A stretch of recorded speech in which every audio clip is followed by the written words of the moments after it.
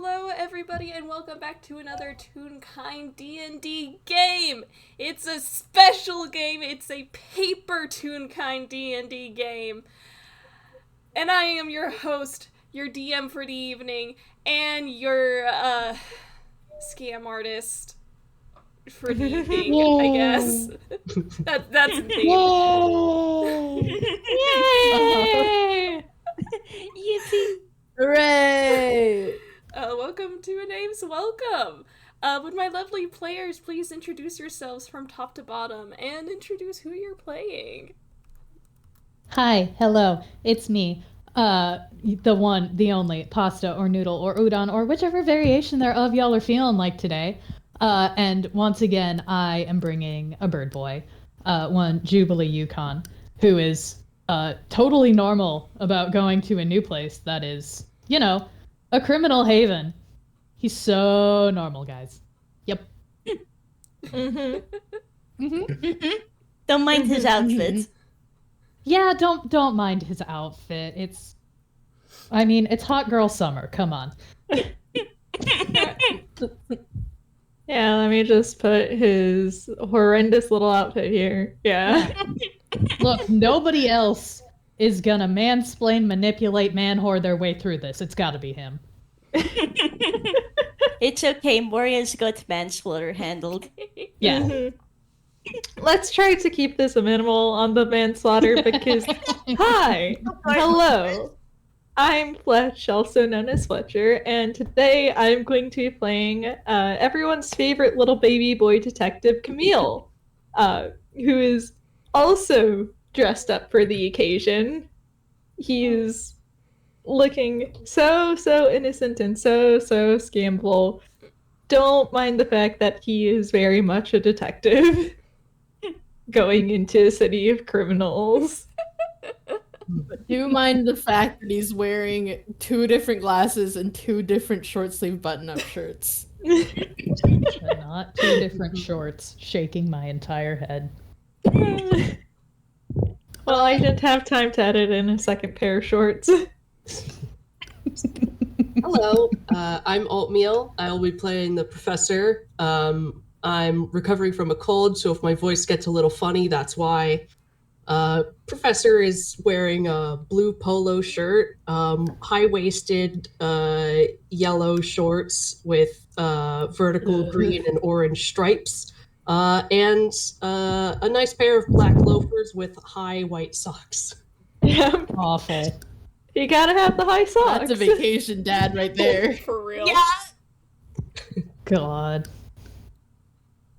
And hi there, I am Morski, also known as Morski, and I am playing my lovely lady detective Moria, also in a summer fit.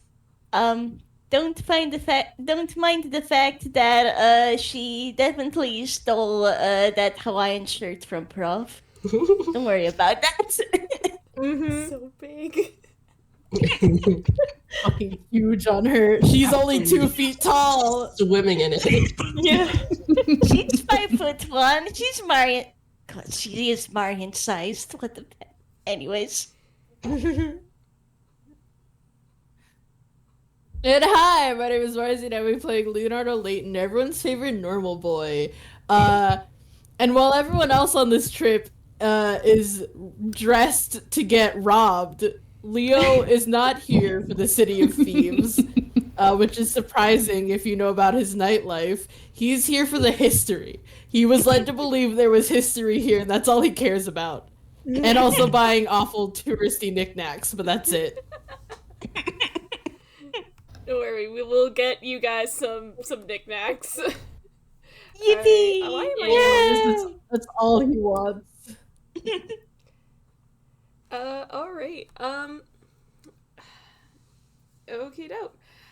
So you guys have made it to the Toontown teleportation station, which has made a pretty recent addition, namely a warp pipe that leads straight to Mushroom Town in Fruit Country.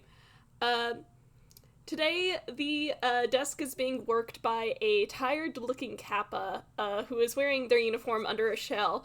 I had established with y'all prior to the game that Marian had given y'all's tickets to Leo. Did y'all divvy those up at all? Looks Good at Marzi. question. Looks at Marzi as well. Looks at Marzi. No. Leo did not trust any of them with the tickets. Leo voice, I'm not letting any plot or happenstance or funny little bit get in the way of us going to see this very, very old thing that I want to see very badly. Moria respects that. How are you approaching this little fantasy TSA agent then? Leo in front, I guess. TSA agent. Yeah, Leo will lead.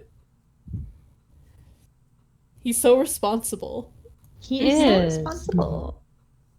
He's a responsible He's so little responsible. lad. Oh And my he's goodness. so normal. Mm-hmm. Again, this I- is... Oh. Oh, no, just, I feel like if Leo looks fine, she is honestly happy to, like, chill at the back of the group and make sure no one gets separated. That's fair. I am tempted to think Juby is trying to start bickering with Professor again about the outfit. He probably is. He's probably on a monologue rant, like half paying attention. He knows where everyone is. But the outfit is an insult to him. It's bad. To Judy never specifically. Yes. Alright, so... A button gets unbuttoned. There's no more buttons at this point. There's no more. At that point, his shirt will be completely open. Feels just girls, you both look horrible. Excuse you, I look amazing, thank you. He He is the crime. Again, this is the agent behind the desk is a reptilian looking toon with a green shell. Leo, you're leading the group. Do you just hand over the tickets, or do you wait, or what do you do? Leo is a polite boy, and he usually waits in line until he is called. Alright. Aww. You hear, you see this capo work with a mushroom-headed individual for a second before that mushroom-headed individual steps away, and very exhausted, the kappa just goes, "Next in line to Mushroom Town." Time to shuffle forward with his tickets. Yeah. Let the others argue. He's here to be responsible for now. This kappa could not give two shits about whatever argument you guys are having. Oh no. I feel like Leo goes forwards, Moria just casually, like, hooks a hand onto Prof's sleeve to drag him over. The other two will come along. Yeah. Wait, I forgot to ask before we started recording. Are Arata and Azubi with them? Yes. Oh yeah. Okay. Oh, fantastic. Is this the same place that Professor went last time he used a warp pipe? Yes. Oh, okay. Is this going to the same destination? Yes. Okay, yeah, he's rambling around about the that one time he found himself in fruit country. Even though Juby's trying to argue with him about buttons. He's trying. This is why it developed into a rant, because it's like, no, I'm not paying attention. And it's just He got distracted. He was arguing and then got distracted. like, Oh my gosh. Neil is just trying to take in all of the three conversations happening at once. Honestly, handshake Moria. They're both just standing here. The the Kappa takes the tickets from Leonardo and kind of looks them over, double checks their on-hand records, and there's a brief pause as the Kappa just kind of looks at something in his like little book, and he's just like, huh, paid for by Marian Mercutio. Yeah, he helped me fix the bathroom at my work. That sounds like Mr. Mercutio. And you see him like take like one of those stamps and like approves y'all's tickets before he hands them back to you, and he just goes, if you see him again, tell him I said hi. You got it. Understood. Thank you so much, and I'm very sorry for them. Question. Thank you for your time, sir. Is the Kappa wearing a name tag? Yes? Are you going to ask me to name this Kappa on the spot? Well, they have to know who. They gotta tell Marian who is saying hi to him. Very true. Mm-hmm. I can't come up with a name on the spot that's in line with like Koopa naming conventions from Paper Mario. You know, we're just gonna call him Carl. Shelly. Oh my god. Very fair, thank you. The detectives and phantom thieves will remember this. Leo apologizes and he just goes, he lets out a sigh that is very reminiscent of someone taking a long drag from a cigarette, and he just goes, buddy, you should see this place on a busy day. Yeah, Leo does a yikes face and is like, oh yeah, Monday mornings in a cafe, man, I got you. He just kind of waves you off and he goes, have a good trip. Thank you. I almost said you too. He's gotten it I before. went to go take a sip of my. I went to go take a sip of my drink, and the Leo Muse is like, "Oh yeah, you too." As one of the adults are passing, though, the Kappa just pipes up again. He's like, "Oh yeah, for the kid, I recommend someone holding on to him, just in case." Can do. He's gesturing to Camille. Yeah, yeah. Moria is like, does a glance at the group, and the group all know that collectively she's like asking, okay, Camille, who do you want to be held by? Who do you trust enough to keep hold of you in a warp pipe? Who is your do you want to designated hold- pipe buddy? Who do you want to be held as like a plushie by? Well, as much as he loves Juby, anyone but Juby. That's fair.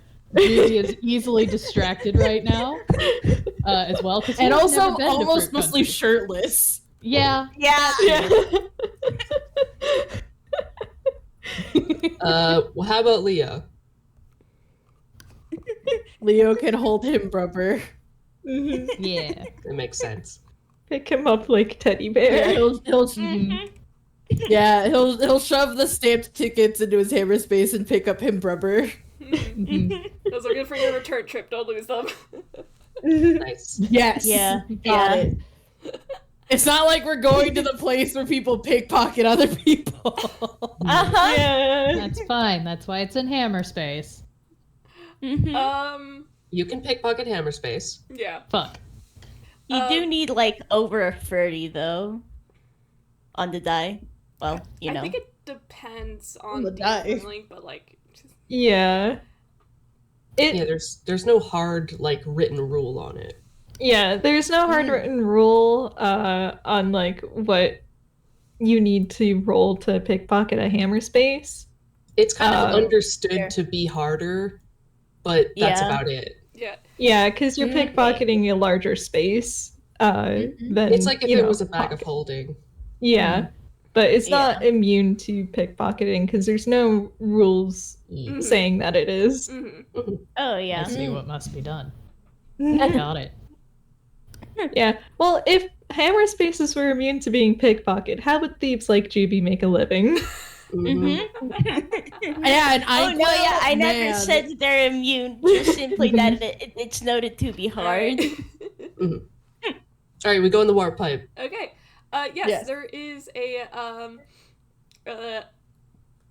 talkie standing there with yellow spots on their little mushroom cap, and they seem to be helping people on top of the warp pipe, giving them a brief rundown as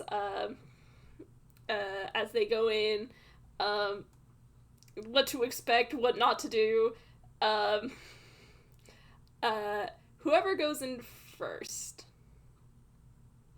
I will say Professor is very eager. Yeah, that does sound really Professor. Professor go first. Yeah. Professor also did this before, so like he can show the rest how it's done. Sure. Yeah. Yeah.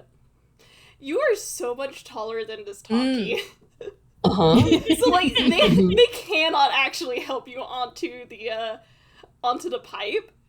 Nah. No, he just hoists himself up. Yeah. But you're essentially I'm not doing the toad voice. Aww. Fair.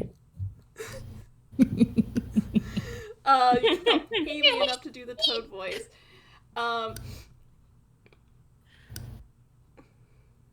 Hello.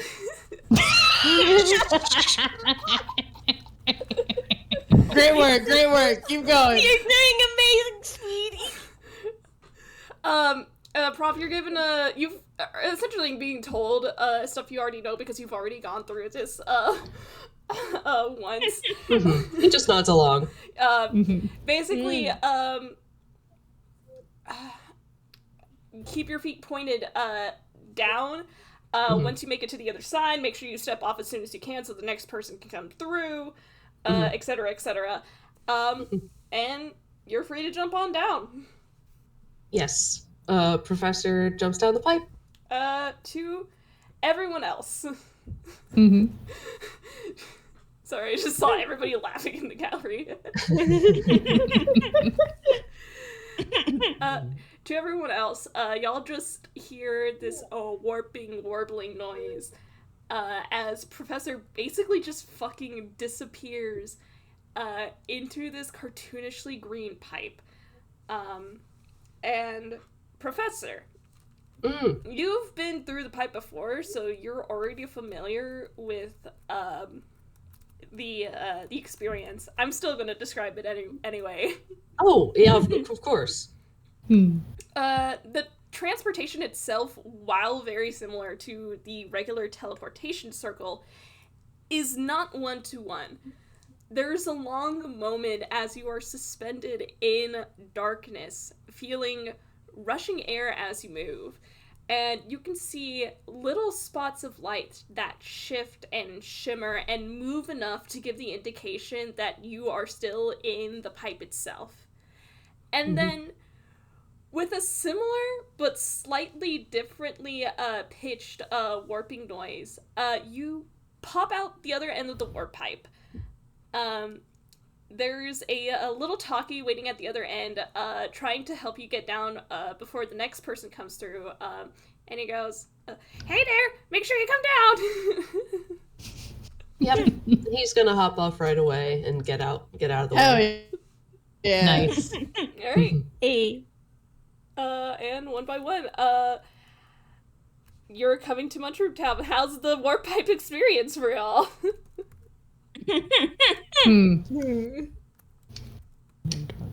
Let's just roll a thing. Let's just for fun and profit. What's your modifier? Profit? Juby's fine. We're getting paid. Not yet. Juby has never been through a warp pipe. Also, probably doesn't help his case because this is vacation time. So he is allowed to turn off the brain cell and be impulsive. He doesn't have to be responsible for people right now. Which means impulsive choice is I want to just, do a cool flip into the warp pipe. Oh, Yubi! So when it is his turn, he does a bird hop up with his wings and does just fucking dive into the pipe for the sake of fun and profit. Basically, as you were going down, you just hear the talking go, "Wait, sir, you can't do that." He is There's not probably listening. You're gonna come out. You went in the wrong end down. You're gonna come out the wrong end up. He can fly, it's fine. That's why we made the con I save. don't think you can stretch your wings in there, sir. Nope. You're just gonna dump It's gonna you out onto fucking Nerf gun him out of their feet first. Yeah, like. Oh my I God. could roll acrobatics to see if he sticks the landing. Please. This is what prop sees. There's probably like a sign that's like no diving. Oh, of Let's course fucking you go stick the 27. landing, you asshole. With Olympic perfection, he comes out, spins in the fucking tuck roll and lands and does a bow and another bow and then hops down from the rim of the pipe. The talkie on the other end is just, "Sir, you can't dive into the warp pipe. That's a safety regulation." Not listening. Tell someone else. It's just Jay, waves a they're just hand. trying to do their jobs. Yubi! Yubi, don't be. Professor just hugs him off to the side, out of the way. Oh my goodness. Is everybody else I'm normal? Yeah. He does not have to be responsible. The brain cell is off. Yes. Oh my Yeah. goodness. Yeah. Camille is subject to Leo's whims, but I imagine, because Camille knows his brother likes to dunk him at times. Camille will look up at Leo and go, "You dunk me, I get the feeling we're going to go into a very different plot from the one that you want to do right now." I wasn't gonna dunk you in the first place. I refuse to do anything that'll ruin this trip. I would rather die. You hear the talkie go. No death. You hear the talkie go, "No dunking." No dive. Right next to the I no wasn't diving gonna sign. dunk him! No dunking, no diving. You see The this camera tiny. just pans over. You see him pointing to something on the wall. The camera pans over. There's a sign that says no diving, no dunking.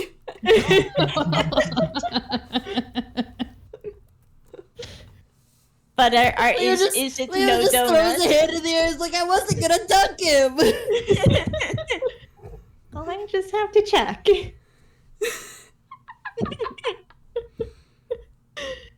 All right, so everybody As soon else as we're out fits of this through. warp pipe, I'm dunking you.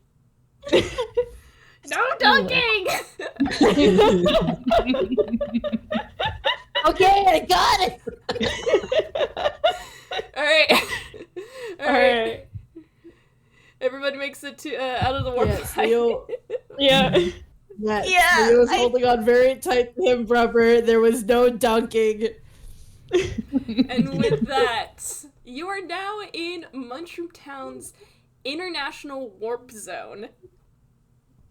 Hell yeah! My God. Are they cool? Leo did say he would dunk as soon as they're out. So he turns to Azumi. Azumi, think fast. Wait, Leo. Leo. This happens while Moria is jumping off the pipe to land. She just gets to see boy being yeeted. We're not even at Knaveport and you're doing this already. Camille decided to be a shithead, so it'd be like that. All right, Leo. What's next? How do we get from here to the next place? All right. Okay. There is a crowd of different tunes as you all make your way out of the warp zone. You see again Takis, those mushroom-headed humanoids, shelled reptilians, small brown tunes that almost look like chestnuts. That's just the beginning of it. What do you want to do first? Is that post music? Admittedly, you say tunes that look like chestnuts, and I know exactly what they are, but Moria just internally is handing me, chestnuts. So, that's how she's Moria, doing right now. Okay. Which one is the chestnut one? The Shroombas. Goombas. Chestnuts? It's really funny because I could have sworn there was a misconception in, like, fan spaces. Like, whether or not Goombas were chestnuts or mushrooms. I mean, I feel like they're pretty obviously mushrooms. However, the Goom Nut discussion from Paper Mario. My god. Anyways, Moria is simply vibing. Is willing to pick up Camille if he isn't being held like a plushie by Izumi. Professor just wants to get out to where they can actually see the castle. He wants to point it out. Yeah. He knows there's a nice view. Yeah, there is a very good view from the Main Street. Street the warp zone is on. As you guys are all filing out, do you guys want to make a perception check? Oh, absolutely. Sure. I would love to. Things that remind me that I should open my character sheet. I'm out. It's okay, I have her sheet bookmarked, but whoops. Great. Well, I know exactly why that's so average low. roll. No, wait, that's not. I missed the button. It's supposed to be plus 12. That's a 22. I'm out. I It's not that exactly disgusting why yet. this is so low. Okay. Moria is vibing, which Not I that guess means disgusting she is really yet. Moria is vibing, which I guess means she's actually super perceptive right now. Detectives and smart people on vacation, and then Juby's on vacation, the castle is pointed out, and Juby has assigned it his job to document the vacation with selfies to send to the group chat. That is why he is not paying God. attention. That is fair. That is That's such the a 8. Juby thing. Yeah. Mhm. You guys see the castle pure as day. It is a massive castle towards the, let's say, middle north, if that makes sense, of Mushroom Town.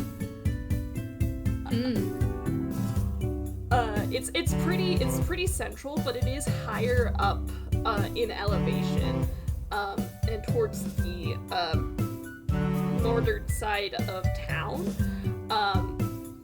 You see red roofs and white stone walls, and there are these flags, these banners waving it in the wind. And you see the emblem of Fruit Country, which, hilariously, is a mushroom. Classic. Love this castle.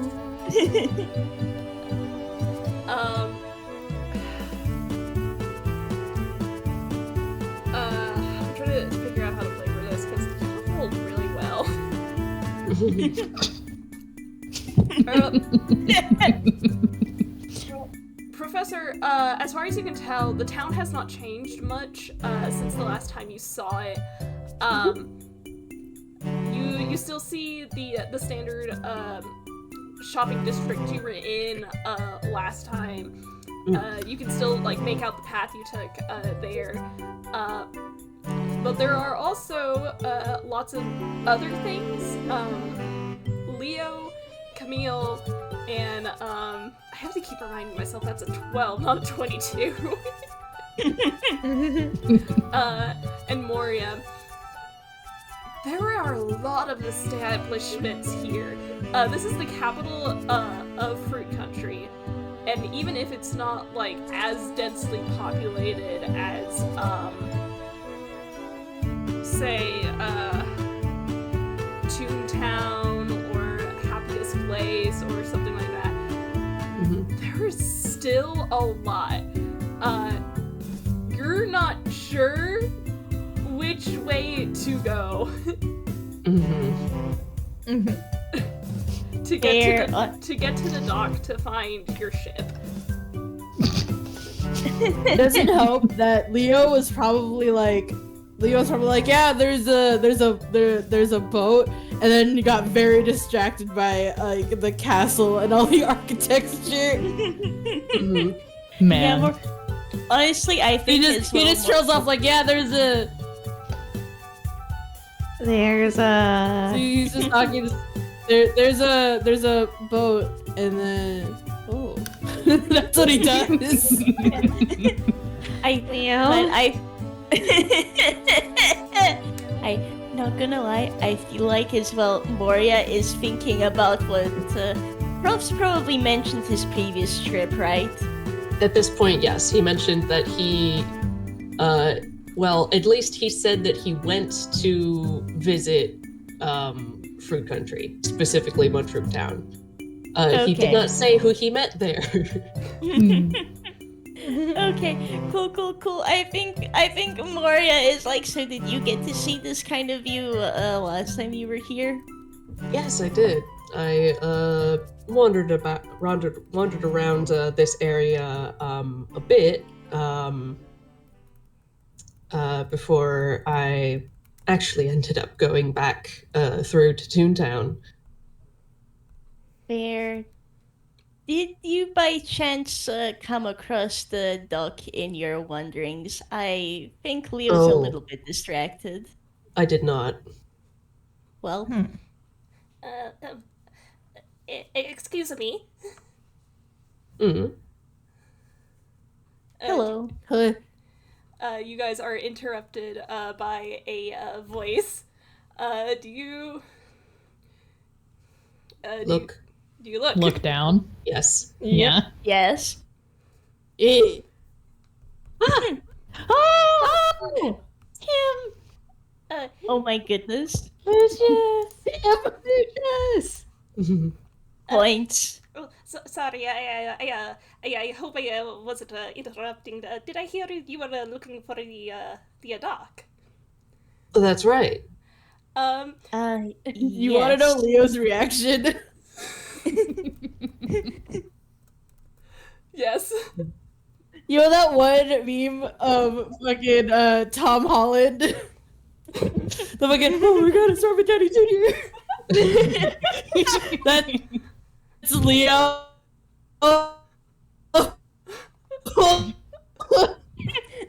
Leo's just like, holy shit, it's Lucius Mercutio. Yeah. Yeah. This is, you guys are looking at a relatively tall Toon for a humanoid. He is dressed in blue overalls and a green shirt that's got some plaid patterning on it. And he is wearing a yellow knitted scarf. And hilariously, something I didn't get to add into this reference, he is wearing a backpack, and in his hand is he is holding a suitcase by the handle. And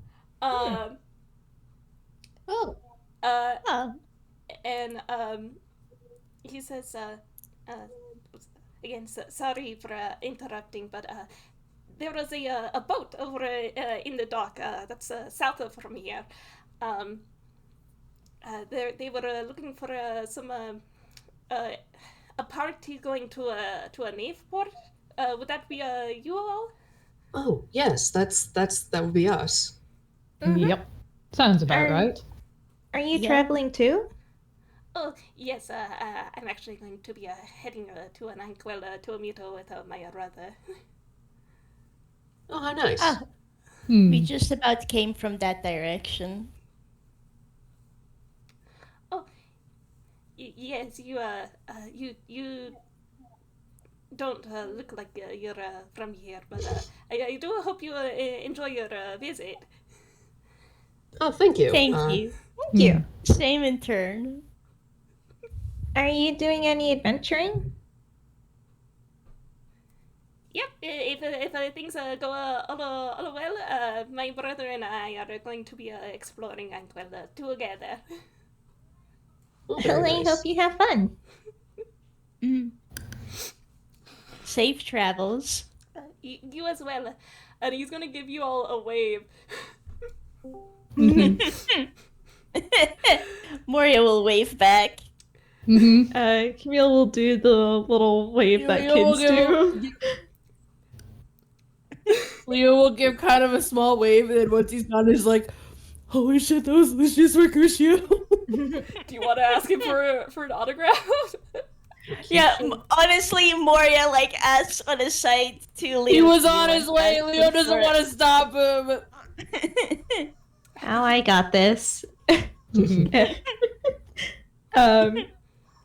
And since Camille is a child who is currently being held like a teddy bear, he is immune to social faux passes. I don't know what the plural of that is, but whatever. Oh, pause. Yeah. Faux pas. So he's gonna probably wave at Lucius like, oh, wait a moment. He's gonna stop and turn. We're really big fans, so could we get some autographs, please? I am so glad you asked. Aww. Camille, you see this man's face light up so brilliantly. Oh. He's got stars in his eyes. Oh. And he says, I would love to give it an autograph. What am I signing? Let me root around in Camille's hammer space for something. Does he have anything that would be suitably signable? I don't know.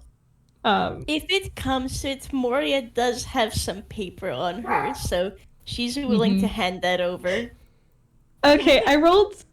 It's very funny what the audience says because I rolled on Camille's fumble chart just to see what would be grabbed.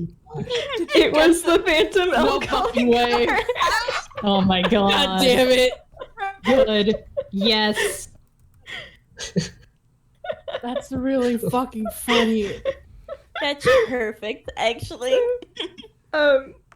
Is Leo gonna pull anything out of his own, or? I don't know if he has anything signable. Because if not, Camille can just pull out 2 Phantom Elk calling cards. Is Oh my he God. just gonna reach into his coat pocket to look for a? He doesn't have a coat. What am I saying? He's not wearing a coat right now. He's wearing the gay shirt.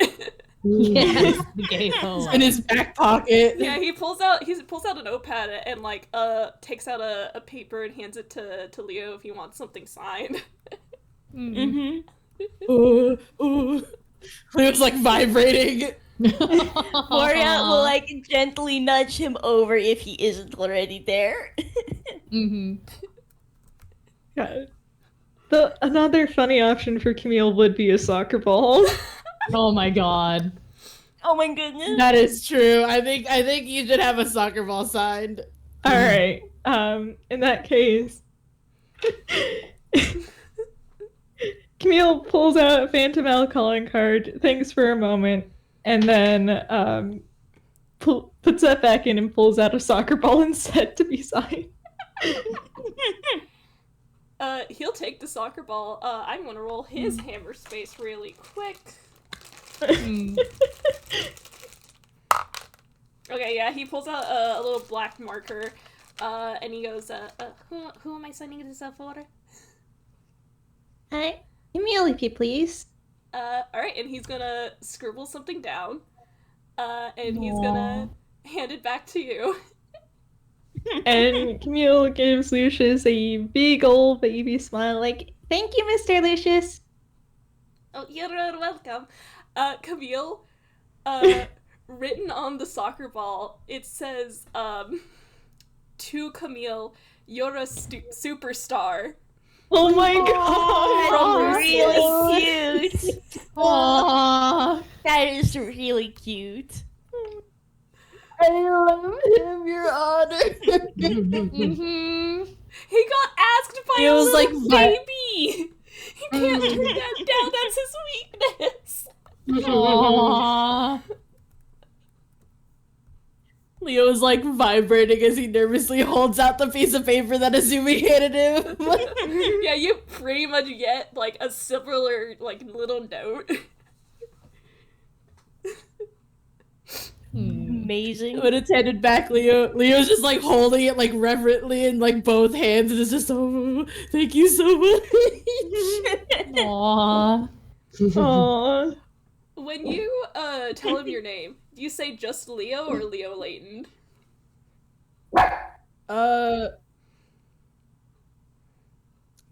He'll probably go Leo Layton. And then, as Lucius is writing, he goes, "Oh, that reminds me. My brother wrote in his letters that he met a Leo Layton. Is that a you?" He talked about me.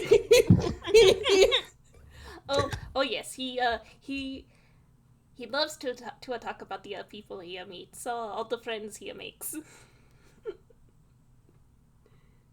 It's a nice to meet you. Don't tell me he told you about how he was. It's really nice to meet you too.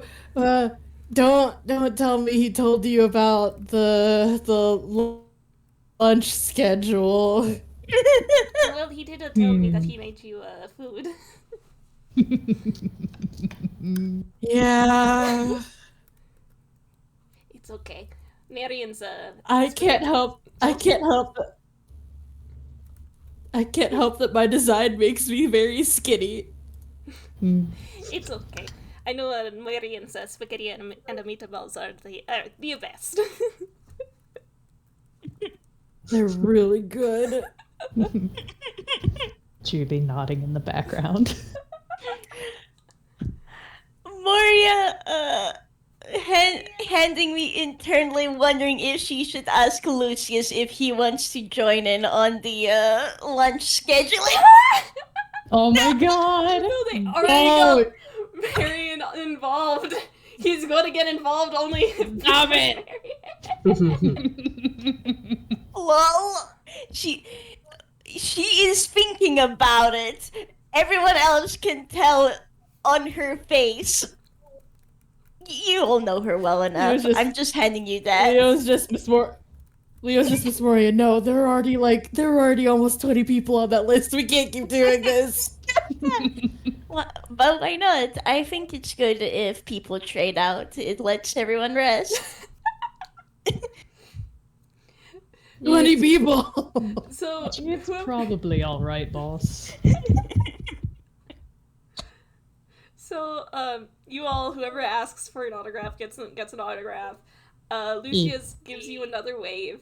And he says, there was a Bamam looking for your group. You can't miss him. He's wearing a sailor cap. Thank you so much. Got it. Thank you kindly. Anyways, bye. Nice. Leo leans so heavily on the nearest tall person. So, Well, that was fun. Lucian Mercutio. Any relation to Marian Mercutio? Yes, his younger brother. Professor. What? How do you not know Lucius Mercutio? What? He's... How do you not know him if you know Marian? I don't. It just. Know of Marian, either way. I know of him. Mhm. I don't know. I barely knew of him. All right. I mean, boys, you could always rectify that. This is almost as much of a crime as your shirt. Mm. Do you head in the direction Lucius pointed you? Yes. Yes. Yes. Yeah, I imagine this. We'll book let is Juby the happening professor while keep you're arguing about the walking. shirt while they walk on. Yeah, exactly. I will. He I only will- gets that one snide comment. I will say that although Professor asked for an autograph despite not really understanding who this was. Aww. Ain't Pop's that just going just the with way it. with Lucius? He's so charming. We love him here. Yeah. It's okay. It's okay. Moria will definitely not incite the others to ramble to Prof about who this is. Hmm. Oh, remind me, is Fruit Country is not in Inkwell, is it? Is it in Faruma? It's not in Inkwell proper. It's I kind of have it and it's floating in its like own general area. It's Okay. just outside of Inkwell in order to avoid erasure events. Oh, okay. All right. That was just for me because Professor has tourist books on Inkwell and Faruma, and that would probably be grouped with Inkwell, despite not being officially mainland. Yeah. Yeah. Mhm. But yes, you guys head on south of Mudshroom Town. Oh. Leo probably like stops the group and is like, okay, I know I told you before we left for this trip, but Mr. Mercutio did tell me that the crew is undead, and he kind of probably shares a look with Camille. Yeah, Camille nods. He understands. As long as they're not vampires. I don't think any of them are vampires. This is mostly for me and Camille. Okay. The impression I got was mostly ghosts and skeletons. Oh, all right. Yeah. Okay. No, Yeah, this is that's mostly good for me to and know. Camille because that means we can't hear them. A little spooky. Oh. Yeah, just a little, but Mm. it's since Aunt Lynn lives in Halloween Town, it's a bit better about it now. Yeah. All right. But this is just to give us a second. Yeah. Well, to give me a second. No. Yeah. Take all the time you Fair. need. Arana just kind of like leans over and gives you a pat on the shoulder. Yeah. Break time remember is if I- A-okay and good. I can't remember if I made it canon that Leo is afraid of ghosts, but it would make a lot of sense. No. Oh, fair. That's all right. You can I stick think by you us just- if you get anxious. He deserves one silly little fear that isn't that irrational actually, and I quit. Yeah. Fair. It's irrational in the sense that, like, yes, they're real, but they're not always harmful. Yeah. Yeah. The good news. And it's mostly just because Oh, you keep going. it's mostly just because he can't hear them. Yeah. Yeah, yeah. All right. It's too spooky for me. It's too spooky for me. Well, with that, they probably head on over. Yeah. Yeah. Welcome Yeah. to Munchroom Town's dock. Mhm. It is Munchroom Town's port is fairly large, with several different kinds of boats lining the docks. One of which you recognize at first glance is a royal ship. Mm. That's festive. It's just sort of resting there. Somebody's like upkeeping it, but it's just resting there, waiting for use, basically. Mhm. Yeah. There are also quite a few buildings beside the dock too, and you notice that while a few of them are houses, there is also like a sort of bar and restaurant, a tiny little shop that mostly handles fishing equipment, and a little, I guess you could say game area. But standing among the fleet of ships that are already docked at the port is a massive boat that is made from dark, almost black wood. It almost looks intimidating, and it hits all the Toon tropes of a haunted pirate ship. Like a shutter goes, like a small shutter goes through Leo's line art. Moria will give him a pat on the shoulder.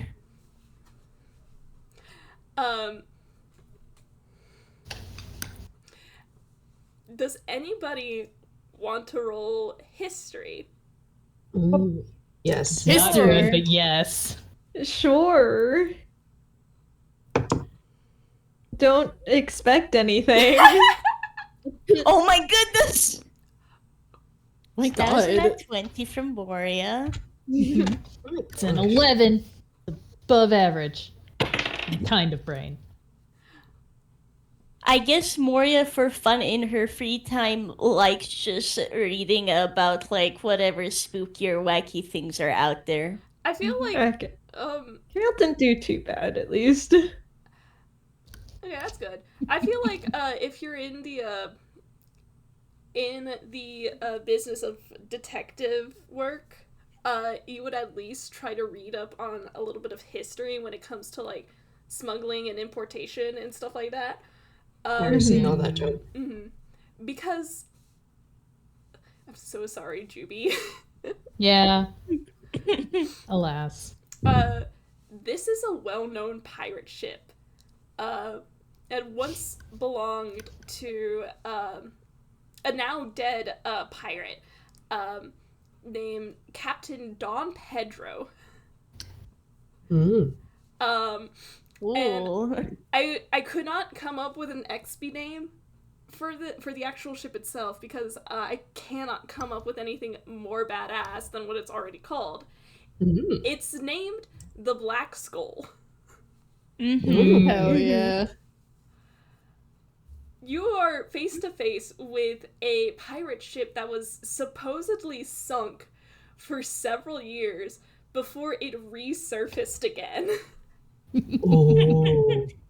I'm not gonna lie, Moria is internally going, actually, this is extremely cool. Professor is externally very excited, bouncing on his feet and rambling this information, some of it, as much as he gets with a 21, to Leo and the others. Moria just casually, at certain parts, will like add in with tidbits of her own. Yeah, Cortez was not Cortez. Dom Pedro. Canon name. Pedro. Canon name spotted. Pedro is is kind of your typical pirate, invading and pillaging basically. Until one day he just sort of disappeared. He actually, the rumor is that the reason his ship sank was because it came face to face with a merchant ship. And nobody saw Don Pedro since. Until about, I want to say 10 or so years ago, when it resurfaced and started sailing again. With a crew that is part undead, and the rest is alive.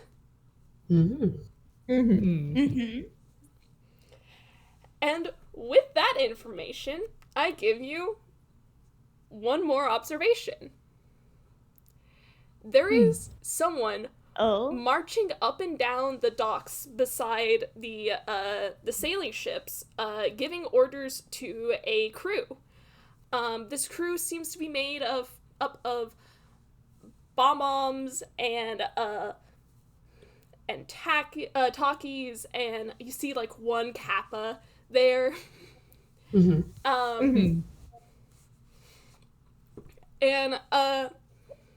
this individual, who is a bomb himself, however, is pretty large for a bomb. He is not much taller than Camille, however. As I pull up a rest image real quick. Oh, where did I put it? Yeah, even compared to the others, the other sort of denizens of this area, bob-ombs are kind of little guys. Yes. Little guys. Yeah. Woo. This one, This one in particular is very interesting to look at. He's got this impressive mustache and a sailor's cap, and instead of having a normal like turnkey, he has a steering wheel on his back. And you guys are watching him for a bit, ordering his crew around, trying to get them to take some equipment off, put some supplies back on. Basically trading. They've done a hard day of trading, basically. In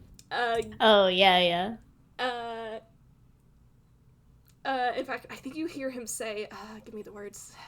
You hear him say, "Hop to it. I got some time before our party arrives." Huh. Say that much time. Moria is looking respectfully. She won't say anything yet. Professor will. He's gonna start walking up, waves his arm. Excuse me, we were directed to come down here by Lucius Mercutio, heading to Knaveport. Yes. This bomb turns to face you, looks way up. and he's still like, yes, would you be hang on. There goes Marzi. There goes Marzi.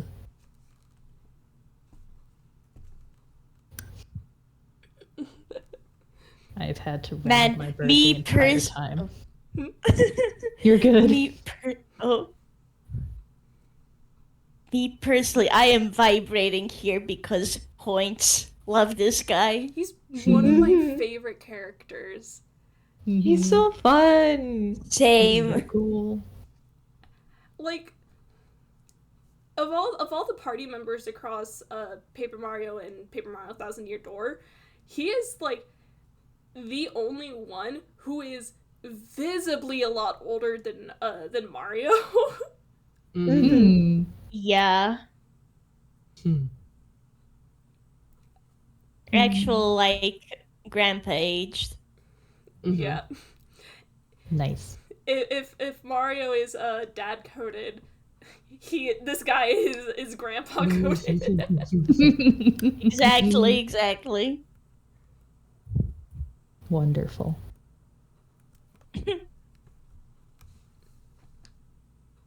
Man. We have Man. a spooky ghost ship. Hello, sorry, my mom walked in. Oh, that's okay. You're good. That's fine. It's all good. Um, where were we? This mom turns to the professor and looks way up.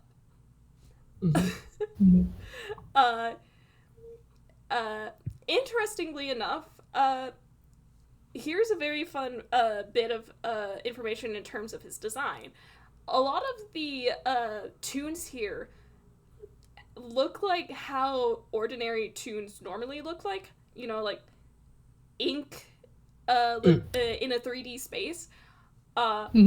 This guy, however, and the rest of his living crew looks like he is made from paper and cardstock. Oh, that's fun. Almost like a really exaggerated UPAN. Pretty much. Like a couple of them that are like, no, we're like flat. Yes. Yeah. Oh. They're it's not completely flat because you do see a little bit of depth of where like certain elements of his design layer on top of each other. I can't do it justice with my art style because it's a lot of detail work. But he looks up at you, Professor, and he goes, "Oh right, yes. My crew and I happen to be waiting for a party going to Knaveport. Would you happen to be Leo Layton and his party?" I'm not Leo, but he's over here. Leo. Ah, yes. Hi. Leo shuffling over. This would be Leo. Hang on, let me double check my notes real quick. Man. Okay. Yes. And he does not have a mouth in his design. But he gives you, Leo, a once-over before he brightens and beams up at you. Out of character. The thought he had is, yeah, I could see Marian getting attached to this. He's just a little guy. He's just a little guy. Yes. Righto. Yes, Marian did mention you by name, of course. He did ask me to make sure that you make it to Knaveport safely. My name is Admiral Bombery, and my crew and I will see that you arrive in Knaveport in good time. And Thank you so much. It's really nice to meet you. Leo internally, every time someone mentions that Marian has talked about him, is just, oh. He likes you. Thank you. And then, he turns to the ship like he's about to say something before he turns back, and he says, quick question, how good are you lot with ghosts? Personally, Well, fine. Me personally, I am fine. Fine.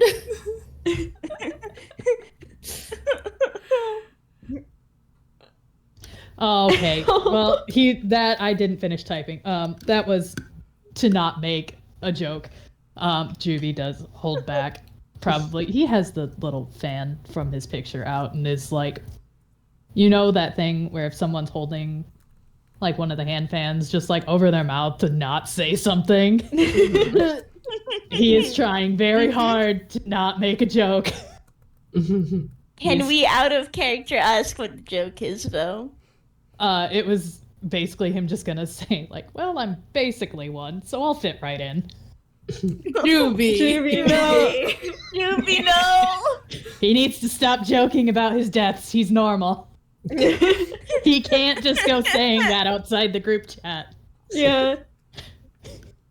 I think Camille's just If hanging Juby out. hurts, I think Moria does too. Don't worry about it! Oh, Camille's angry. Alright, Iggy. He can smell the ghosts. You can smell them. Alright, Iggy. No? Come here. Iggy, stop snuffling at the door. Come here. You want out? An icky break. Iggy is ready to commit crimes. Yes, he wants to go into the hallway so he can assault whatever poor soul's there. That does sound like him. Yeah. Yeah, I think since Camille is meant to be baby right now, he'll just go, I'm brave, I'm fine. There's a little, I'm trying to just figure out how to describe the expression on his face. There's a little, endearing look, at Camille, Camille calling himself brave. Oh. Bless. He has worked with children. No. See what I mean later.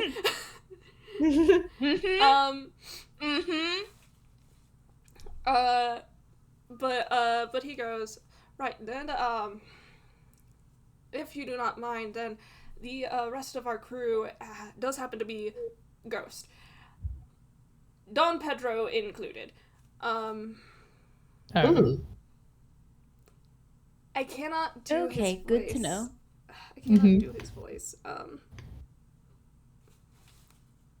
But on the ship, you see the very faint outline of a massive figure.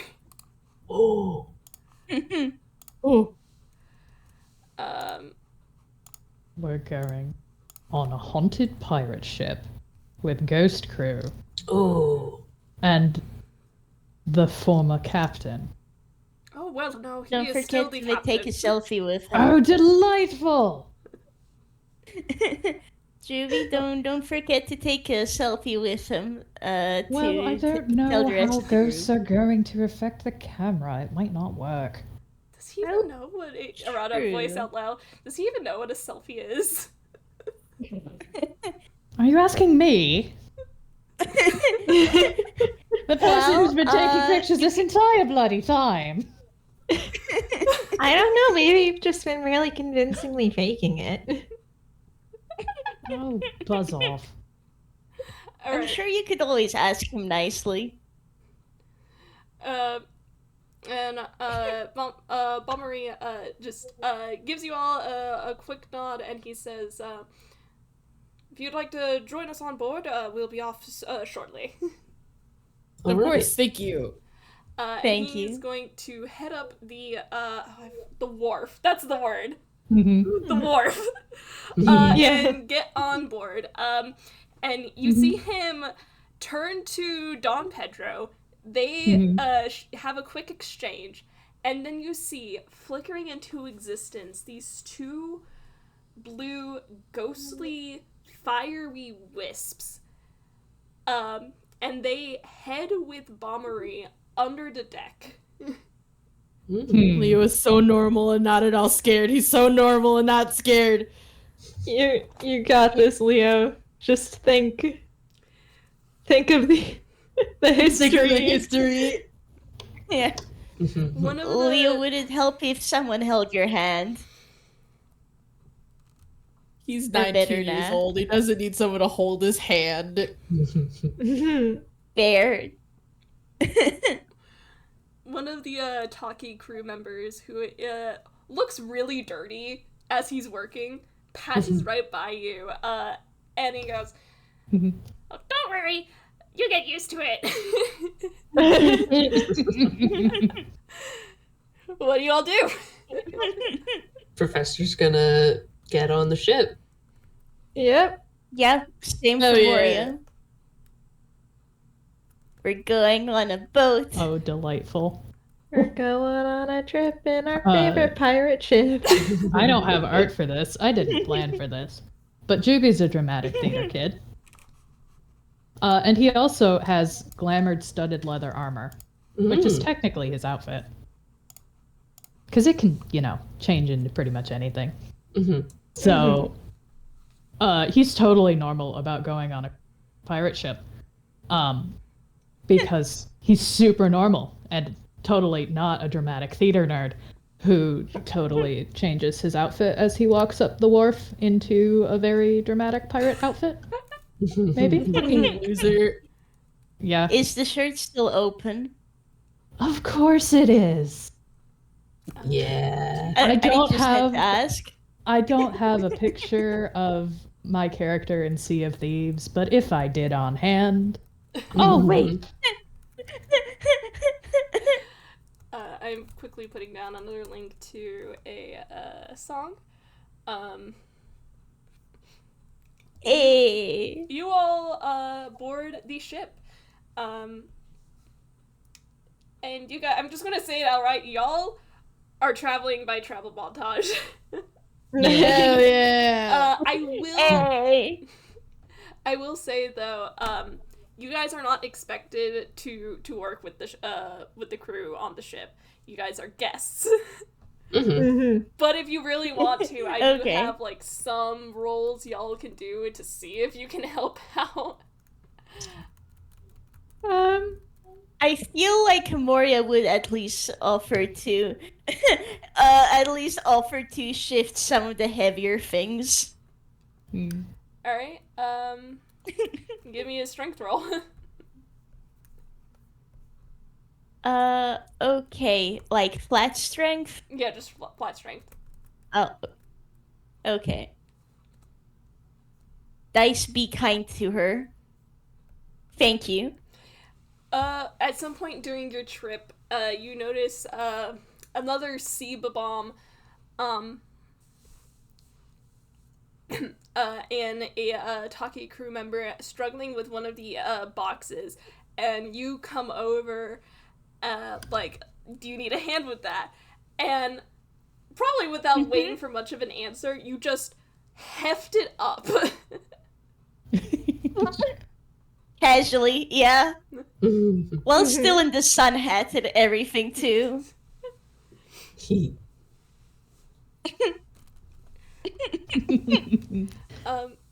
I Go on. I just wish to say Moria hefts it up and then we'll ask where it goes. Yeah, they're gonna direct you over someplace else. Cool. As you guys are on the ship, you are free to talk with Bombery if you'd like. But you have come to realize that when he went below ship, he did. It was to make sure that y'all's accommodations were ready. Hey. And this is the point where I'm going to ask if we want to take a short break. Before we actually make it to Knaveport. I would like a short break. Yeah, sure. Sure. Okay. Yee. 5, 10, 15 minutes. Yeah. Yeah. Okie doke. Yeah, We yeah. will be back. Hell yeah. Woo! Meow. Heck yeah. I will stick around. Hello, everyone. Yes, I've had to hold my bird back since the moment the pirate ship was shown. Oh, God. Hi. Yes, hello. Welcome. Welcome, everyone. This is, once again, the Noodle Show. I say jokingly. Bitch, I'm here too. Okay, it's the Noodle and Marzi Show. Look, it has been so difficult because this bird has handed me nothing but, I wonder if there's haunted treasure here and wanting to go look for Juby, it. no. He's so curious. He wants to find out.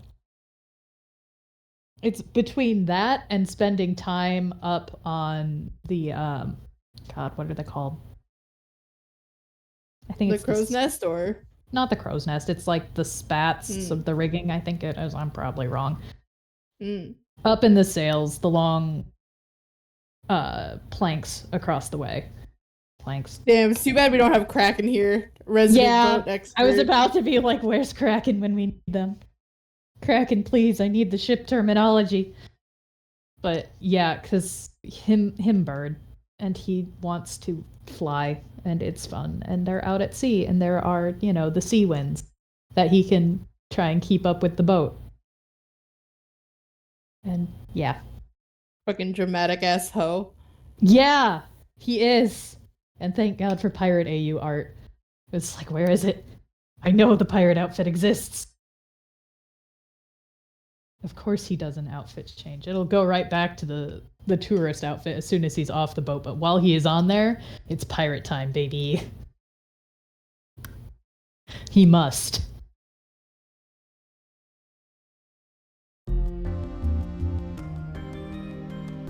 He's simply a little gremlin who has been given new enrichment. Welcome back! I forgot to unmute on OBS. We're good. Hi! Welcome back, Avi. Hello. Howdy. Hello. Oh, so I hope y'all enjoyed the music. Yeah. Hell yeah. We jamming. How's our audience doing? They seem to be chilling.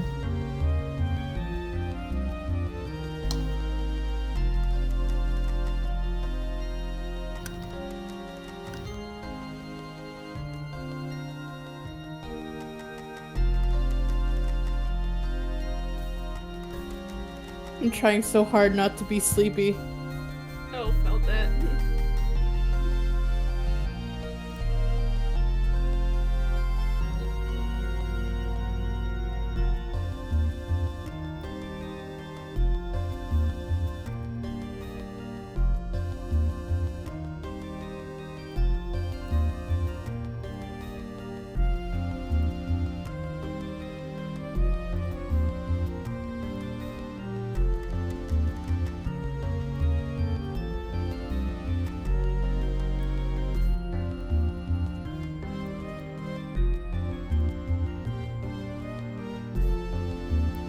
Catch up on what's being said in the crew chat.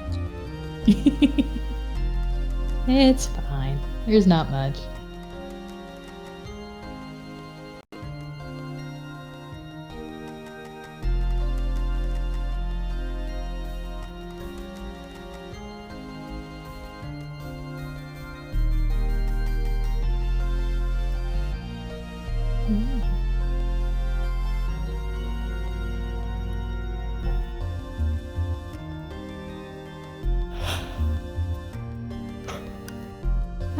Pardon my yawn.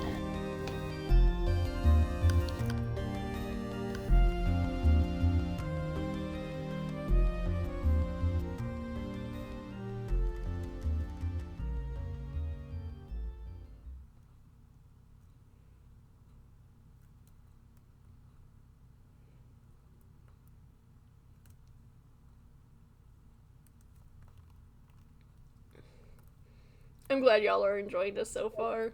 It is very fun. Yeah. There's so much to do. There's so much that we could get into. It's like, no. We can't make this any longer. Hello! Welcome back. Welcome back. I'm just really glad I got to include Lucy as cameo. Is very good. Him. Saw the entire chat go, Lucius! Mm-hmm. Yeah. Also, I do think Camille might offer to help around on the ship a little bit, because he likes to do things, and he is a curious little boy. Helpful little baby. He's a helpful little baby. Just a little bit. Also, because he's not even 3 feet tall and 9 years old, he's not going to be asked to do any of the hard labor. Yeah. Mm-hmm. You can help. As I look through my notes, Mm. you can help count with stock.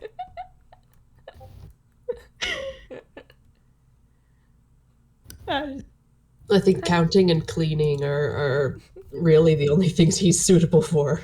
Yeah. And not even heavy duty cleaning. Professor is not helping. He's just looking around like, this is an antique boat. It's fascinating to him. Mm-hmm.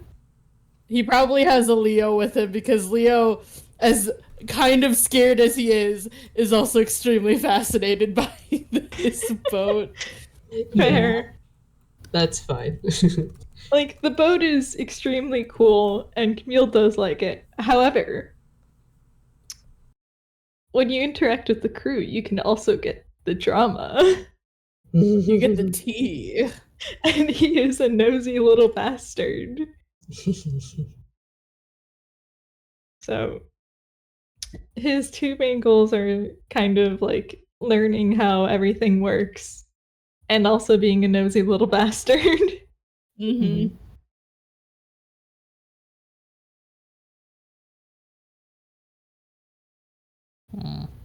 I may be getting called away to do a task. Wow, like an Among Us. Yeah. I get called away to do an Among Us task as punishment for my bird wanting to be a menace. Alright, I'll be back in like 3 minutes. Mhm. BRB. BRB. I'm gonna mute again. I don't know why I meant to say okay. I'm trying so hard to stay awake because I woke up at 7 a.m. before all my alarms. Holds you.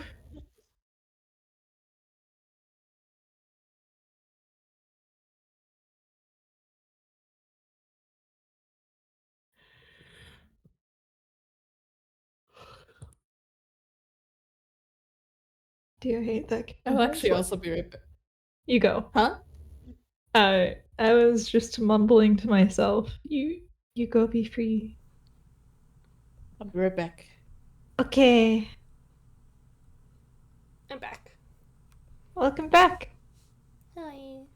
If you want to roll something for Camille, counting or cleaning. Cleaning would be either dexterity or strength, just flat. Keeping stock would be intelligence. Mm-hmm. Flat intelligence. Well, I'm gonna go with what he's good at. I return. Hello. Hello. I'm back. Mother wanted to show me pants. Oh. Funnily enough, I went real quick to go feed cats. Mm-hmm. Also got myself some peaches. Hmm.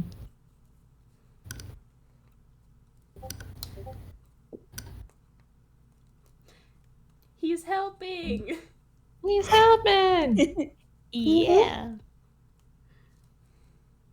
He's such a good, helpful little man. He's winning points with the crew. This is good. Mhm. You know, it probably helps that a lot of the Mario characters are around Camille size. Yeah. So for once Yeah. he's working with things he's sized Yeah. for. Yeah. Aw. Yeah. Juby, on the other hand, Oh no. Professor Yeah. and Juby Yeah. are kind of fucked in terms of bonking Yeah, their heads right. on things. Mm-hmm. Yeah. Camille and Moria are in their element. They are thriving. It's Mhm. Rip to the tall people in this party. it's Hmm.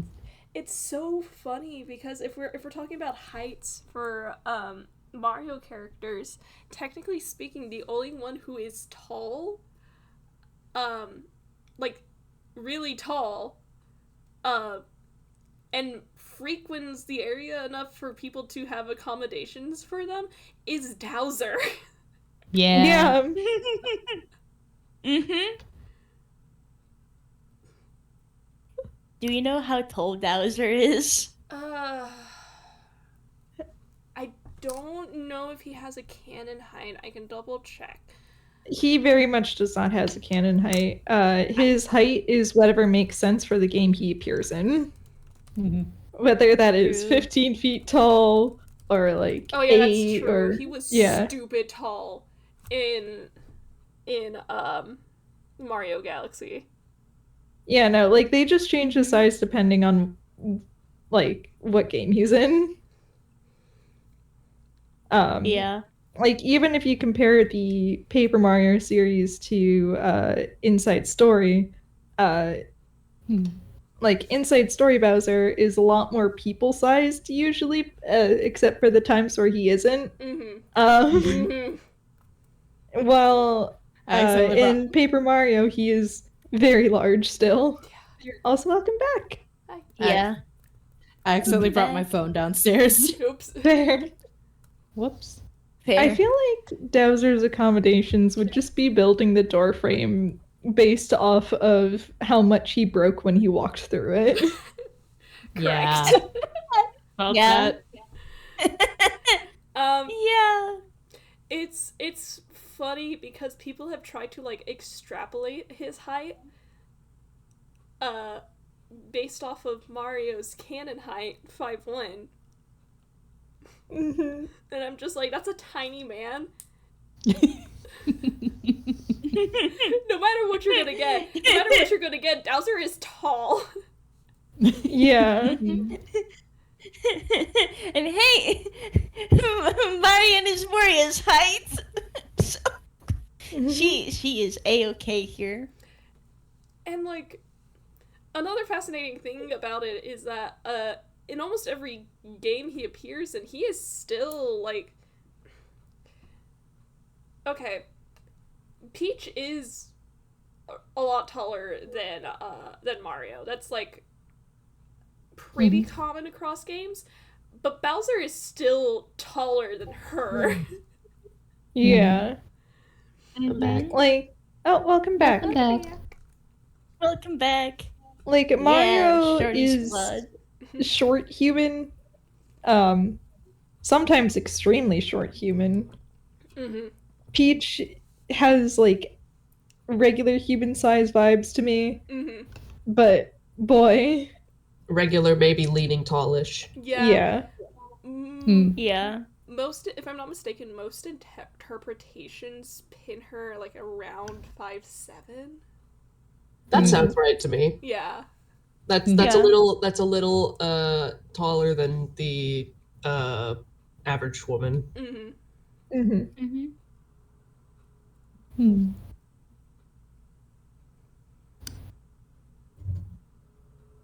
But then like Are you we have all- Bowser. Yeah.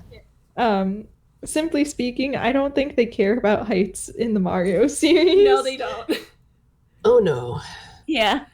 I look at Mario Odyssey. They fucking don't. No. Fucking Metro Kingdom. Uh-huh. Yeah. That was a wild one. Yeah. Brianna being called. Yeah.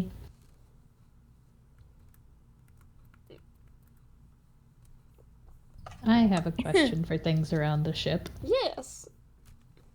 I've mentioned it once or twice. But again, dramatic bird. Mm-hmm. And he has been listening to the others talk about this storied pirate ship Mm-hmm. that is haunted. Would there perhaps be time to go, explore around the ship? Maybe looking for treasure of the sort? Possibly haunted treasure? You can try. He can certainly try. 'Cause he's not helping otherwise. Otherwise, he just flies up into the riggings and the sails I think and hangs out up there. I think if you're specifically looking for treasure, that would be an investigation. Because he's so good at that. I'm so sorry, Juby. You can recruit a treasure hunter if you want. Oh, whoa. Hello. Hello. The question is, would anyone else buy into his I want to see if there's treasure in this pirate ship? I feel like he could probably talk Camille and Leo into it. Because I feel like he could talk Leo into it, and then Leo could look at Camille, and Camille would sigh and agree. Would Leo help trying to find treasure in this pirate ship? He'd be down. And Excellent. Alright. So hey, Camille, can you roll investigation for the group instead of Jubilee? Yes, I'll have Camille roll investigation for the group instead of Jubilee. Fucking now. Professor wants to know if there is any, and look at it if there is, but he doesn't want any. Leo knows better than to steal from a bunch of ghosts. He wants to look. Alright,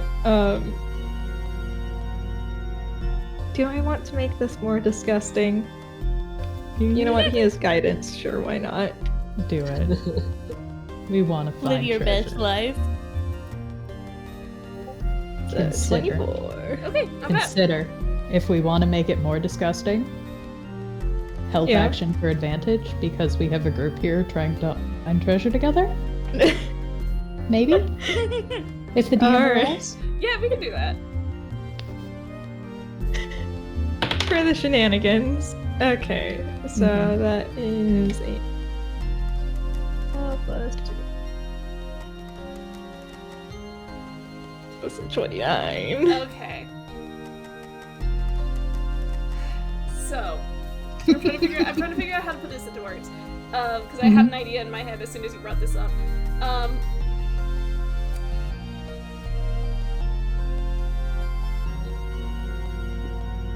You do not find anything outright below deck.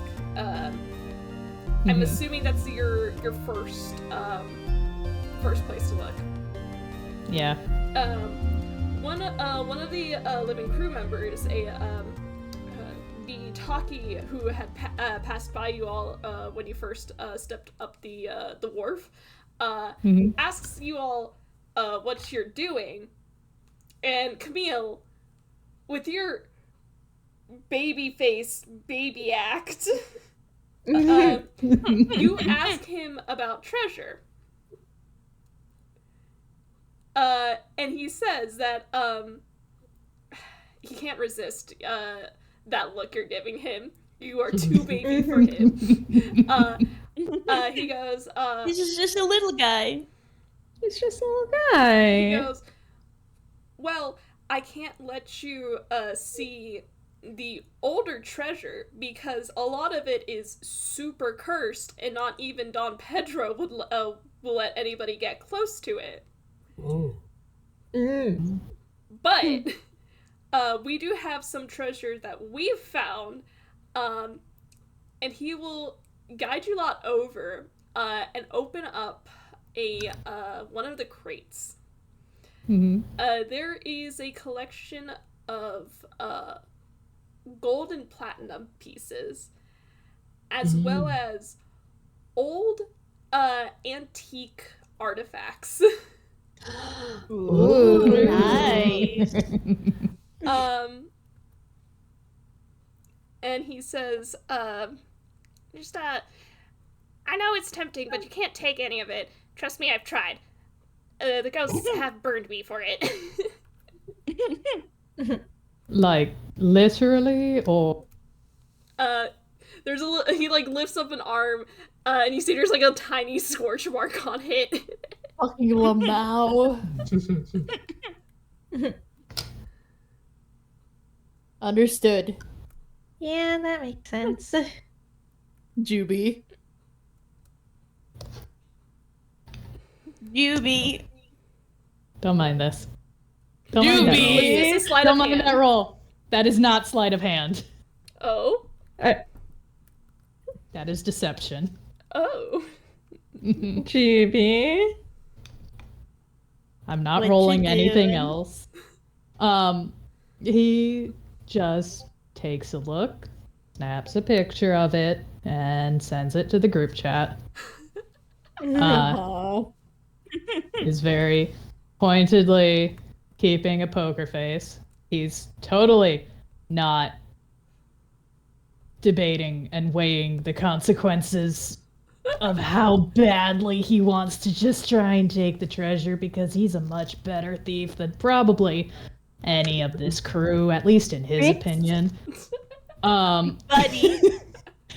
He's weighing it, but also there is cursed treasure that he really wants to see, and it's on the ship somewhere. And he You would has do to this, fight. Juby. You would potentially ruin this trip that Leo was so excited about. That is why You would he's be rolling rude. deception to show that he is to act like this is not a serious mental battle. He's trying so hard to not be like. Wonder if I should roll an Treasure. insight. If you want to. Hang on, there's a He's cat in my so lap. Good. The He's- cat owner's debacle of having a cat in your Mhm. lap. Poor Okay. Eel. Also, Camille's- Juby. Yeah. Your brothers know who you are. Yeah, it's as soon as the Taki looks away, you two can look at Jubilee and see that it is like you have put just it's an oasis in front of someone in a desert. There is forbidden treasure that is on this ship, and he cannot get to it, and he is looking like a wet cat and trying so hard to not look like a sad wet cat over the fact he can't go looking for cursed treasure. He is behaving himself, but If the temptation ever looks to be too much, Leo's just gonna look at him with his big ol' eyes.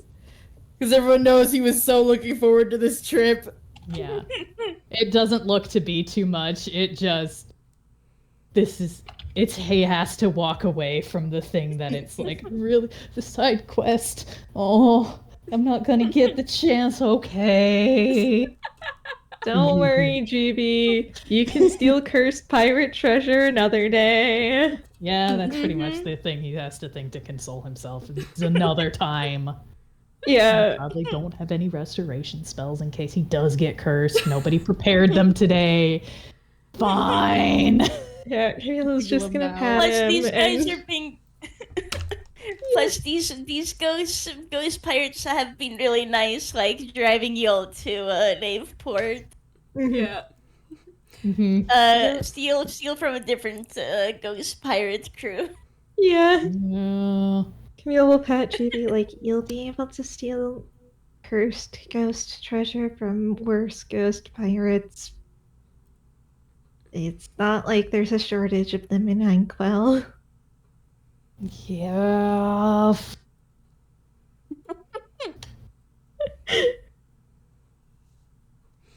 One of Back to the the crow's nest. one of there was a smaller bomber than Bombery who was walking by as he says that, and he's like, "Oh, really? I would love to join in on that." No, this is my heist. Find your own. Aw.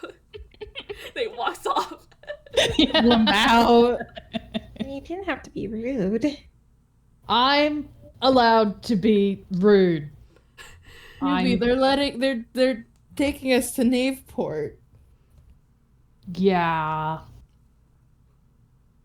Also, I really wanted to go find that cursed treasure.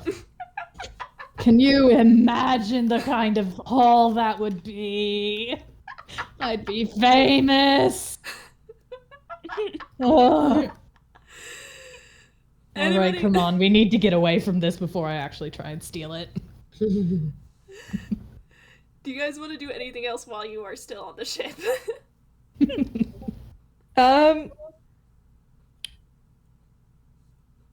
I think Camille's good. Yeah. I look over to Moria. She has mentally given me that she has sunglasses and is having a sippy after like helping hold the heavy stuff. Prop's good. Okay. You got to look around. It's a very nice vessel. Like, even for what it is, having sunk, it is still in prime condition.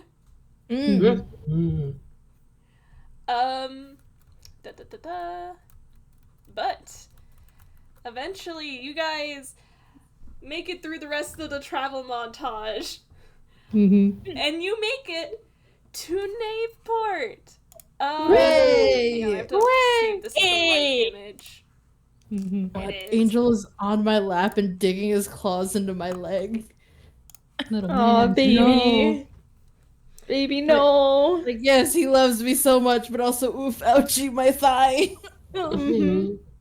Pats you. He keeps rubbing his face against my dice tray. His guys- dice tray now. You guys make it to Knaveport. Welcome everybody to Knaveport.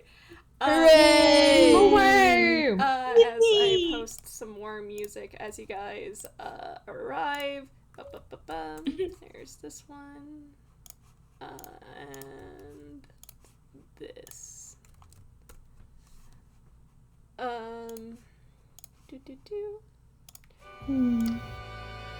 Your ship is docked at the southernmost part of town, and right away you can just feel this sort of vibe to the place. The place is kind of dirty and grimy, with lots of what looks like your typical cartoon thugs walking around the place, and the smell is kind of rank. The town itself is mostly stone-made with lots of bricks and wooden construction. But oddly enough, while the art style of the place is similar to that in Lunchroom Town, Knaveport here has a style that is uniquely flat, like layered paper and cardstock. Exactly like the kind of style you notice Bombery and the rest of his crew to be. Alrighty. Angel. Kitty crimes. Evie. I need to show you what he's doing. Okay. Oh boy. Oh, of course he stops to turn the camera on, you asshole. Aww. He was like lying down on me and like pressing his paws on my desk while he was trying to stand. Aww. Little guy. Guy. Kind of the people asshole. A little guy who loves you dearly. As I continue with the description. Again, the dock itself is located at the southernmost part of town. This area is full of course, sailors and sea folk, dock workers, and people of that variety. There are stacks of crate full of supplies and wooden scaffolding off to one side, but to the north of where you've docked, you can see staircases leading up to a gate in a wall surrounding the town. The main entrance into this hub, this den of thievery. And as you guys manage to dock, the wharf is lowered, and already the living members of the crew you've sailed with are starting to disembark and head into town. What do you guys want to do first? Well, first, gotta make sure to say thank you to the pirate crew. Yes. That's a starter. And Then the make sure. admiral, Yeah. and the captain. Mm-hmm. Yeah. Yes. Admiral Bombery is actually on his way to meet up with you guys. And he goes, Okay. oh, yes, before you, disembark, I was told to give this to you. You're not sure how he does this. He doesn't have any hands. But you all are being given a map of the town. Ooh. Oh, thank you. Toon logic. You can hand, whoever wants to hold on to that.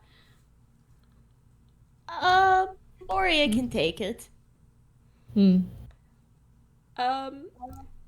he says, right then, there is a inn in the central town. You can't miss it. There's a sign right above the door. But I hope you enjoy your stay here. And then he is going to head on off the boat. Thank you so much. And he Thank turns back you and for gives the you a help. nod. Again, he can't wave. Yeah. Yeah, yeah. All right. I think we should disembark and have ourselves a look around. Mm-hmm. Sounds You guys like a wanna- plan. Do you guys want to try to taunt some pickpockets before we go see the cool stuff that I wanted to see?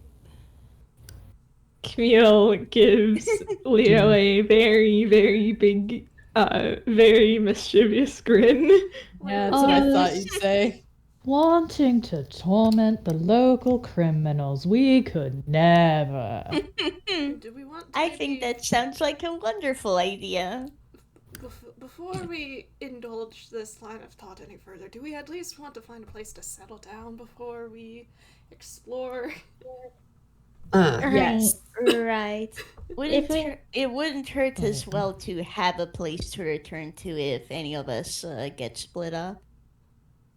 Yeah, that is a good plan. All right, well, let's sort accommodations then. All right. As you guys, We do have a town map. Is there anything like? Is there any like tavern or inn marked on the map? yes, Yeah. Bombery did tell you that there is one in the center part of town.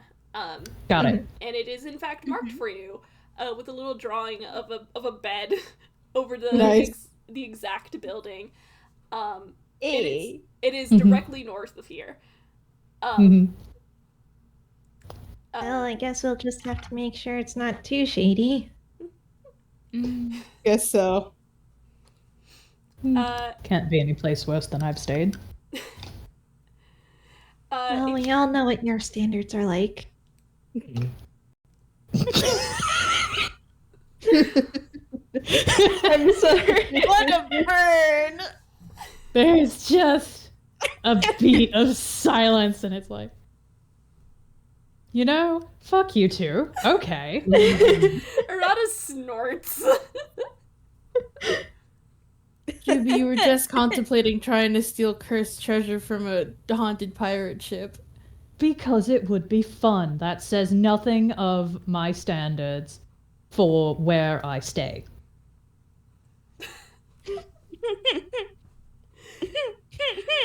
Camille's not saying anything.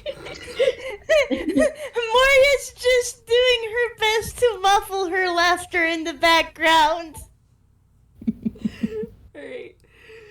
As you guys are walking through the port, do you want to roll me a perception? Hell yeah. Sure. Sure. I would love to. Fucking, I'd love to be able to properly roll my dice without a cat hindering my arms.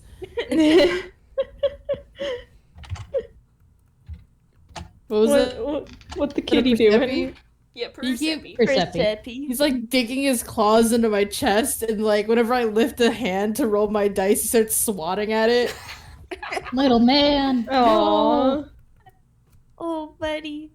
Oh my Whoops. goodness. Nope, that was supposed to be an 8 plus 6 now. Wow. Okay. Y'all get a lot of gossip. Excellent. Good shit. Nice. Okay. So, oh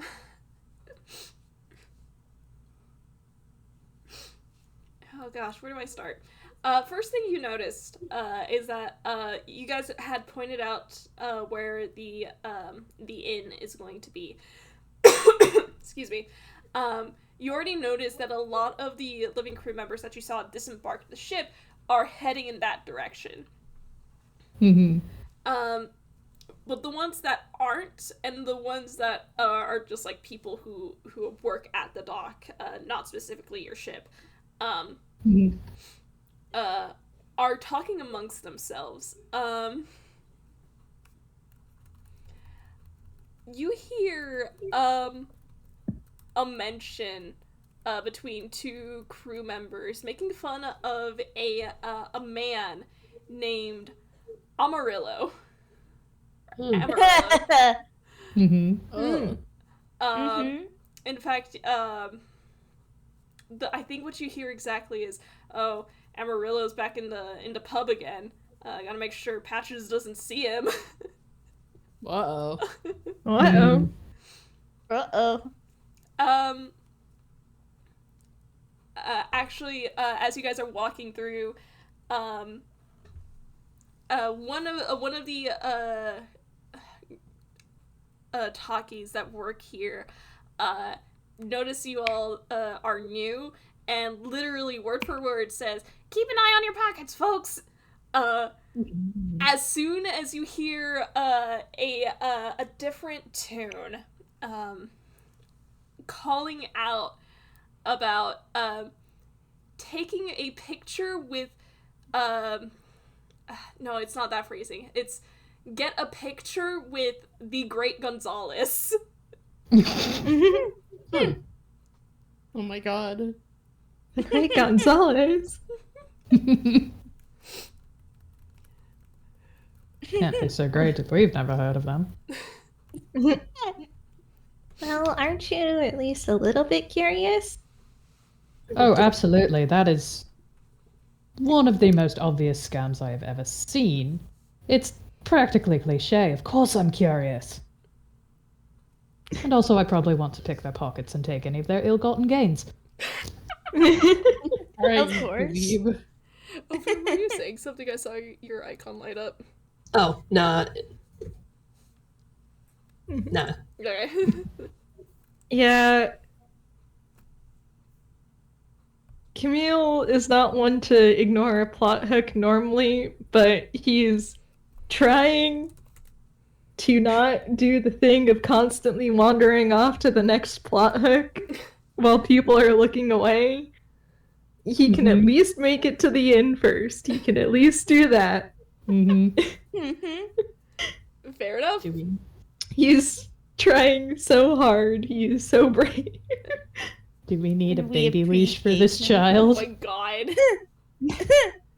He is partially being so brave because he knows that if he wanders off, he is going to get baby leashed. Yeah. Yeah. Alright. So you guys are going to Central Knaveport as I pull up another picture. Let me make sure this is the right one.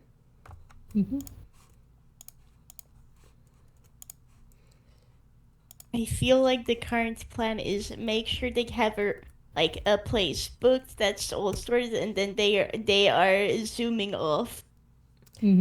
This this is the hub of activity, and right away you could see the inn because it does have a sign over its door, not over it, but like off to the side of it. It is a tavern, an inn. Oh, excuse me. Okay. Oh shit, I forgot about the real ass gallows. Yeah, Yeah. those yeah. sure are some gallows. About the gallows, you actually do notice that there is a plaque, like a it has like some historical information on it. I'm not gonna make anything up for it, but it is talking about the history of the town. Leo is so tempted to go and read it, but they did say they wanted to get their stuff together first. Everyone He's is so strong. Everyone is being so tempted. Everyone is being so brave right now. Alright. So y'all just straight up enter the inn? Yeah. Yep. Okay. As I pull up another song for y'all.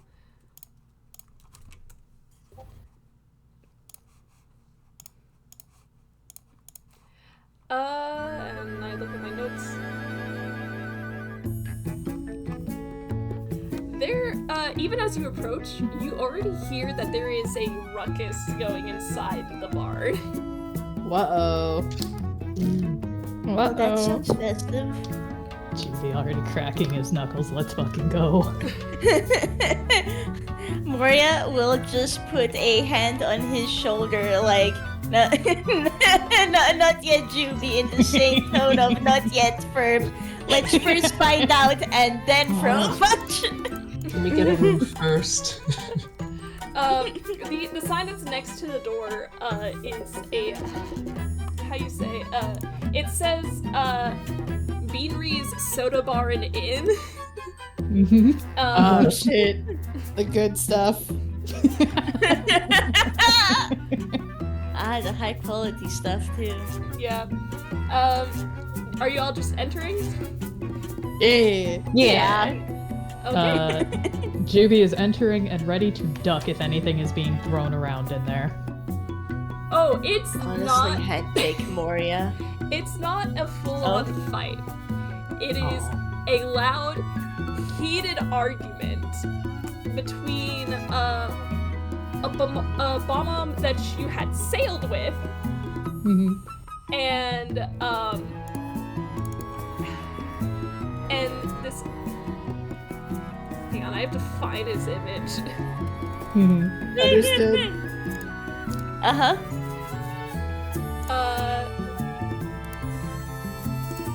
This is the bomb bomb that you sailed with. You would know him as Patches. And the individual he is arguing with is this yellow skin-toned, short man with a long nose and, frankly, the most frivolous outfit you have ever seen anyone wear while in your stay in boy. country. Oh no. There are several sailors in the bar who are just watching this go down. Some of them are even just like responding to different things being said. You hear a few ooh as insults are slung around. In fact, Patches calls this man a yellow-bellied coward. Oh. To which he just responds with, "How dare you!" What a comeback. I recall. Oh, hang on. As I recall it, you were just as scared when those ghosts showed up. This goes on back and forth.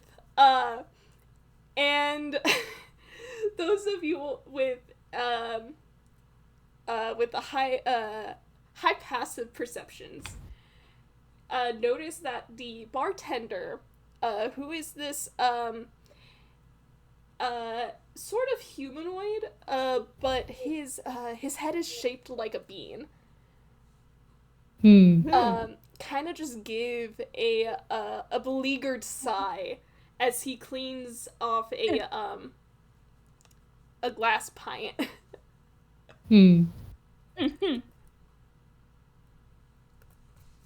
I feel like someone should say, "You mean those nice ghosts who brought us here?"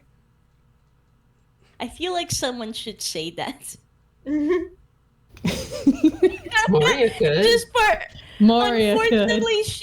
unfortunately, I don't think she would. You also don't know who this other individual is. Yeah. Yeah. Yeah, like, unfortunately, I don't think Moria would. Which is why I placed this on the table. I think while this is happening, because Juby is being so good right now, and that is a foppish dandy in front of him who would be so easy to steal from while he is distracted. Being so good. No, he walks over to the bar where the bartender is and looks between the bartender and then the So I get the feeling that happens pretty often. Yeah, it does. Do you need a hand settling those two down, or... If you do it without causing a scene, I'll get you something on the house. Be careful. That would be delightful. Careful though. That's the richest man in Knaveport. Oh? You don't say. Juby.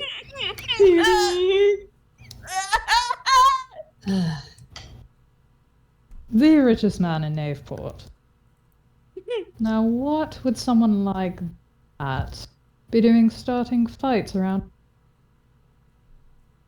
He's rich. What other reason does he need? True. Long story. He went sailing with a crew a couple years back. The Marian Marcuccio was with him. From what I heard, their ship sank partway through, and they washed up on an island. And ever since, Patches and Amarillo have hated each other's guts. Wild. Delightful. Huh. And because I love the fact that I gave him this fun prop as I am sitting here thing. Even though nobody can see it. He has his hand fanned. He was just sort of like fanning himself with it as he's leaned against the bar, because he is back in his previous outfit, not the pirate outfit. And snaps the fan closed with that very satisfying sound back together, and stands up, walks back to the party. So I suggest we break up that argument. We get rewards for it, and also the yellow one is a rich prick, who we should definitely steal from. I am going to be trying so. This part is said quieter, underneath shouting. Yeah. I would very much like to do so because he seems entitled to an asshole. And, you know, it's very fun to steal from a lot of people. Anyway, let's get them to stop fighting, shall we? Neil raises his hand. Yes. I can help on the distraction front. Delightful. You are very good at talking to people. Do we have any sort of plan for this? Well, it's bad blood. They used to be crewmates. Something happened with first.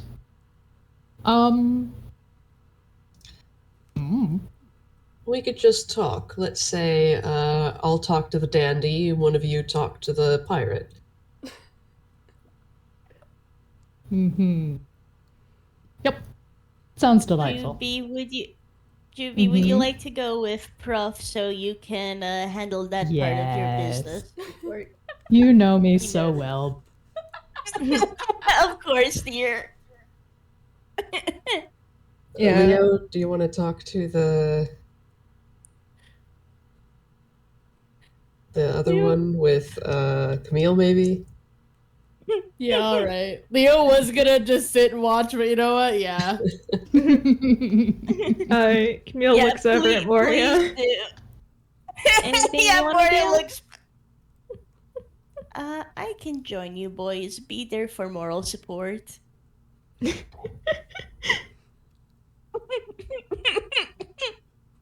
Alright. between the boys and Moria, I feel like Leo is the most charismatic. So Yeah, Camille can make an entry into the conversation because he is a child, and children don't care if they're interrupting conversations. Yeah. yeah. Um, so he can make the entry for everyone else to kind of press in. Um, Thank you, Camille. We appreciate you, Camille. he is abusing the fact that he is a little baby boy so much. As is his right. You should probably do it soon. As is his right. You should probably do it soon because Amarillo's face is starting to turn a rosy pink. You have maybe less than a minute before he starts stomping his foot. Fair. Let's see. Could I have a little, I guess, snippet of their conversation so Camille can butt in? Okay, I'm not gonna talk to myself, but Yeah. one you do catch Patches criticizing Amarillo's how you say priorities, because one of the things they had argued about while they were stranded was supplies, and how Patches had said that they should go into the further into the island to look for more supplies so that they could survive and last longer, while Amarillo wanted to stay where they were on the beach. Because it was already established as a safe space.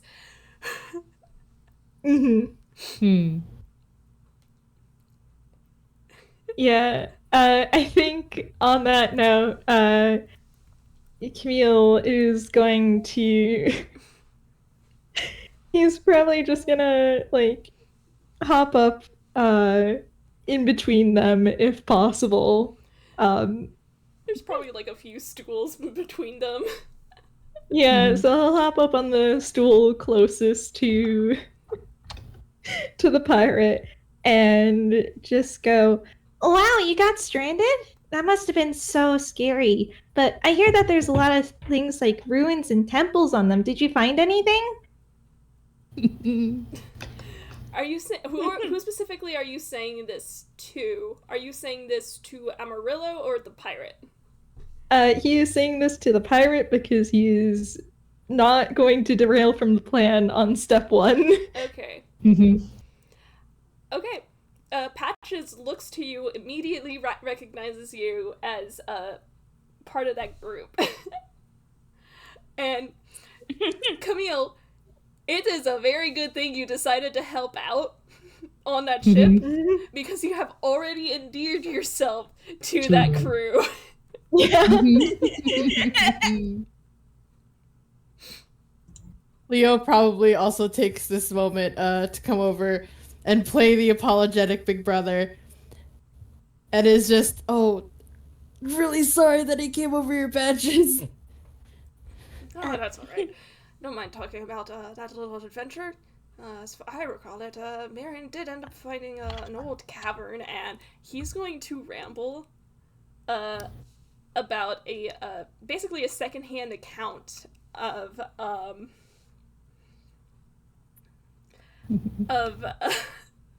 what happened on the island, in which Marian had asked Amarillo to help him look for something, an entrance to a cabin. Amarillo had something Marian needed, went a little bit into the forest, but came back because he was afraid. But as he continues the story, this is where Marian found the black skull. Ooh. Ooh. The story is I will probably- say at some... just at some point while this story is being told, Moria just pops up by the boys. Hmm. She does not she doesn't comment. She's just there now. The story is probably interesting enough that it goes from a distraction to Leo is actually listening because ooh. Yeah. Mm. It's a very interesting story. Hmm. As this is happening, Amarillo kind of huffs, and he says, "Well, it's thanks to me that we managed to convince Don Pedro to get us off that island."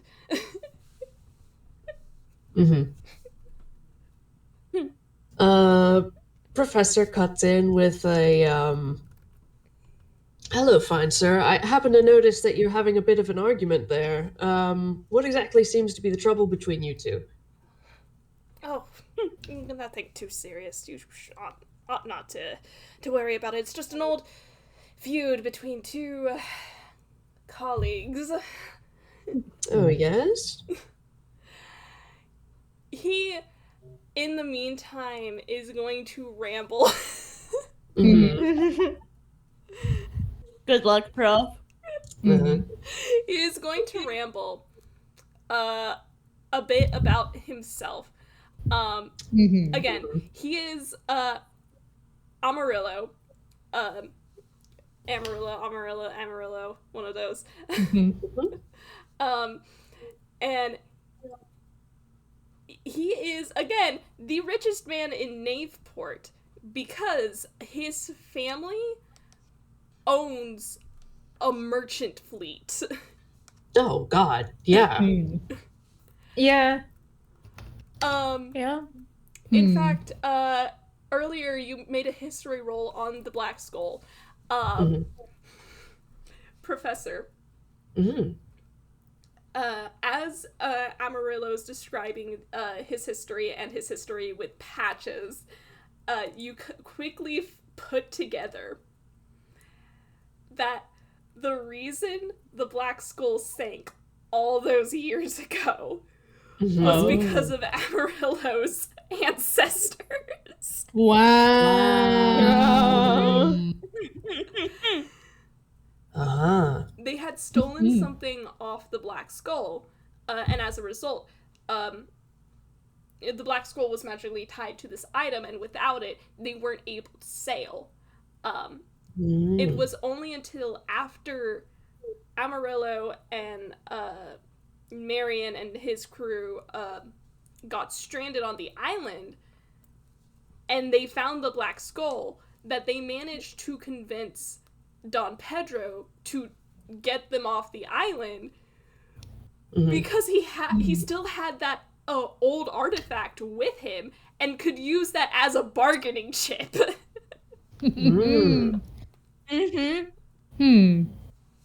My God. Amazing. His relationship with Patches is about what you'd expect between a working class man and a rich fop like him. Yeah. Yeah. So you have successfully derailed the argument. Yay. Yippee! I need to roll these. While this is Professor's, distracting. of course, being very interested and chimes in with his bits of like, oh yes, the history, the parts of the history of the ships that he remembers, and just sort of for his sake, sort of going like, well, it's a good thing you had that. It turned out to be very useful. Good job bargaining with, this ancient pirate captain, etc. Buttering him up a little bit. Did you roll in that 20, or was that a... It must have been wrong. Let me re-roll it. Yeah. Oh.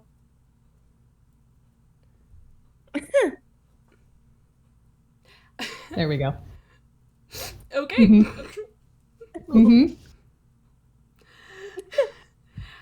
Professor, as you're talking to this man, he is ecstatic that you're agreeing with him, basically. It's very much feeding his ego.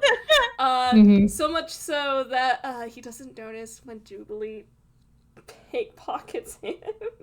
Classic Juby.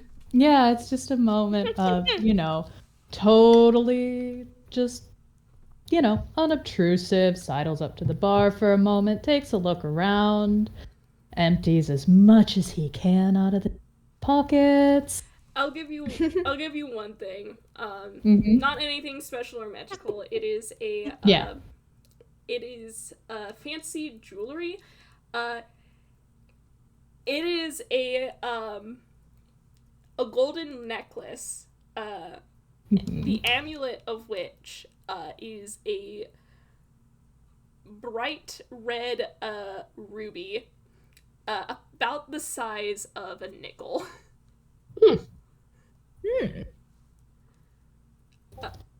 As far as you can tell, there's nothing magical or cursed about it. You just have that now. Yep. Oh yeah. Nice. Could probably pawn that. That has been taken. That is safely squirreled away. He catches Prof's eye from the other side of Amarilla's story, gives him loot, and wanders elsewhere to, go mingle with the other patrons around just a little bit. Nice. Alright. At some point in this conversation, Amarilla does bring it to a close. He does have to go back to the dock to meet with his fleet. As he is on the way out, because legally I have to do this, as he is on the way out, you hear several of the sailors kind of jeering at him, and right as he gets to the door, you see him kind of huff and brush himself off as if he just got out of a dust cloud, and he just grumbles, "Oh, Amarillo hates you all," before he pushes through the door and is out. Like he casts a curse. Yeah, Camille kind of just leans over. It's just like, Does he even come here? He's a rich Brag, man, probably to maybe? start Or fights. get bullied? It could just be the best place in town to get drinks. Maybe. I'll have that on record. Maybe he likes being bullied. Terrible decision, honestly. The bartender is waving you, Jubilee over. Yeah, he'll head over. He is going to give you lot a collection of drinks, and I do have something for this. That's the wrong Nice. tab. Ooh. Item. I should say, for the record, Amarillo is probably one of my favorite, one of my favorite side characters. it's just so hateable. You're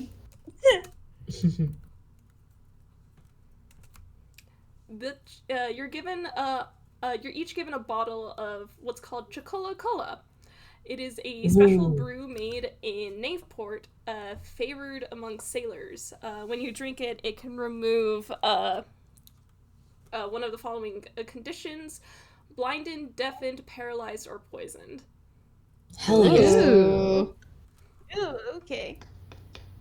Let's go. Nice. Alright. And the barkeep looks at you all and is like, let me guess. You all are also looking for a place to stay? Yes, we are. If you would be so kind. Well, if you have open room. And he just nods and he says, well, we do have a room open up top. If you go upstairs and ask for Rose Tea, she will get you set up. Sounds good. Thank you. Thank you so much. Thank you. Thank you. Have a good day. And he gives you all a nod. Let's get these Well, rooms Onwards sorted. and upwards. All right. Mhm. I won't make you all sorry. I won't make you all go through an entire scene with this. The Taki who gets you all situated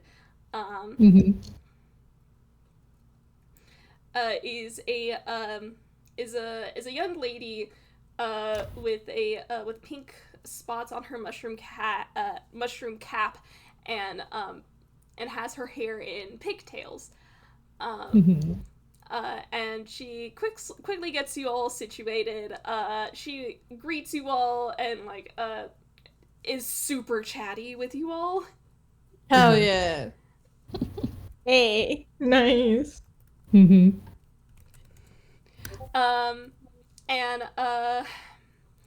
I think one of the things she ends up saying as she is super chatty is that, oh yeah, we did get an astounding review here from Sir Smith many years ago. Sir Smith is the Toadsworth XP. Oh my god. Wow. Guess shouldn't be surprised that stayed here at some point. But actually, wait, I don't think Camille knows that. Okay. Ignore me. Should I roll a history? Sure. Yeah, because otherwise I think... Yeah, Camille's just who the fuck is Sir Smith? Professor great, Cam. heard the name from. You've seen him too. I've seen him. Yes. Yeah. Sir Smith is an old talkie with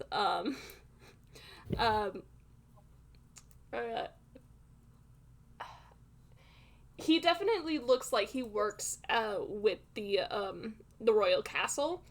Dress is nice. Dress is nice. Not only that, Professor, when you saw him with Amanita, he was fussing over her the same way a dad would. No. Dad. Leo, with that history roll, he is the Chancellor.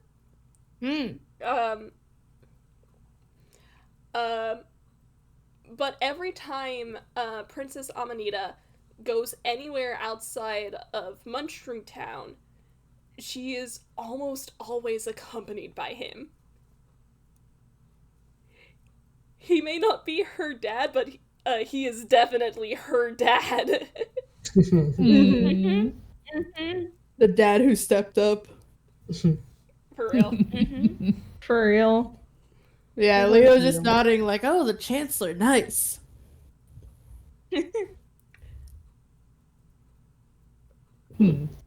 Makes sense that he would have a discerning eye. I don't know how to break it to you guys. This is the only barn in the town. Yeah. It's like Juby's not saying anything. He's Professor has not realized this. Yeah. Juby's just nodding along. Moria Like, yep, is- all right, okay. Moria is being nice and not commenting at all.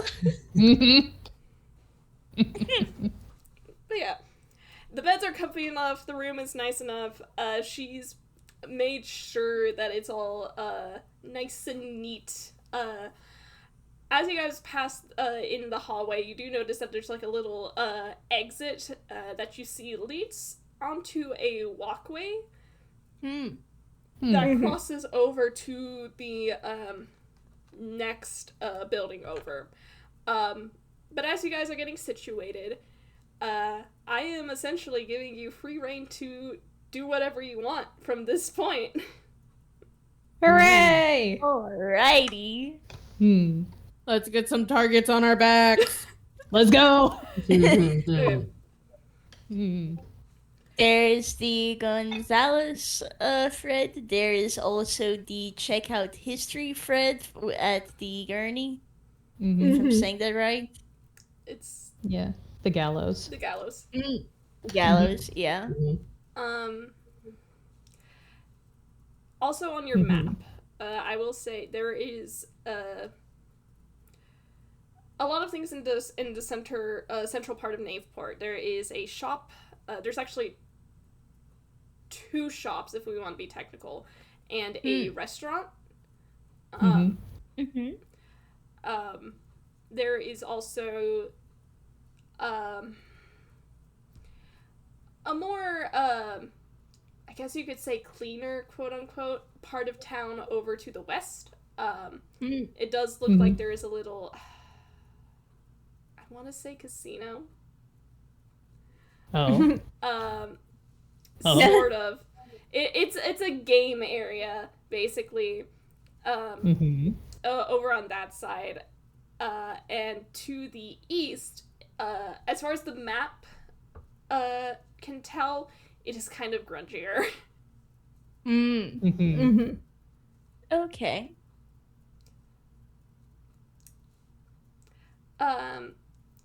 And I will say, y'all are welcome to split up if you want to. Full disclosure, you will not be put in any danger. But I would recommend going in like groups of at least 2. For your own mental health. Yeah. Professor does want to see the performance. Or the great Gonzalez or whomever. Yeah, get your picture taken with the great Gonzalez. Yeah. He wants to see what that's about.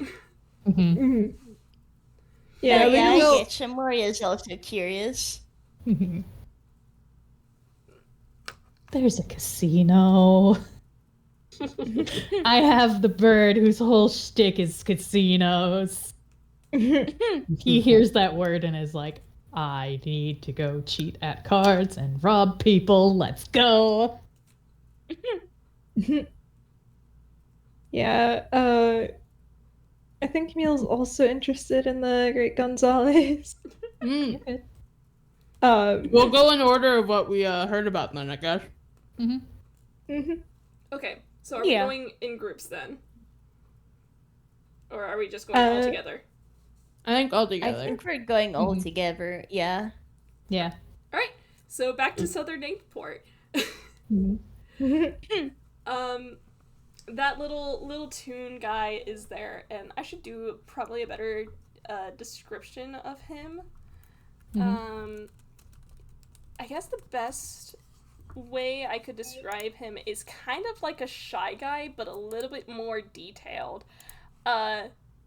He is dressed in green robes. Oh, the quality on that image is so awful. Told you. Oh, it is crunchy. Oh, you can see the bits. Okay.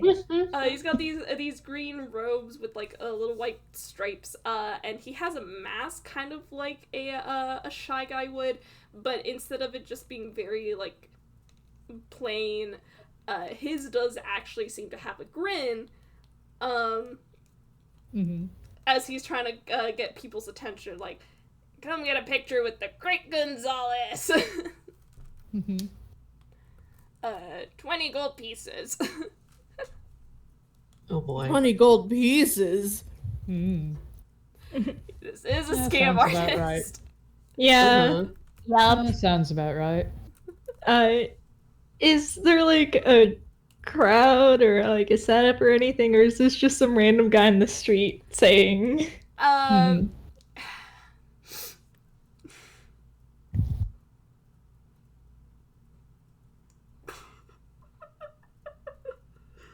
This was a last minute addition. So I'm trying to think what would be funnier. You see him talking to some people who, like, he's trying to, like, get them to come over, you know, it's a con artist thing. But they eventually, these people just sort of leave. Mm-hmm. And he's just kind of,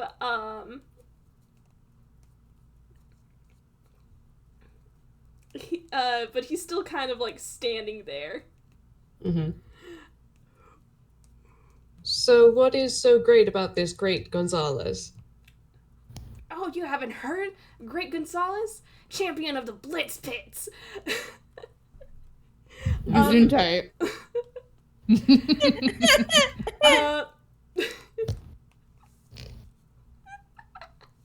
I, Really are going Gesundheit.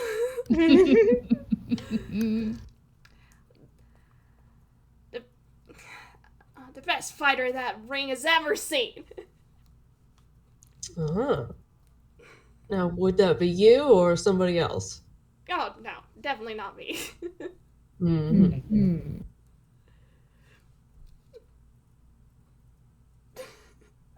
Hmm. Well, what do they look like? I'm gonna roll something for this guy. He is not smart. Fair. I have an idea of something to do as well. He got a 7. Oh my She gosh. handed me the Uh-oh. dumbest line. Buddy! From his hammer space, he procures the picture he was trying to scam you guys with. Uh-huh. Uh-huh. It is a Yeah? Polaroid picture. And you can see a fighting ring. Mm-hmm. It is a little difficult to make out who is in it. Mm-hmm. Mm-hmm. It's a little difficult to see who is in it because it's a Mhm. little blurry and this guy is a few rows back. Mm-hmm. Fucking Lamau. But Oh, you buddy. see a picture of a Toon who looks to be a almost like a bird. Huh. On his waist is basically a championship belt. Mm-hmm. The buckle of which is in the shape of a crystalline star. Mm-hmm. And Oh. he is about to do a dive right on top of Marian Marcuscio. Oh my god. And right next to him, getting ready to come up with a counterattack is this small blue Yossi, Oh my god. a little dinosaur kid. Fucking amazing. Oh my goodness. Professor just kind of squints at the Polaroid like, Mhm. huh. Uh,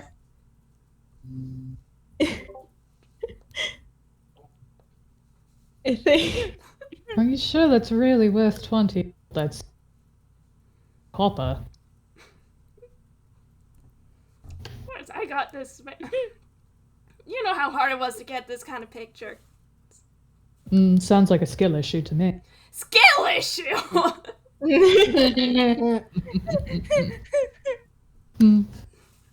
You heard me. Moria's just wondering internally how long is Juby gonna bully this guy until he tries showing the selfies he's taken. Just casually. Mm-hmm. He's just standing there. He has his fan looking so fucking pretentious because he must. I Yeah. was just squinting at the photo like, damn, you need more practice at this. Yeah, see? Skill issue. I mean, really, if you're trying to get away with selling celebrity photos, the least you could do is try and get a little closer. Or at least, have whoever it is, like, you really can't even tell which one is the Great Gonzalez. I mean, like, come on. If you're going to be asking for 20 gold, at least give someone You know, maybe like a scrap of something with any value. This is honestly, it's pretty pathetic. Okay. I think Camille tugs on Juby's hand and it's just, hey Juby, I'm bored. Yeah.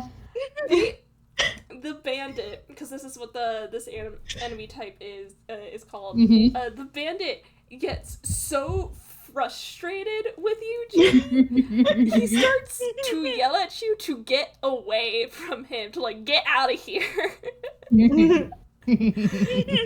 Congratulations, you've just played the scam artist. Yeah, as he's going, by the way, he does pointedly flip around his plot device and show the selfie with, you know, literal Lucius Mercutio. And probably another one that he does have, like a picture with Marian from when Marian was at their house. And just like, by the way, this is how you get good photos to sell to people. And he gives a very pointed wink and walks off. Fucking love that. Amazing. Oh my goodness. How's the bandit doing? I feel I must ask. Oh, he is fuming. You see him like just kind of like kick a rock, kick a pebble away. It kind of skitters across the dock, and then he like sulks off elsewhere. Wow. These are tunes. Yeah. Yeah. It's okay. My teacher says practice makes perfect. God. Goodness. Yeah, listen to Camille. He's very smart. God. All right, what are you losers doing next? Leo was we bullied interested this in the poor history. Yeah. You wanted Yeah, to do read what? the plaque on the gallows. Mm-hmm. Yeah. I feel like as they're on their Look at that. I feel like as they're on their way there, Leo's just like, alright, you dweebus. Yeah. Which one are you referring to? That you call like at least 3 of us present that. Including yourself. Everyone but Moria that actually. Yeah. Leo, you really need to be more specific. And maybe you should stop leaving Moria out of things. Yeah, for real. Why would I call Miss Moria a dweebus? She is obviously the smartest person here. Well, maybe she wants to feel Oh, included. thank you. Dear. Same brain cell. Okay. Oh, Leo, you're my favorite. Thank you, dear. What? Why is he your favorite? Because he's a suck-up. He doesn't even work here. All right. all he does is lie around on the office couch like a cat. All right. You guys reading you going back to the gallows to read the little plaque? Yes. Leo's on a mission. He wants to know things. Okay. You make it back to the central rogue port. And as you do, you look over the plaque that is right next to the gallows. And Leo, Yes. right away you realize that this is recounting an old tale. Let me find it again.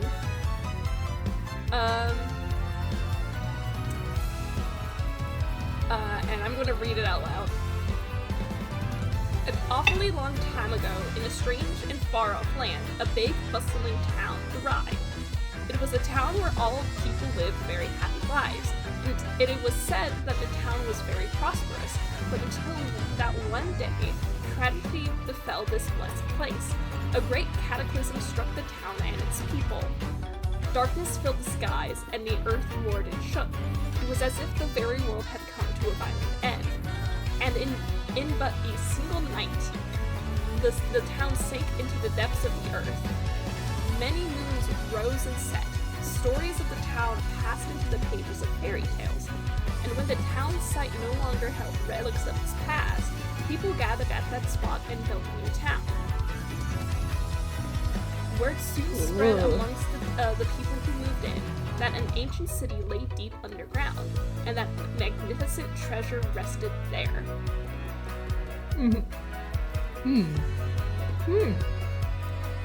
Leo vibrating. They're talking about the door, probably. Well, I'm not sure what other ancient cities it could be in reference to.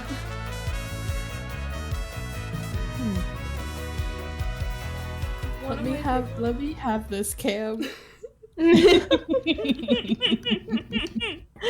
Okay. One of my favorite things about this story is the implication that before Knaveport, the old city was a lot nicer. Yeah. Makes it seem like Knaveport's issues are a skill one. Coming back to this, huh? Yep. It's all coming together. Alright. You still have plenty of things to explore, but that's pretty much what that little history plaque says. Juby wants to gamble. Well, Right. I mean, it would be fun, Well. but I'd like to treasure down. And I mean, I already got my fix of embarrassing people, which was quite... I suppose I could hit the Don't casino worry, on the I'm- way out. Don't worry, I'm sure we'll find more people for you to bully as well. I'm sure there'll be time. I'm not letting you steal ancient historical relics, Juby. It won't be ancient historical relic. Probably. Most likely. Juby, you can't steal stuff like that. They belong to the people. They're important historical artifacts. They go in museums in their country of origin. You know what, maybe we should just visit the casino just so Jubilee doesn't get tempted. It's like, You no. bring- Yeah, good point. No. let me see on this map where it is and we can go over there. I can behave my... It's to the west. You've Yeah. shown a remarkable Moria amount of- is Oh. Moria will start walking over there if everyone's good to go. Yeah, Camille will pat GB like, You've shown a remarkable amount of self-restraint so far, so we are not going to push our luck any further. Hey. Alright. Thank you for your hard work, Juby. I know you wouldn't ever purposefully steal historical artifacts and take them away from their country of origin. You remember how sad we were when you found out about that one guy and his Forcenanian exhibit. You wouldn't do that to us, would you, Juby? No. Alright. So you guys are heading to the... Was that a deception? Maybe. What Yeah. is that deception for, if I may For ask? the audience, in his possession, Jubilee, in a previous adventure, may have obtained some priceless historical artifacts. And took them my out of their God. country of origin? Yeah. Juby! Oh my He's goodness. British. I mean, My goodness! He is British. there were He is also British. Oh my no goodness! people living there. Oh my goodness! Correct. That was when he went to Requiem. So Yeah, when they say ruins, it's like it's not like an archaeological dig. It's like this whole area is abandoned. Nobody really has a claim to it. Well, I mean, technically, it's still tomb robbing, but like I imagine that there's probably like dungeon clauses or whatever in Einquill's laws. Yeah. It's fine if the last living survivor of the city said you could have it. Oh, well, that's fine. That's also that's different. Okay. Yeah. And it's a gift. That's like re-rolling deception. Like, well, if you have technically, but permission, no, that's but fine. If you're technically. just straight up grave robbing, that's a little fucked up. Yeah, no. Yeah, I imagine there's probably some sort of dungeon clause or whatever in Einquill to like delineate between what is a priceless historical artifact and what's a cool magic item for people to take. Yeah. All right. Yeah. So you guys are heading for West Knaveport, right? Yes. Okay. Mm-hmm. Yeah. You guys pass a little shop. I'm noting this in case you guys want to come back for souvenirs. Hell yeah. But you also pass a restaurant. Duly noted. You pass a restaurant. As soon as you pass the door, you hear a loud clattering and Grolic swearing.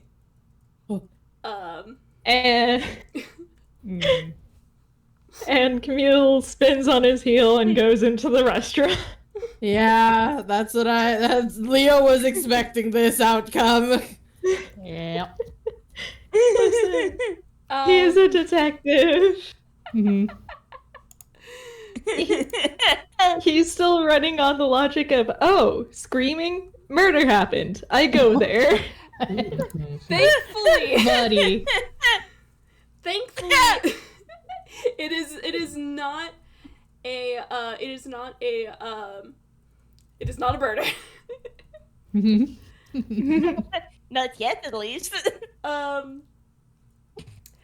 Camille, Not yet. you open the door to this restaurant, and right away you see an older, talky lady wielding a frying pan like a baseball bat, and in fluttering around in the air of this restaurant is a bat. Oh, it's just a bat. And oh fuck, what the fuck, what? You good? Sorry, but I tried to click on Camille's character sheet to look at spells, and then this big loud thing popped up on my screen. Oh.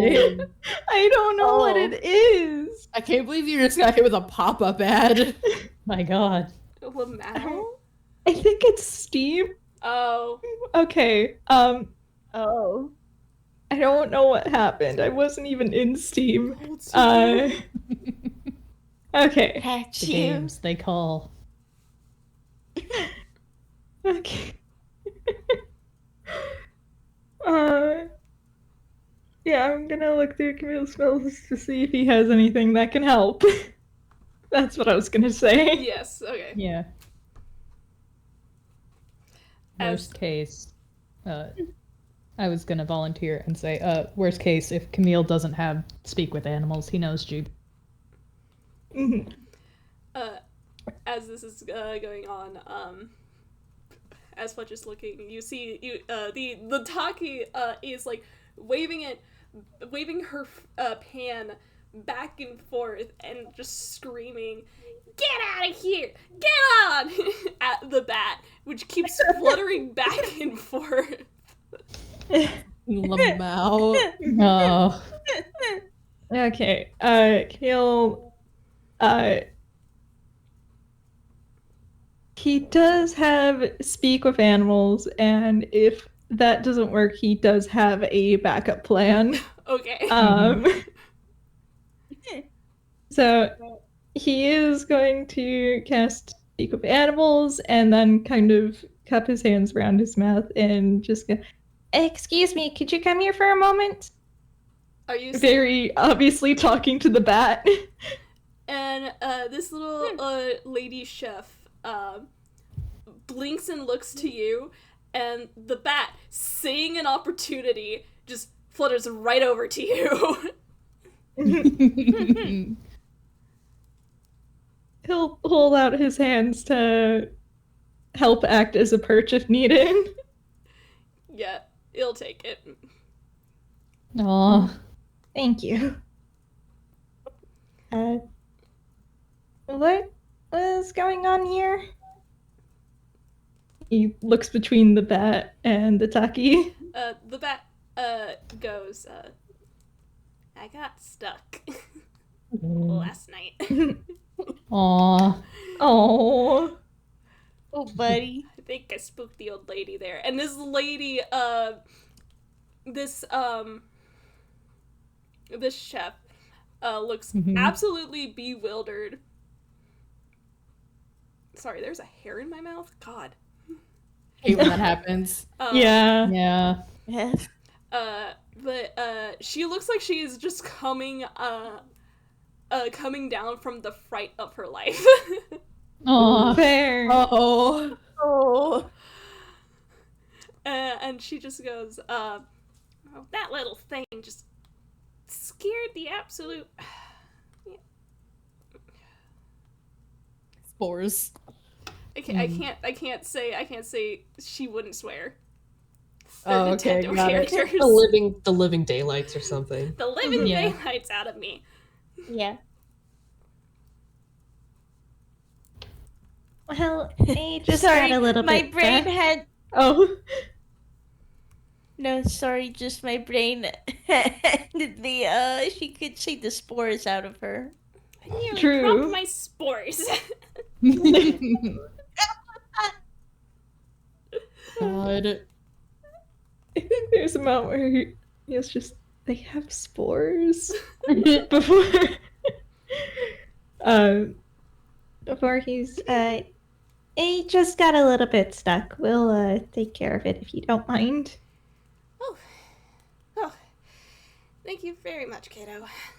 And she's gonna fix herself, set the pan down, brushes off her shirt, very casually calming down. Mm-hmm.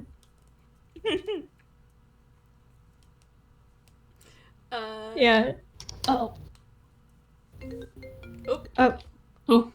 There was a phone call. You're good, Noodle. It happens. Yeah, no worries. It's all good. Yeah. What'd you do with the baguette? I think Camille's probably going to step outside. People can follow him if they want to. Otherwise, they can talk to the shopkeeper. But he'll step outside and ask the bat, Do you know how to get home or do you need help? Nah, I got it. I just couldn't get out. That's fair. Glass is tricky. He looks over at Jubilee.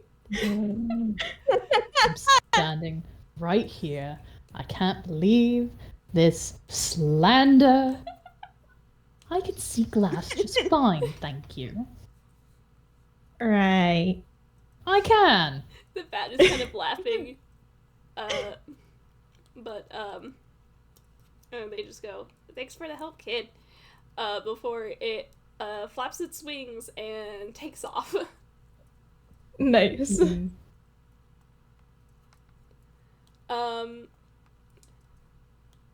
Before you do anything else, while you're outside, the little chef, Chef Taki, comes back out, and she goes, "Oh, hey, kid.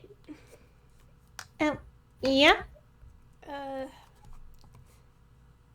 Let me give you something as a token of appreciation. Thanks for helping out with that. And she is going to give you something." Snack. Oh. Oh. Oh my god. I'm scared. That's you. I'm not sure if you... Why did it do that? What the fuck? Discord. Hello? Discord. Hello? I'm We're howling at the moon. Alright.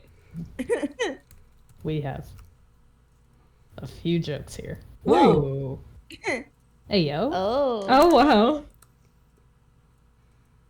She hands you a small little badge that is circular and yellow with a little pink heart emblazoned on it.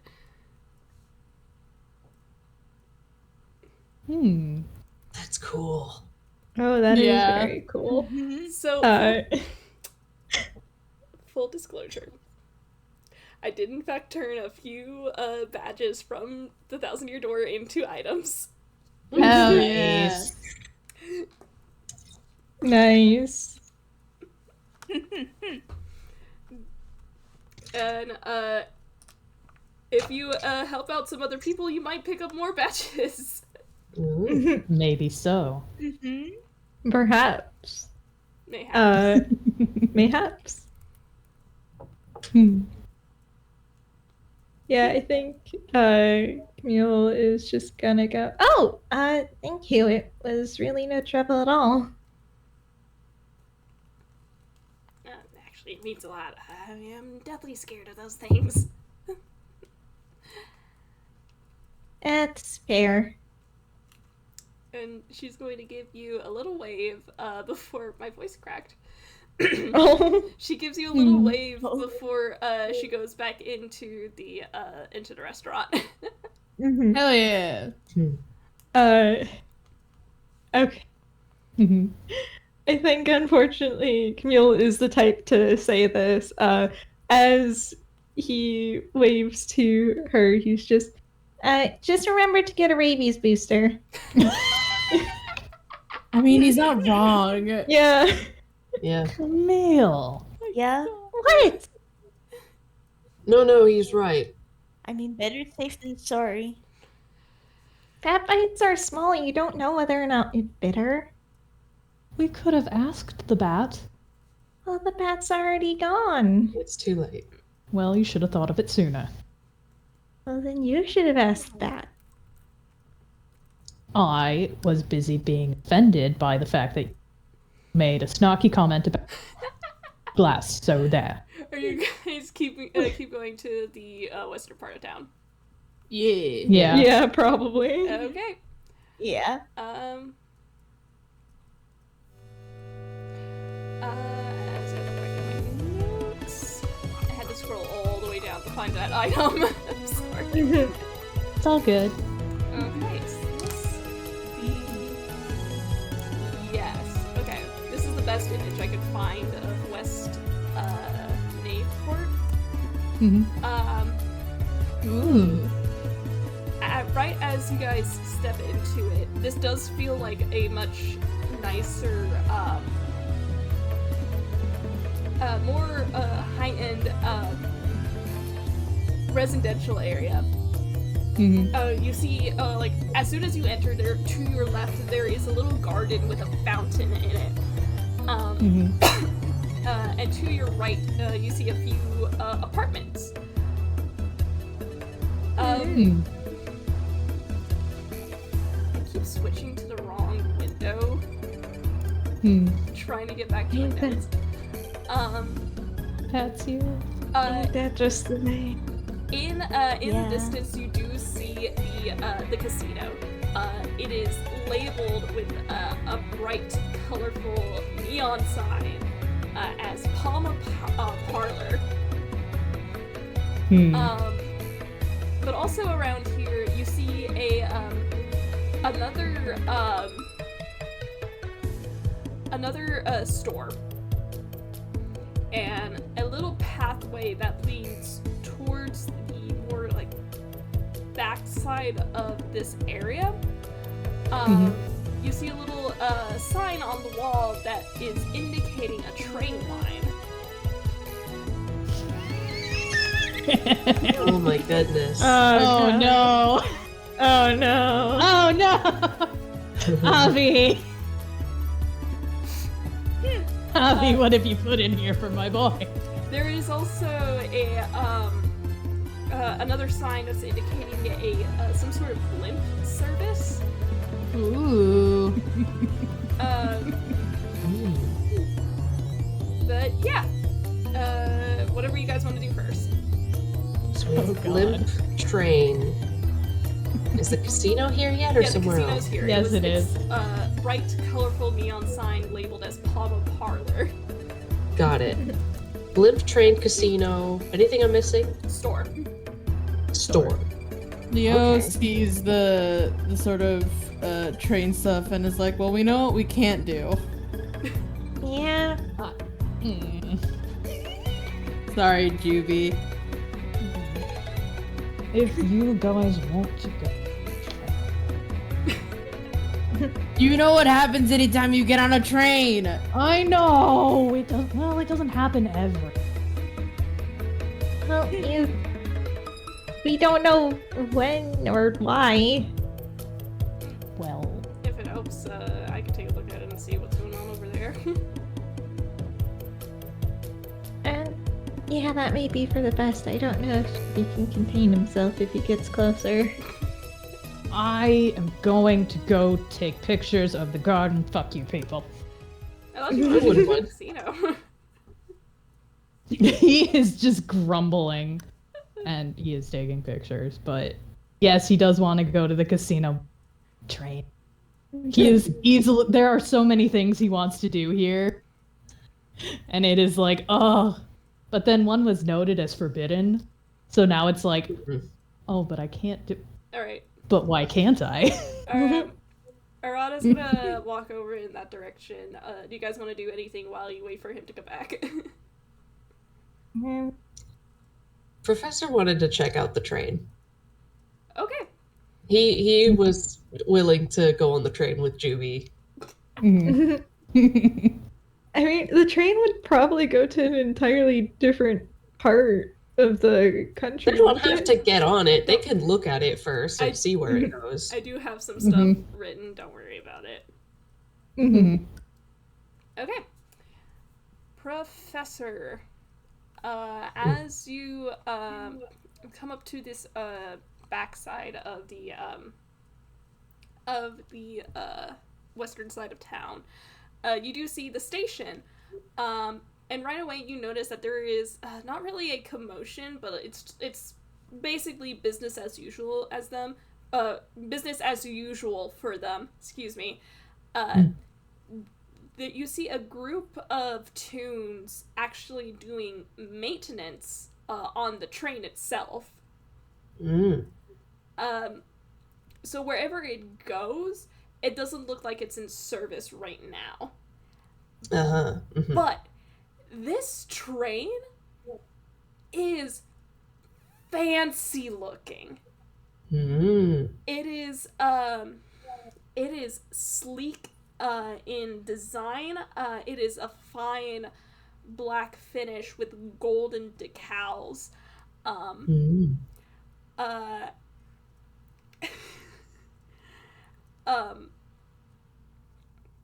it is pretty darn big.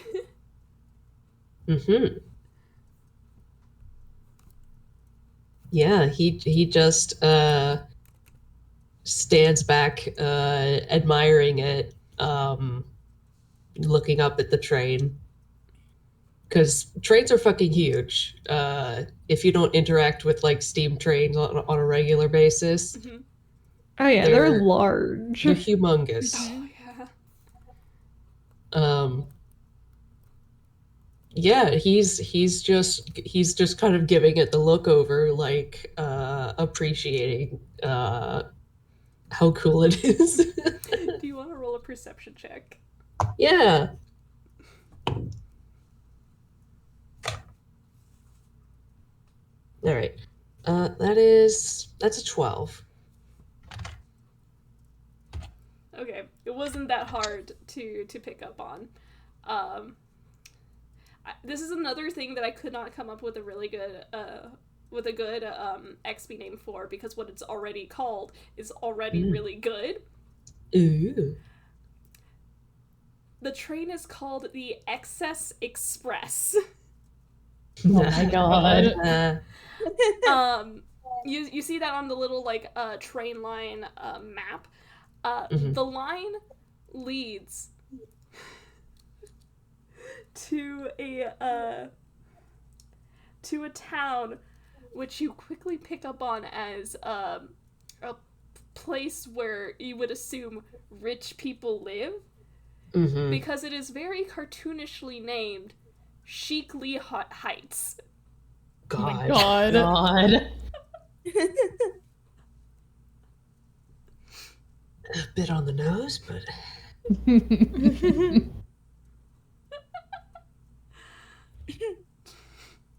Arata just kind of leans over and is like, oh yeah, fancy train for fancy people.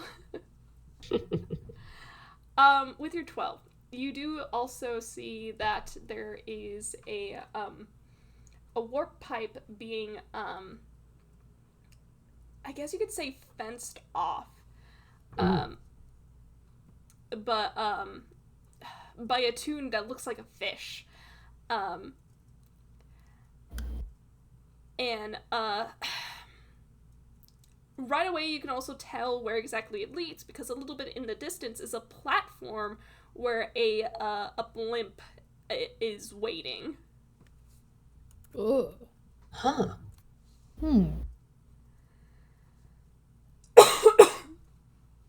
Okay, so the blimp stuff is back here as well.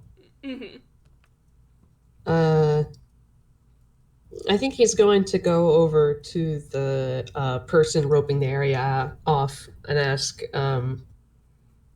what's this about? Is this thing out of order?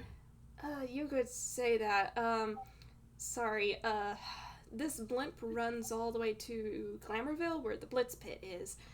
But they kind of are under, I guess you could say, construction. Do you know anything about Glamourville? Not really. Well, very, very fancy schmancy tourist town. With the well-known for its wrestling ring, and the fact that it's floating. Oh, okay. Unfortunately, a couple months ago, something crashed into the city, and they've been trying to keep it under repairs. It's been slow going, so on and off again they tell us that we can't have people coming in and all that fun stuff. Yeah. Oh.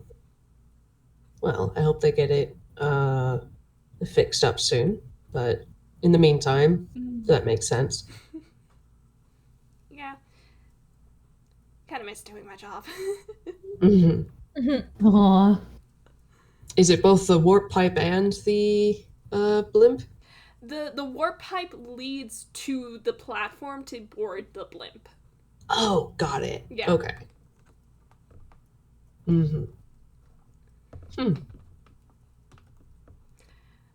is a little bit distance away because it is a decently sized blimp. But yeah, I'm gonna roll a quick perception for Errata. Oh, that's funny. As you come back, Professor, you notice that Errata is looking at something on the wall. And he kind of just points at it. What's that? They're posters. The guy mentioned something about a wrestling ring. I think those are champions. Oh. Oh no, he was just gonna say, the Blitz Pit was in Glamour Town, and that was the same thing that scammer was talking to us about. Yeah. He's pointing out the posters. Professor, if you look.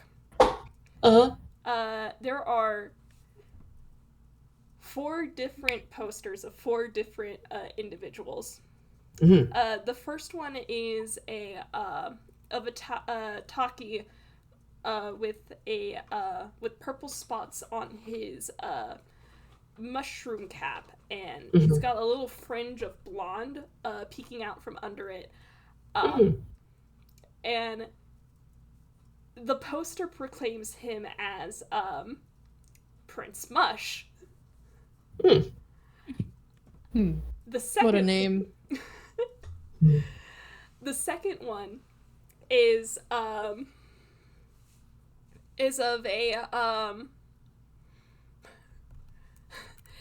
that bird tune you saw in the picture that Scammer was trying to get you with. It is he is a large tune, big muscles and golden feathers and a mean look, and I did not come up with an XP name for him because I couldn't come up with one. Yeah. He looks like he could give a mean pile drive. Next to that one is just Marian Mercutio. Yeah. There's nothing changed about his appearance. He is still in his blue overalls, red plaid shirt, yellow scarf. However,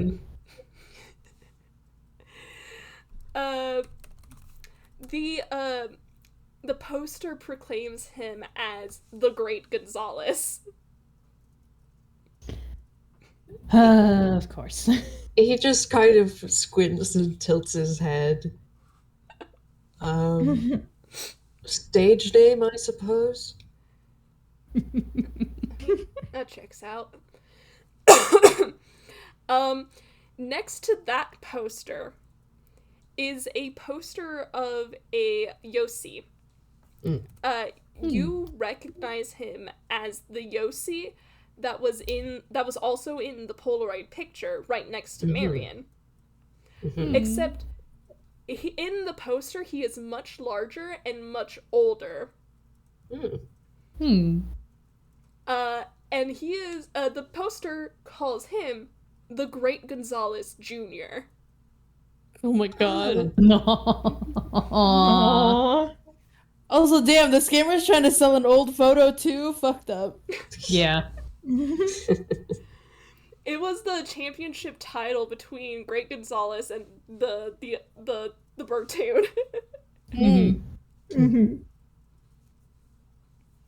Huh. My god. Interesting cast.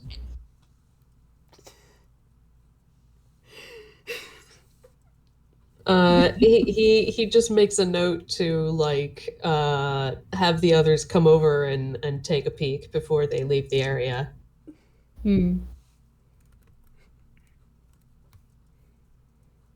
But for his sake, he's going to go back to the others. Oh, I forgot to put the... To tell them that the train's out. There we go. Oh, No yes, train ride for Juby this time. Yeah. Well, if that's the case, if JB wants to check out the station, there shouldn't be an issue. Yeah. Oh no, you can look at the train. It's just not going anywhere today.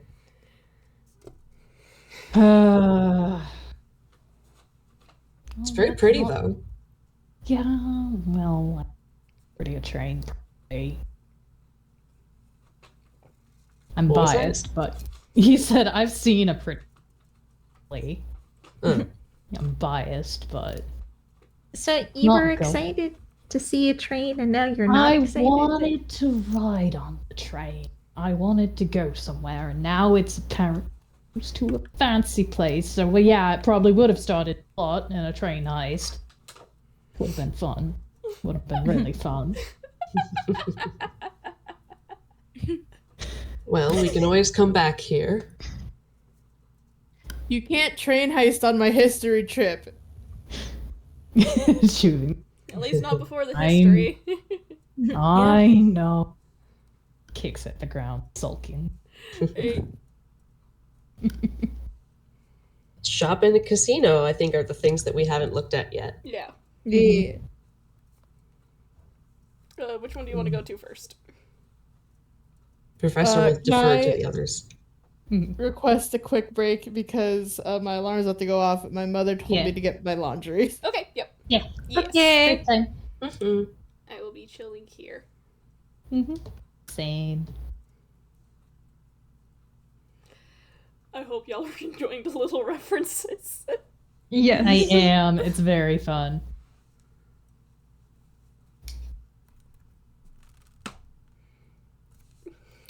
I said I was going to make a game specifically to appeal to a niche audience.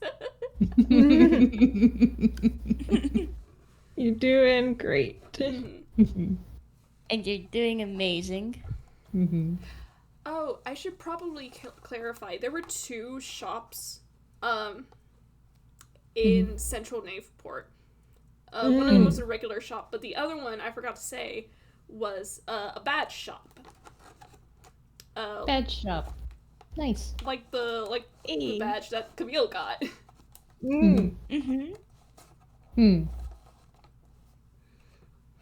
Interesting.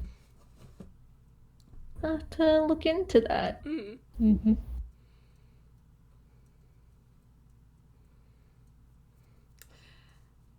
Off screen, in the Blitz pit, as they're repairing the town a little bit, there is a fight going on in which the Great Gonzalez Jr. is pile driving a Shroomba. Nice.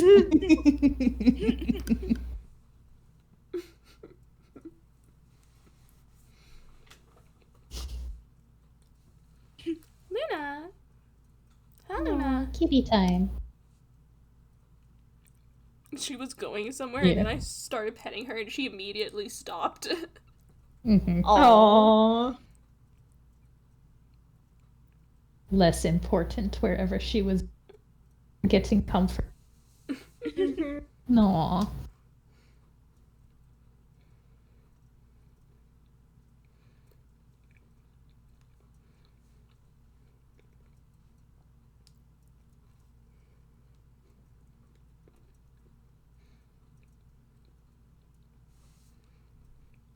Also, I want to check in, make sure, even with like the casino thing. I know that's like Juby's thing, and I don't want to keep anyone from anything if they don't want to be.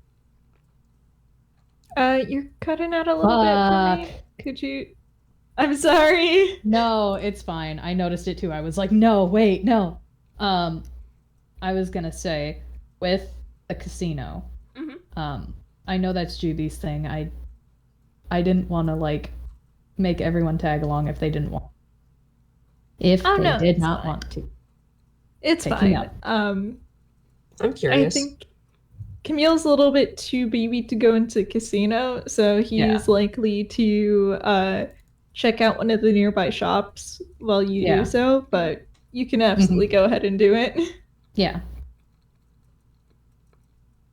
Professor is one of those like get distracted, explore everywhere people. So he's happy to look into the casino as well. I will say, in regards to Sheakley Heights and Glamourville, I didn't want to give you guys the opportunity to go there in this game just to keep it contained. But since A you good guys, idea. Since I imagine y'all are probably going to stay for a little while after the game for vacation reasons, if you want to do FPSs there, I can set that up. Nice. Maybe get an autograph with the Great Gonzalez Jr. Oh my goodness, yes. So we're gonna have a train heist. For legal reasons, this is a joke. This is a joke. I am not. We don't need a train heist. The train heist is not happening. Understandable, yeah. Mainly because the reason why the train heist might happen would not be happening while there are, people around on vacation with him. He can't get away with it. Yeah. Hang on, my looks wife's sending me a at joke. looks at the detective's present. Moria personally would find it funny, to be fair though. No, it's not that he wouldn't kick off a heist if the detectives were also on the train. It's that the funny little thing that makes plot happen when he gets on a train would not Oh. occur. Yeah. Mhm. Yeah, fair.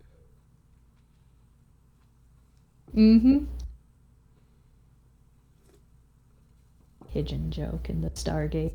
Oh my god. Ha! Jeez. Bird humor. My wife sent me that. It's very Awful, funny. thank you. Something about pigeons on trains thinks of the net.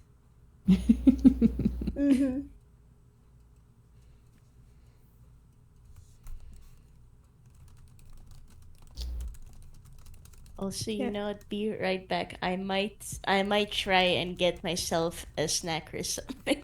Yeah. Mm-hmm. Obtain snack and hydration. Yeah. Yeah. Be right back. Mm-hmm.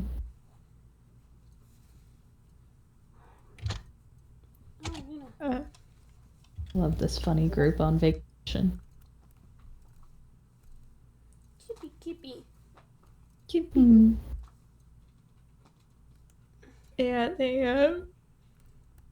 it's fun vacation. They get to Mhm. have a silly little time. Mm-hmm. In regards to the badges, I made several different kinds. Yeah. Whichever ones I hand out to y'all's characters, they don't have to keep that one. You can decide amongst yourself which one can keep which one. Got it. Hmm. Can do little tradesies. Yeah. Collect and trade them like Actually, if we're gonna take a break, I think I'm gonna refill my water. Yeah, go.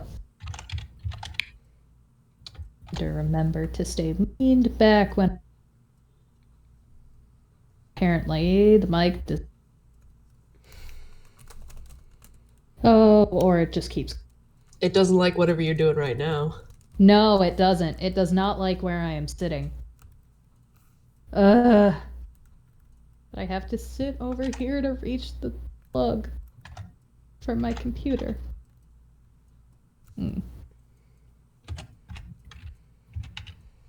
I will relocate after break. Key. Mhm. So I love doing things in the Picture Mario style. They're very cute.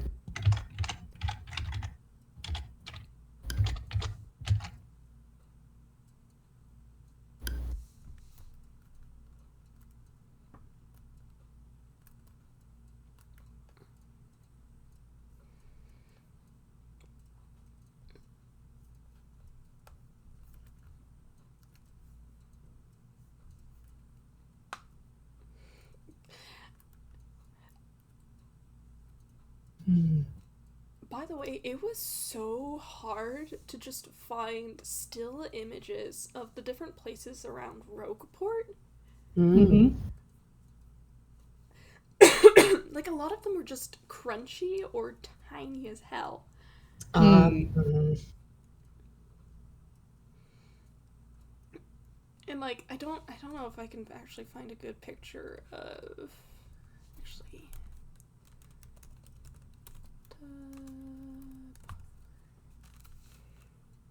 Okay. I don't have a picture of the outside of the parlor. Actually, no, I do.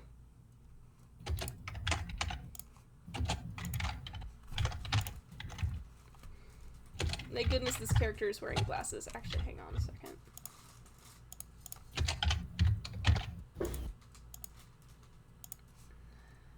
Let me see if I can fix that.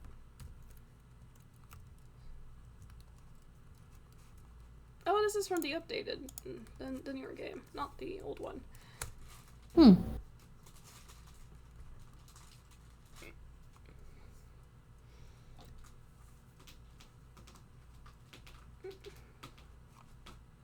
Oh.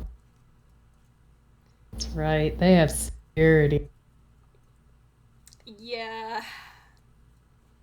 When we get off break, I can have y'all do a little passive perception or investigation. Got it.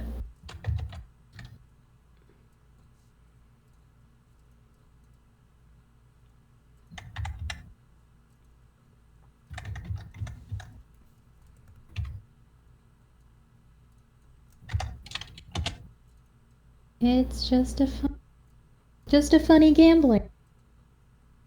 Yeah. One day, Mike will work. Sit over.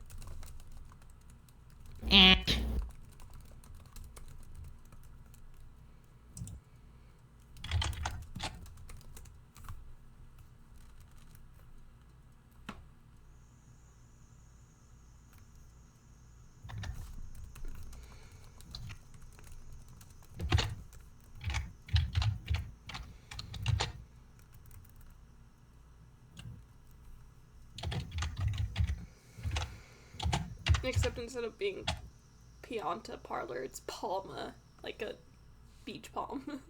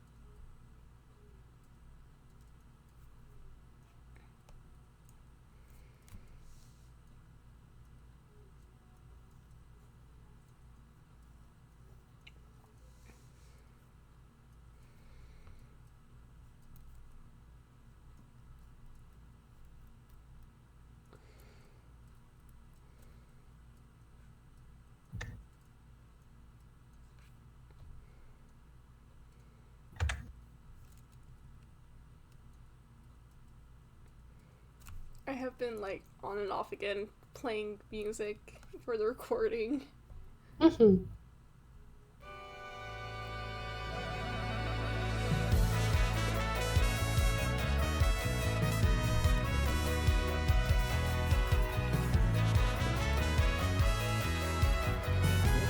Alright, that took a hot second. Ma saw me getting laundry and was like, hey, you're already doing laundry, do this other laundry stuff. Oh, that's fair. That's perfectly right.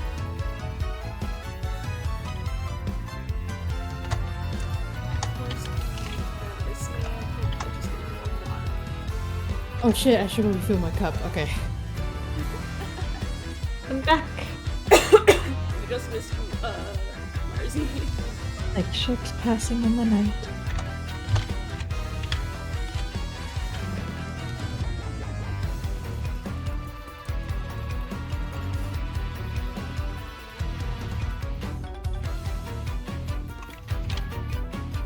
God, I love Oatmeal's theme. Is good. The twins are just jamming to that in the background.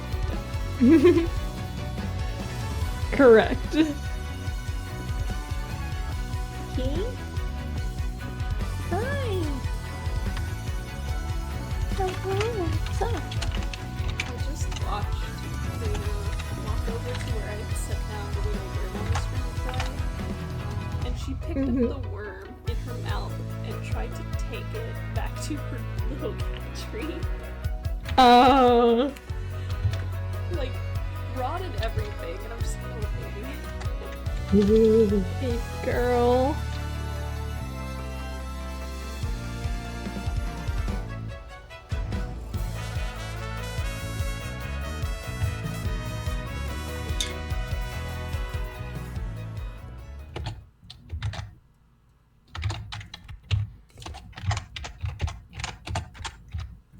But animals are just silly little guys.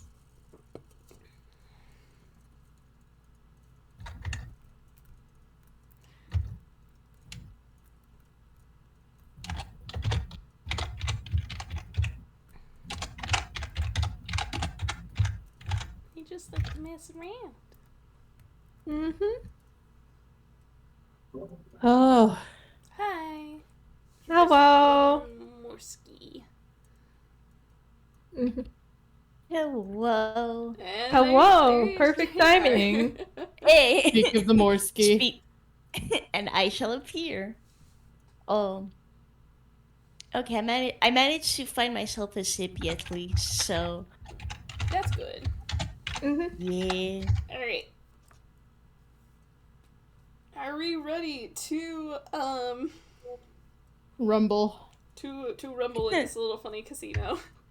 I return Yeah. and Mike is working. Or should be Nice. at least. Yay! Relocation. Hmm. I have Heck yeah. decent charge. Let's go. Nice. Okay. It is. Y'all have pretty good passives, right? Mm-hmm. I'm talking. I think so. Yeah. Talking to It's bunch of above a detectives. 10. I'll take it. Yeah. You definitely, you definitely hear as you guys are making your way to the little casino that is titled Palma Parlor. You guys hear a little bit of like talk amongst the little people who live here. Talk about a Mr. Palma. Specifically, that this side of town feels a lot safer ever since Palma started cleaning up the area. Mm. As you guys are approaching the casino, you notice that there is a toon, a pretty chubby looking toon, in a business suit, but sprouting out of his head are these two like palm leaves, reminiscent of a palm tree.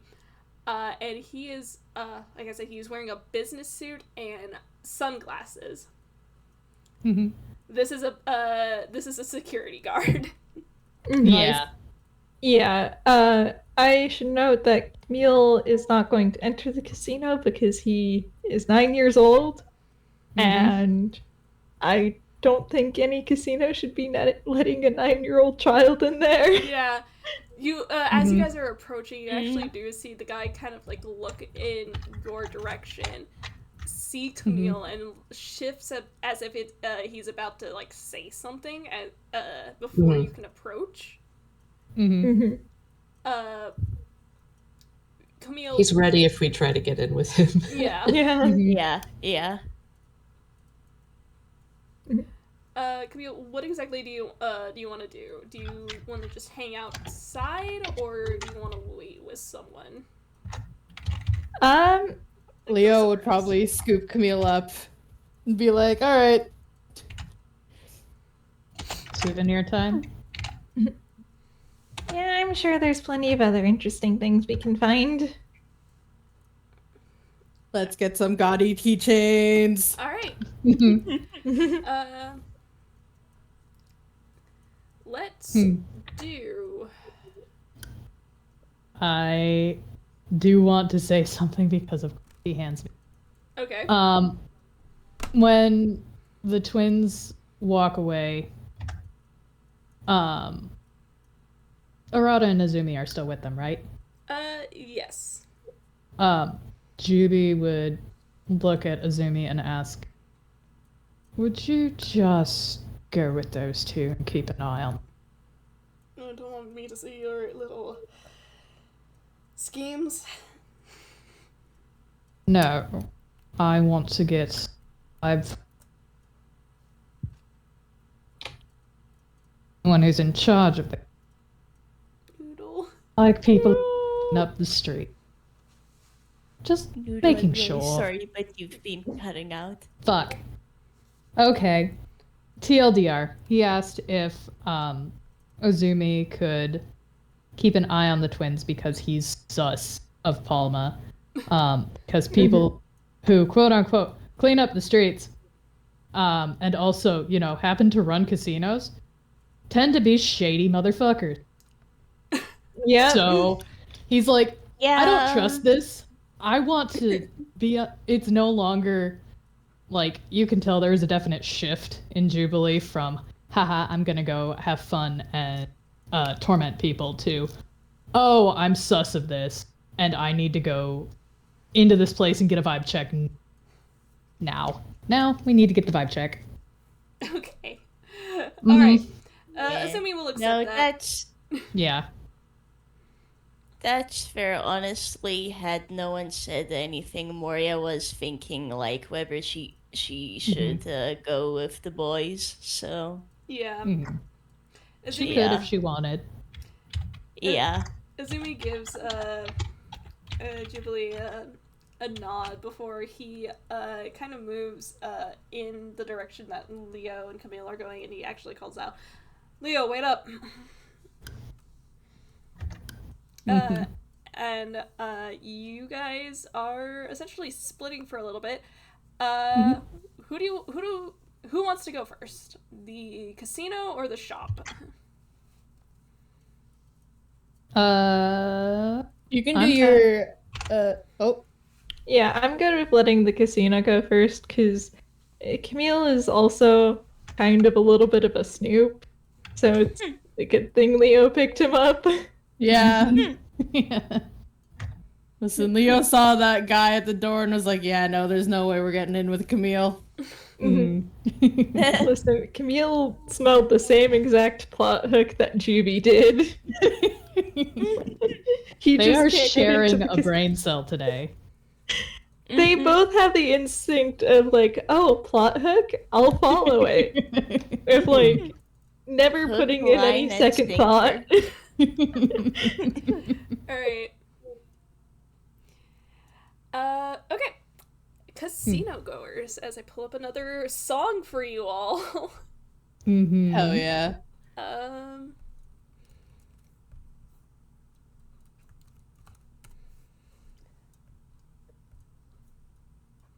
Casino music, casino music. And I also look, where did I put that picture? There we go. This is the inside of the casino. Yeah. You see 2 slot machines and a little device in the corner. a fucking Game Boy? Yeah, Oh my god, it is. I don't know how else to say that Nintendo loves putting references to themselves in their own games. Yeah. Shout out to the Fire Emblem joke.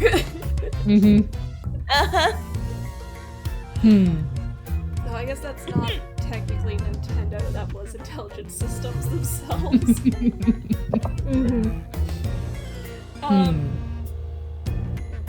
But it is very nice and very well put together. Except right away you see more of those like palm leaf headed tunes fussing with one of the slot machines. There seems to be a problem. Oh, okay.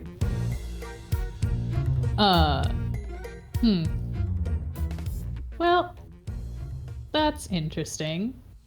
That's either good or bad. Juby's gonna wander a little close. Try to overhear some of that conversation, or see just what's going on. Idle curiosity. Totally, yep. Okay, you hear a small conversation between 2 of these guards who are like, well, it can't be a power issue, can it? Oh no, it's definitely a power issue. The machine's just not working. Checked everything inside and it's fine. Jubilee. how close are you to the machine? If he's allowed to get close, he gets pretty close, enough to get a good look at it. As soon as you step closer. Mm-hmm. Oh gosh, how am I gonna describe this? 3 little balls of sparks, with little black dots for eyes, pop out of the little casino machine, and there is a loud noise of ringing and like the casino machine spinning out of control, basically, as these little sparkies leap out and slide across the floor and up the wall. And you see immediately these guards freak out and try to stamp them out. Oh my god. Oh my god. Oh,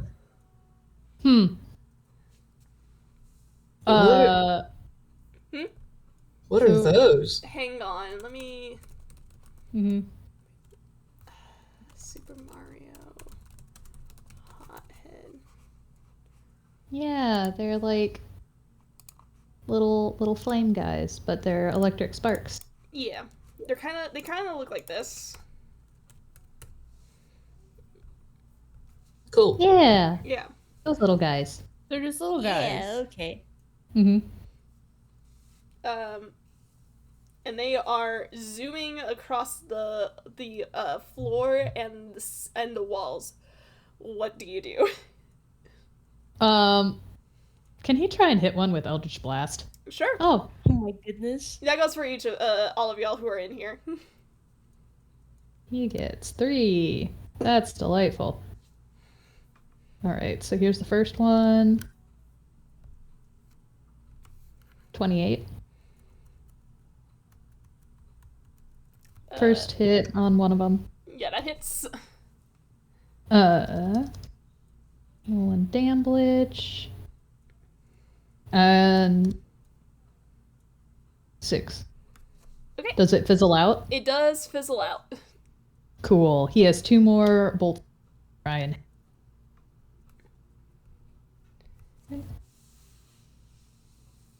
That's number 2. And number 3. Both of those hit. Okay.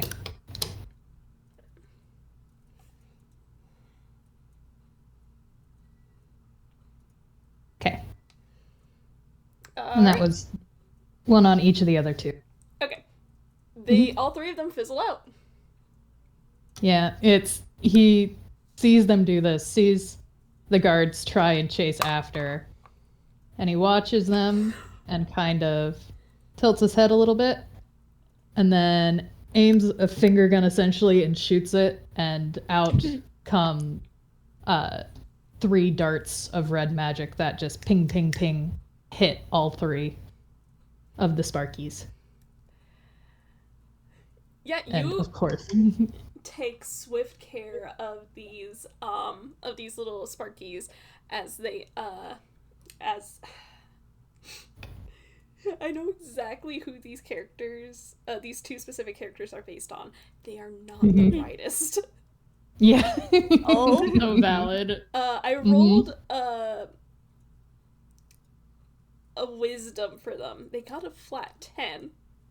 Oh, buddies. As you manage to swiftly take care of the Sparkies, you see them like run about and like right before you take one out, one of them follows one of the Sparkies back into the direction of the other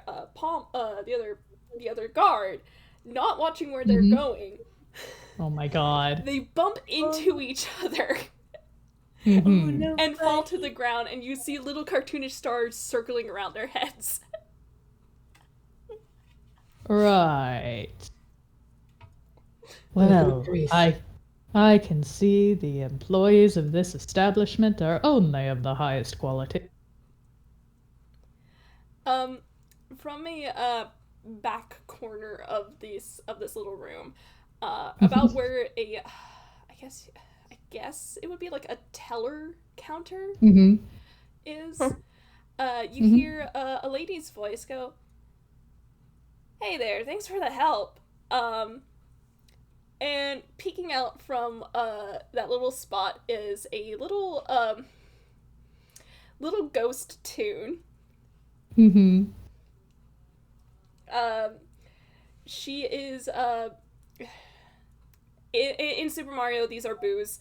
I've been calling them spooks. That's very cute. She actually kind of like phases through the little wall separating her from the rest of the room, and she goes, "Sorry, I knew those big oafs couldn't handle that. Why don't you take this as a thank you?" And she's gonna hand you, Juby, a badge. Hell yeah! And he will. Are you going to? Yes. He, of course. Is it? Yeah. Yeah. I'm sorry. Oh. We'll just call them boos for dear. now. Yeah. Yeah. Yeah, as he is handed that, he is a theater kid. It is with a bow taking off the sun hat as he does so to make it as showy as possible. You asshole. Yeah.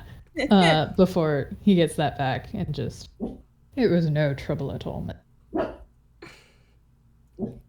Alright, well, I'm sorry that one of the machines is out of order for now, but you're welcome to try the other one if you'd like.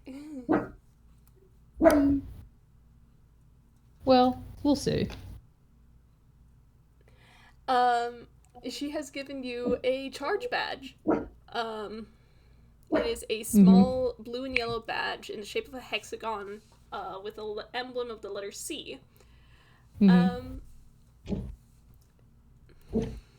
Oh boy. Big damage. That's fun. And yeah. Again, you are welcome to keep to play in this little casino area. You have just witnessed a display of brilliance by this. There was a car horn outside. I was really loud. I'm praying it didn't get caught on mic. I didn't. Yeah. Okay. Oh, yeah. Same. The display of brilliance by this little the employees here. Yeah. These little guys. That is typical bad guy goon behavior. If anything, and it's like, okay. So it's not as bad as it could be. Alright, sure. Well, my usual flavor of gambling is so. I suppose if any of you lot want to try your luck, guess. I don't like things where I can't stack my favor. You're Real gambler that spirit there, sounds bad, Judy. Hey, honestly, Moria's gonna comment like you're going to say that's right in front of the employees. I'm keeping my voice low. Thank you. And even so, what are they really gonna... I haven't done anything. You look over, the camera pans back to these two. They are still out. Yeah. Like, there is a pause from Moria and I'll point. I doubt they're hearing anything from you. Yeah. This does tend to fall into my genre. I know what I'm doing. Well, I'm going to try one of them. Okay. Let me double check. I did write some stuff down for this. I love that Professor's approach this entire time has just been, oh, why not? Okay. Yeah. That's extremely valid of him. Yeah. It is a slot machine.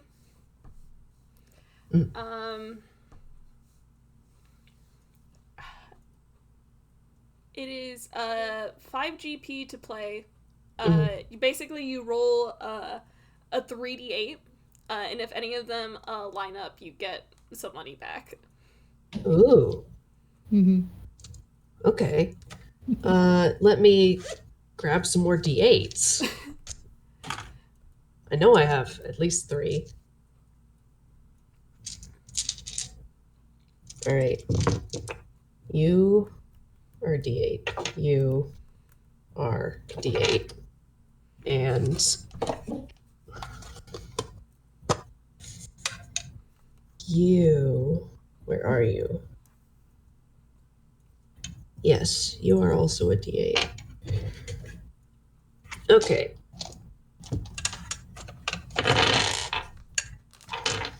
All right, I'm going to take 5 gold out of his inventory so that I don't forget. And I'm going to roll. Not gonna lie, I have the mental image of like Moria peering from behind one side of Prof, Juby peering behind the other. Mm-hmm. All right, none of them lined up. That's a 4, a 6, and a 3. Unfortunate. Dang. Rip. In the meantime, as this is happening, Moria, your passive perception is really good. Yes, it is an 18. You see some posters lining the opposite wall. Oh? You see the same Glamourville posters that Prof saw by the little train. But there is one more poster. Oh? It is. Hang on, let me see if I can find my description on it real quick. I know I wrote it down somewhere. Okay. There is another poster. It is for a stage performance. And in the center of the poster are 2 tunes. One of them is this woman dressed to the nines, looks almost like a cloud. Huh. She is the star of the starring role of this performance. Ah. Her,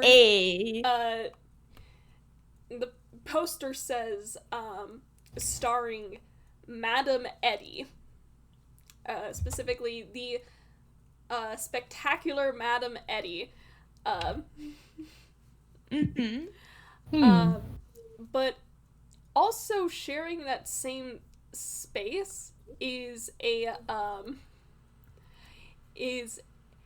another tune who looks like a shadow tune, but in the same style as these paper individuals. She is wearing a little red and white striped witch hat. And she is wearing a pearl necklace similar to Madame Eddie's. And the poster is saying that there is this performance includes a musical performance by this individual. Her name is Viviana. Oh. Also, point. Well, Moria's definitely noting that down. She might actually just take a real quick picture, because this might be something everyone would enjoy for later. Mhm. I assume there's like a location and time and such included, yeah? Yes, there is a date, time, a location, everything about that. You can take a picture of it. Okay, yeah, Moria is doing that.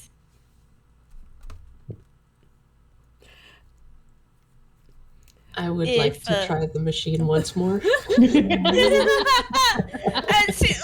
sorry, it's like Prof fails, Moria sees he's trying again, and she's like, yeah, I can pull my attention off him for a moment. I'll take this picture in the meantime. She'll just check back in every now and then to make sure that Prof isn't blowing all of his money on this. Yeah, exactly. Yeah, he's not. This is his last try. He sat back. He stood back a minute to actually run the statistics of getting the result. Decided it was very low, and thought I could blow another 5G on this. Oh my god. Oh, 773.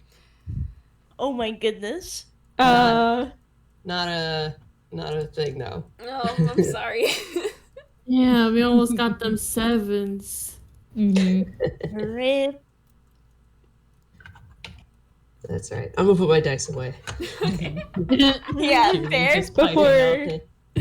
Go on. I was gonna say Juby just piping up from where he's leaned against the machine is like, now you understand. I don't like these. Do you think I've never used a slot machine before? I don't know, you're old. I thought bingo was more your speed, old man. Do we want to pan over to the twins? Yeah. Hell yeah. Yeah. Nice. All right. So, you said that there was a shop in the area? Yes. It is right next to the Palma Parlor.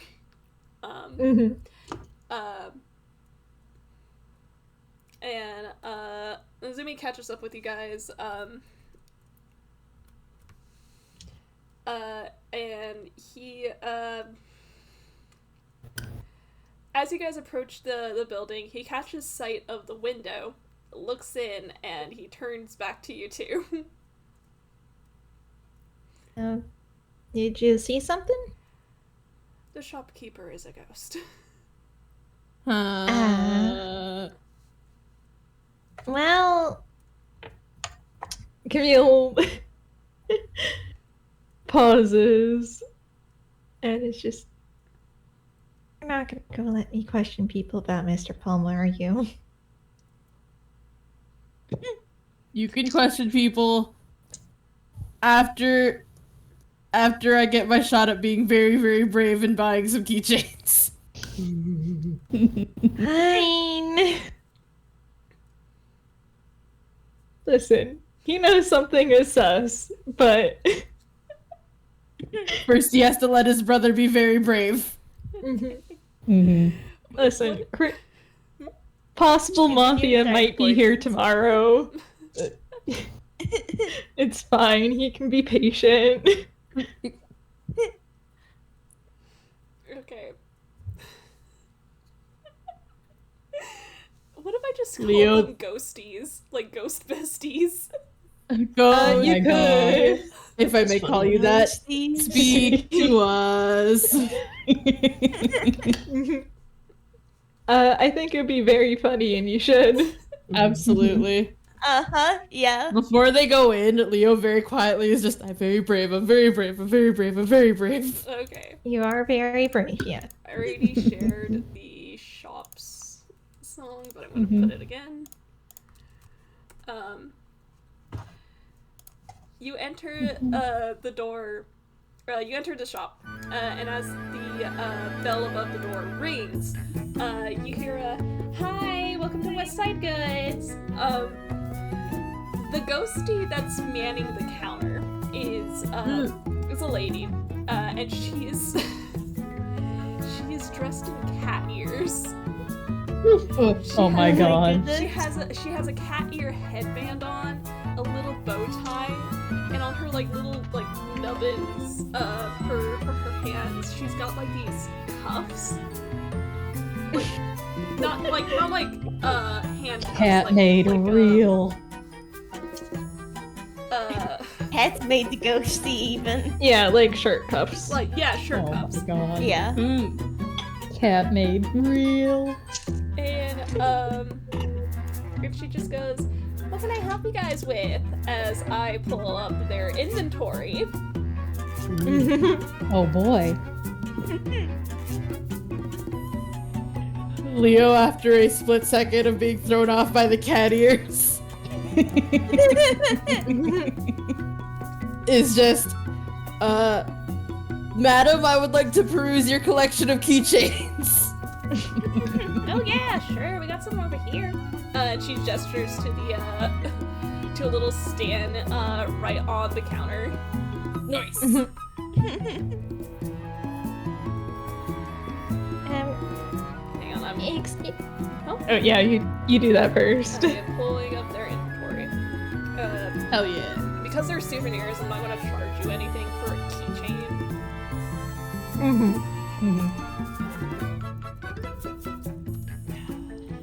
Leo just wants some ugly, gaudy shit to hang on his wall with the rest of his collection. Dinky little keychains are very important. They Souvenirs. are. Hopefully Do that's they? readable. Oh, ooh, nice. Yo. Actually, let me separate. Question: Yes. Do they have snow globes? Absolutely. Hell yeah. Camille is grabbing a snow globe for our dear friend Aurelia. Prezi for the girls. You might also grab like a little jingly type thing for Angelique, because Angelique seems like the type who would enjoy jingly bell type stuff. You're getting her jingly key. I can't believe this. Alright. Like a cocoa melon baby. I mean, I more so mean in terms of little accessories. No, but yeah, that. if you wanna.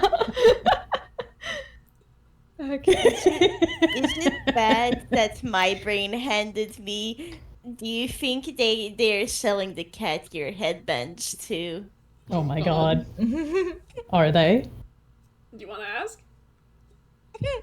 I'm not here. Yeah, I think as Camille grabs some souvenirs to pile over with the Leos, okay. By the way, why are you dressed like a cat? Oh, it's my little work uniform. They have me dress like this every day. Why? She kind of pauses, and then she goes, "I don't know. Oh. It's part of the contract."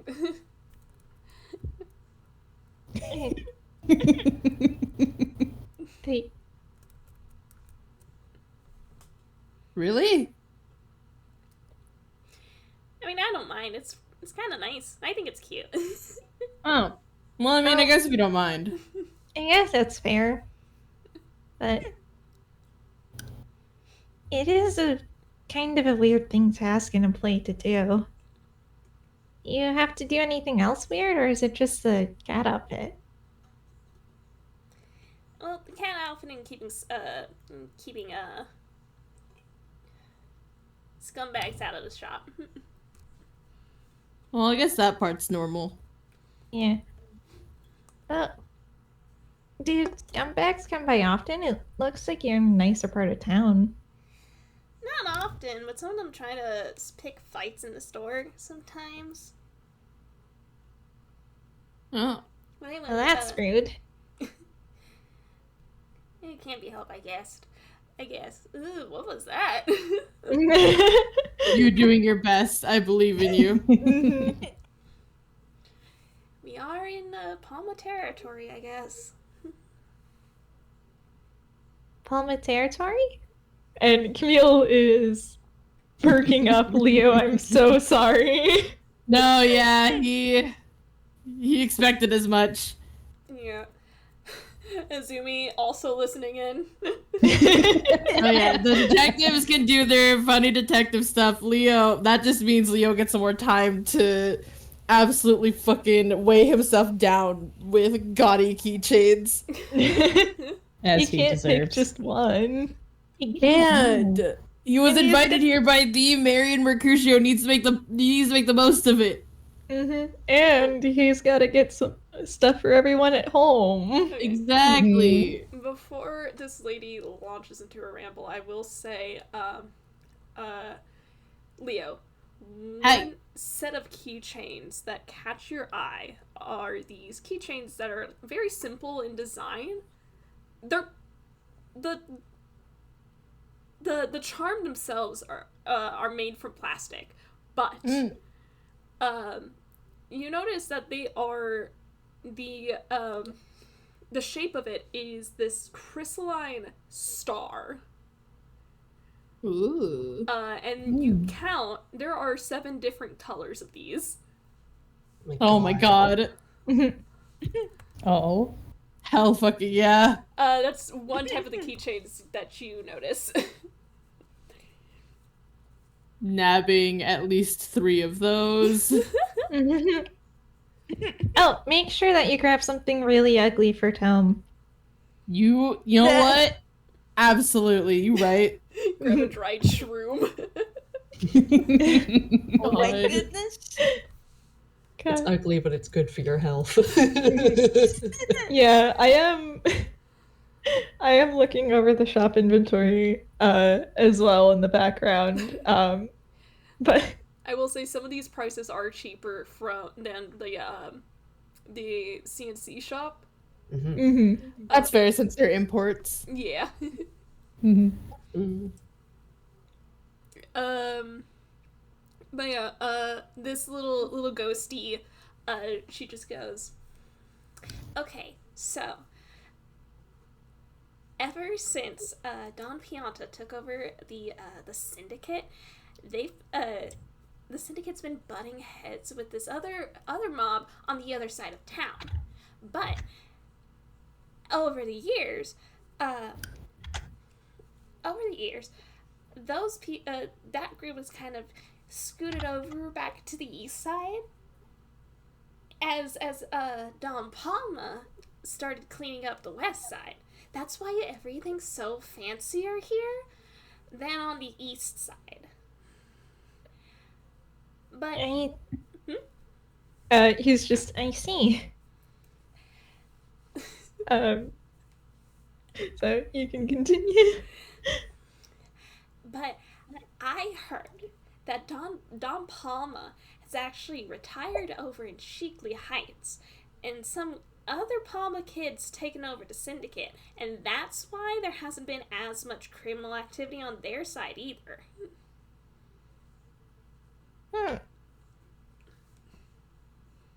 That is interesting. And he's making a mental note of this. So, by cleaning up, you mean... Oh, it was this big old cleanup effort, I think. Like, they were picking up trash around the place, and I'm not sure if you noticed, but a lot of the architecture here is a lot cleaner and a lot more washed than on the other side. Literal cleaning effort. Oh. I see. Sorry, kiddo. But, like, they've been trying to keep the east side goons out ever since. Yes, that makes sense. So, is cleaning up all that they do? Not really. One time I saw these two Palma goons beat up one of Ishnael's goons. I don't know why, but I think they might have owed him money. Yeah, that makes sense. Like, that's more in line with what he expects from mobs.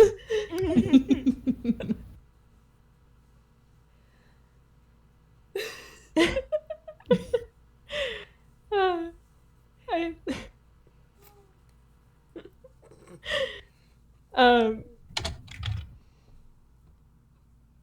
I think he'll... Oh, you go? Well, if you do end up on the east side, just make sure you keep an eye on your own pockets, because lots of people over there love to pickpocket, even if it's stuff in your hammer space. Yeah, that is definitely something to watch out for. Thank you. Oh, you got it. Did you want to buy anything else? Oh, sure. Camille's probably also going to grab a postcard for Quinn, along with a bunch of souvenirs for others. And then I think he's going to grab a spark shroom, just so that way they're actually making it worth her time. Leo's gonna snag all those keychains and awful touristy shit, and also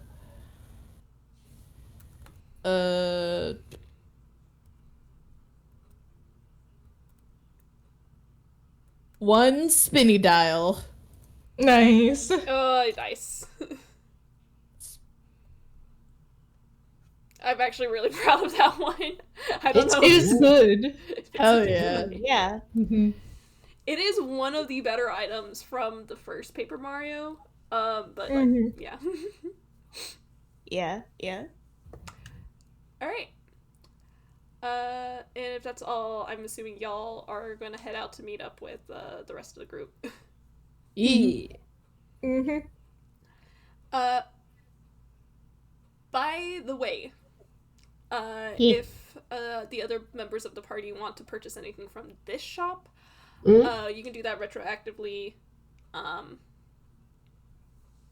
Say it happened on screen, whatever. Okay, we'll just let you know. Yeah. Yeah. Cool. What do you guys want to do next? I think Camille's gonna share the information he found out simply because that is his way as a detective. Also because they did just exit a casino run by one of the mobs. Yeah.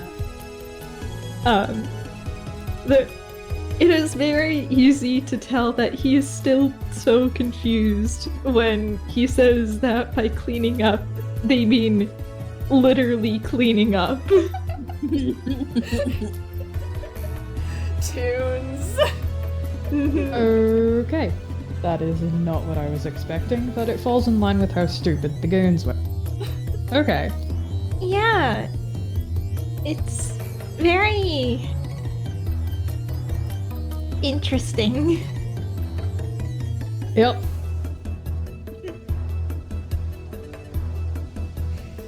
I think we should consider this a boon, considering our plots, and just roll with it. You know what? I will take that. I think the weirdest thing about that is that the uniform for the store was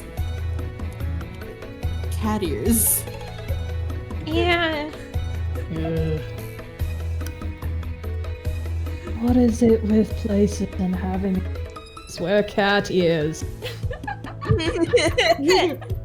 He just cringes at the memory. Maybe you should submit a job application. Nope. Alright, No. What do you guys want to do next?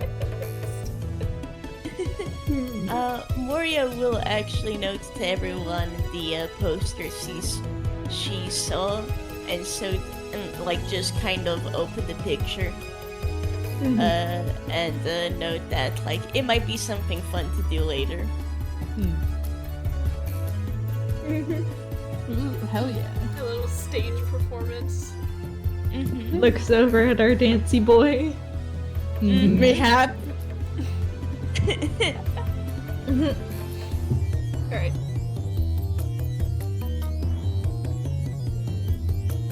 I think I They guess have not- from there then. gone to the east side, and they also, I don't know if they know where to get.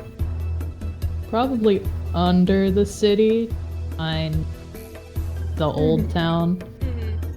The Yeah. only place you haven't checked is the east side. If you want to look over there. Let's Oh, go. yeah. Let's go. Alright. You Hold guys up. make it to east Knaveport. I almost said Rogueport. What? I don't have a picture for this area, unfortunately. Okay. Here's what happens.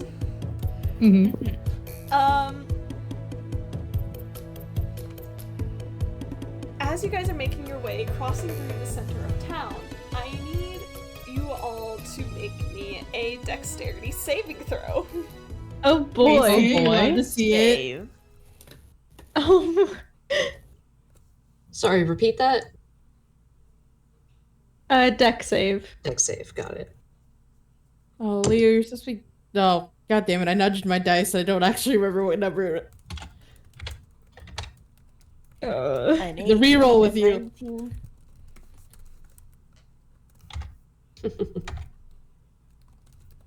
Oh, prof. It's okay, Oh, prof. prof. We can suck together. Oh, rip. I love that 11, 12, then 17, 18, 19. Okay. Yeah. As you guys Yeah. are passing through the center of town, you hear a loud voice just go, "Excuse me, pot coming through, make way!" As a guy just zooms right past you all. Prof and Camille, you are bumped into a little roughly as a tune similar to that green-robed bandit, blue this time, also makes his way to east Knaveport.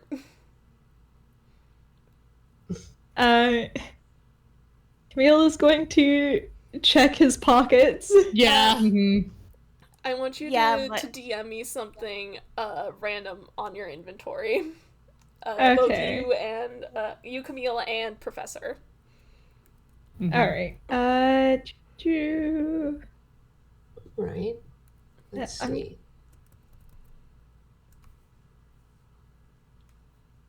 Where are my DMs with you? There they are. All right, Professor's inventory.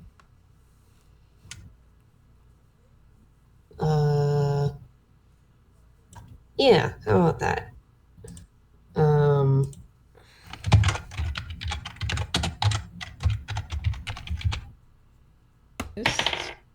Oh, okay. Oh, that I don't have that many items on it. Not Leo handing me a spike of horrendous anger Oh, because some little bitch just bumped into the professor and baby brother. Is the Professor. That's the professor. oh no. Oh no. Uh oh. What got taken? It doesn't have to be anything lore relevant, I will say that. It is not lore relevant. I've been going through. I rolled on a list of his game rewards. Oh. No, don't do that. Okay. Oh my god! Oh. These are both really funny things. Okay. Yeah. Professor and Camille. That was pretty fucking obvious, wouldn't you say? Yeah. Mm. Mm-hmm. What do you all do? Leo immediately. Oh, go ahead. Before Leo does his Anki boy stuff. Mm-hmm. Camille is going to get out his skateboard and give chase, I think. Yeah, Leo is gonna. Okay. Yeah. To help you guys out, Professor can cast slow. Mm-hmm. Could you make me a wisdom save, Avi? Sure thing. Excellent. This bandit guy is about to have the worst day ever. Mm-hmm. Oh, That's a nat 1, Chief. Oh my Wow. god. Oh my god. Get slowed. So, okay. Half speed. Professor just reaches his arm out and just kind of does a grip motion and pulls back. Mm-hmm. Yeah. This guy was just about to enter into the east side.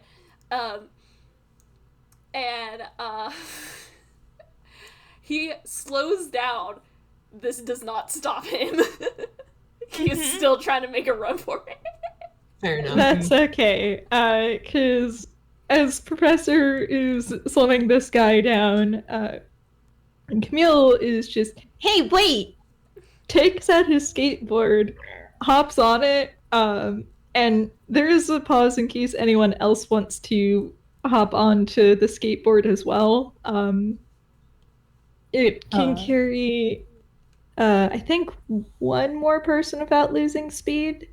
If that person is not the professor. yeah. Yeah, because its base flying speed is 50, but it becomes 30 feet if carrying over 200 pounds. Mm-hmm. So one more person can hop on if anyone wants to take it. Okay. Okay. Because Camille's essentially 5 pounds. Mm-hmm. He is 10 pounds, thank you. I think Juby is. This was the feral moment. You have fucked with his family and friend of the family, the professor. But you stole from them. He doesn't even need to know what was taken. Just someone stole from me. And that's not gonna fly. That does not fly at all. So he just fucking books it after this guy. You know that one lady that knows how to run in high heels? Is that Moria right now? No, Moria's in Fletch. She's in flip-flops. Yeah. I'm imagining that with Juby is the woman in the mess. Yeah. You know that one, I don't know if it's a TikTok or whatever, but that one video on Tumblr of the guy running in increasingly ridiculous footwear? Yeah. Yeah, exactly. Alright. Yeah, it is. Leo gonna hop on, or? Yeah, Leo will hop on with him, brubber. Okay. But I will note, Moria is running. I'm so glad she has cunning action now. She can go Noom. Yeah, the Bruma flying has a base speed of 50 feet. However, it has been noted by, I believe, Jeremy Crawford that there's nothing saying you can't take the dash action on the broom. If anything, Raw supports this. So, if Camille uses all of his abilities to dash, he can go 150 feet in one turn. Excellent. You intercept this guy so fast. He visibly panics and instead of full stopping, he is too slow to stop and just trips over himself. And he was holding on to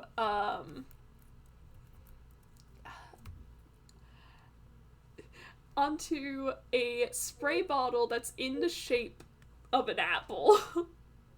Hello? Oh my goodness. Is he like on the ground? Yeah. Can Leo He falls over and he drops what he stole from Professor. Uh-huh. Can Leo hop off the skateboard and immediately press his foot on the guy's back like, alright, you son of a bitch? And the guy's just like, hang on, I give. Yeah, is the item he took from Camille there as well? Yeah, he's holding it up. He's holding it up and waving it like a surrender flag. What did you take from Camille? It is a handkerchief. Oh my god. Oh my Yeah. god. Is it that one? Yes, it my is God. a black handkerchief, and the edges actually look a little bit torn. And would you say Leo has a matching one? Yeah, there's quite a few people with a matching one here. Here in AI, maybe not here in this specific game, but Camille will also hop off of the skateboard, picks it up, does a little kick thing to pick up his skateboard, and snatches it out of the thief's hands like, "Thank you very much." Under his breath, you hear this bandit go, "Oh, that kid's terrifying." Leo presses just a little bit harder. Please, don't hurt me. Professor Oh, walks no, up darling. slowly. We don't need to terrify. Oh god, hello? No! Damn it! He said, now, dear little brother, we don't need to terrify the failed thing too much. Ugh. I shake my mic. Holds you. Pet you. Mm-hmm. No, not gonna lie. Like, Moria hasn't been handing me anywhere. She's just standing there, ominously. Don't mind the lance she's holding behind her back. But I'm just imagining, like, the moment this guy fell over, all of them are, like, just instantly surrounding this dude, so... Looming. Yeah. Professor has been following at a leisurely pace. And he walks up and he picks up his container of Dr. Repellent. Repellent. And he tucks it away, but he gets in front of where the thief can see him, and he goes, "We'll let you go, but don't do that again." And I would like to intimidate if I can. Yes. Please do. Nice. Letting him off Can with we cluster. argue advantage because of everyone here? Yeah. Yeah, Like Leo literally has a foot on the guy's back. I'll allow it. Got it. Okay, good, because one of those was a nat one. God. We are sidestepping The other one that. is good though, because Professor has a good modifier. He You is stole from the wrong party, my guy. that is a 19. This tune is very simple in this design, which makes the fact that like cartoonish like waterworks are from his eyes a little bit funnier. He's just like, it won't happen again. I'm sorry. All right. Oh, buddy. Professor dismisses slow, and he goes, "Leo, would you please?" Yeah, fine. It's okay, Leo. We got our stuff back, and I don't think he's gonna be trying this anytime soon. Better He's fucking not- not. He's free to scramble Okay. off. Yeah. Yeah, like, no, not with us at the very least. You see this bandit like stand up, brush himself off, and just book it in the other direction. He is not looking Yeah. at y'all. Yeah, Fair. He's learned his lesson. today in Knaveport, we are right at the edge of, like, East Town, too. I bet all of those guys over there just got to live witness this. Okay, yeah, you mentioned that. Further into the east side, there is a little, like, alcove. I guess alcove? It's, like, separated by what was once a metal gate. And there were two thugs standing by it.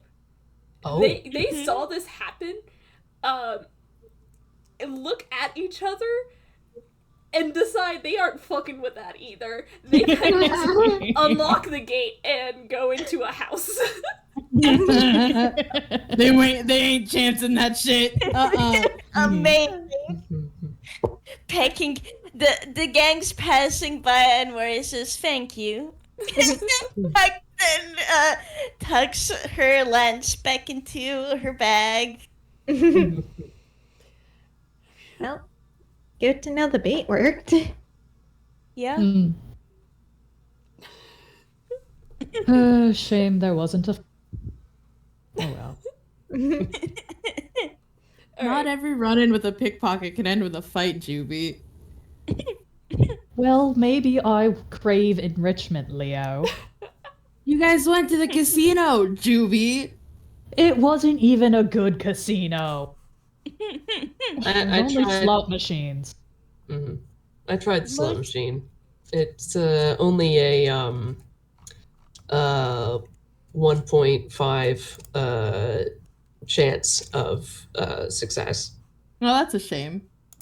He kind of lost money, mostly. Hey, It is where I found the poster, though. That is fair. Alright. I loved that. Hey, like Professor Voice, it's true, but damn. Sorry, Prof. Moria loves you, though. I promise. I don't have a picture of east side of Knaveport, unfortunately. But it is, again, grungier. And you do see a lot more thugs than you do, like, ordinary people. Except for Admiral Bombery. oh, Oh shit. He is standing right outside his house, looking around and kind of grumbling. Oh fuck, he lives here.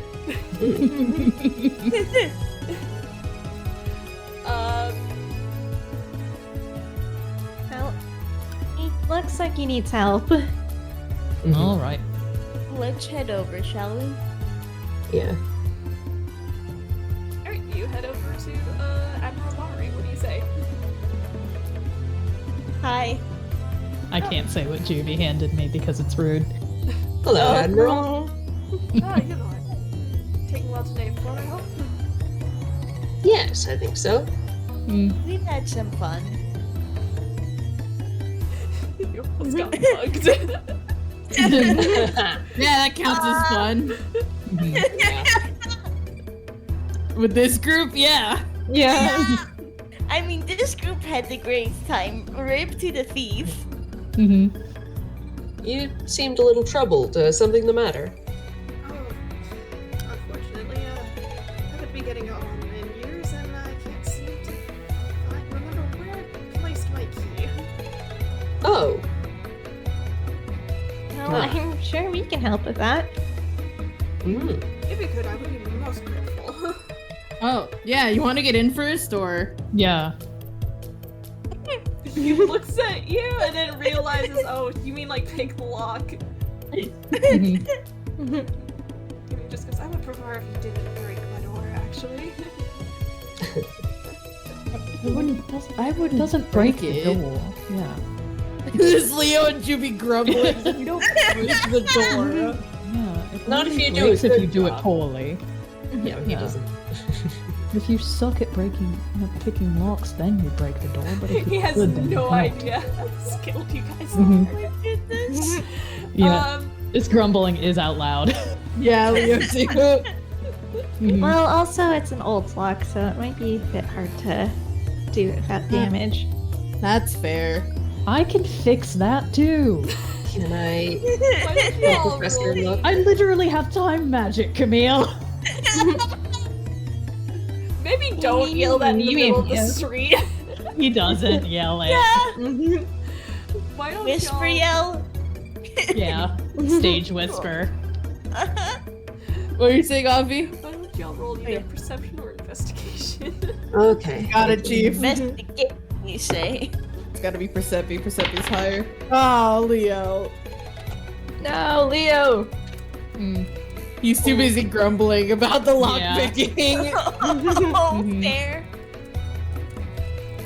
Yeah, the Jubilee whisper yelling of Camille is a really funny mental image. Because I imagine he has to crouch like way down. Yeah, he would. It's like, you know, the crouch people do when they're in heels. His Yeah. balance is fine. He's used to walking in heels. He He's also just- has the bonus of wings for counterbalance. Yes, he Yeah. does. It's like, give me 1 second gesture, and then crouches down, like wings up, shield, like, you little shit, listen here. You know, that explains why Juby's, like, was so low. He's fine. He's so good. He's fine. Alright, Moria, Camille, and Professor. Mhm. Right before Bombery's house, you passed by a brick wall. Mhm. And I'm going to try my best to describe to describe this. Upon closer inspection, you realize that it's not actually a single brick wall. It is Hmm. 3 brick walls. But the way this place's art style is set up, and a bit of forced perspective. The 3 different walls line up so perfectly it can be mistaken for a wall that is blocking off the rest of this side of town. Mhm. It is actually out of line. You could slip past this little barrier and get behind Bombery's house. Oh, shit. Professor would like to do that. Yeah. So would Moria. Yeah, because Camilo's kind of being a little shit right now. He'd probably just like walk right up to the wall, go, "Hey Juby, Leo, look at this," and then disappear right behind it. Leo getting stanced the fuck up. Not only do you like disappear behind the wall, it is like the way it's lined up is that there's like two walls at the front and one in the back, and like the way you disappear, it's like you just disappeared into the wall. Leo, since when could Camille turn on no clip? What the fuck? The moment Juby says that, Moria just casually does this. She just casually does the same trick. Leo can't joke with Juby right now. As soon as Camille disappeared, Leo was marching over. Yeah. Juby will follow, like, turning to the Admiral, like, just give us a second. He is still pacing back and forth, trying to like do his little like search at the front of the house. So valid of him. He's an Yeah. old man. Mm-hmm.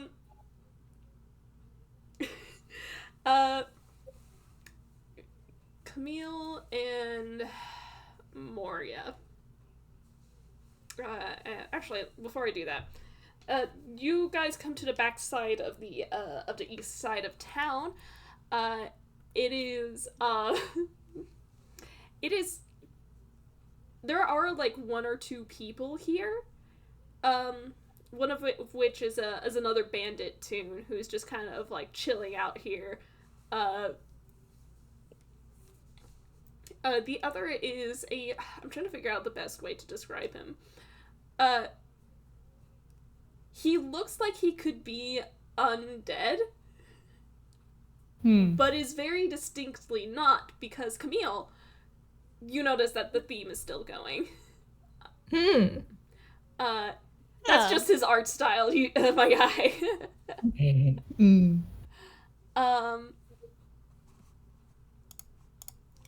And he is just kind of like chilling behind the house, not Bombery's house, but the house next door to it. And he is like drawing in chalk on the floor there.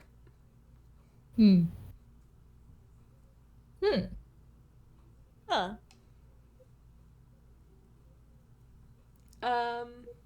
What do you do?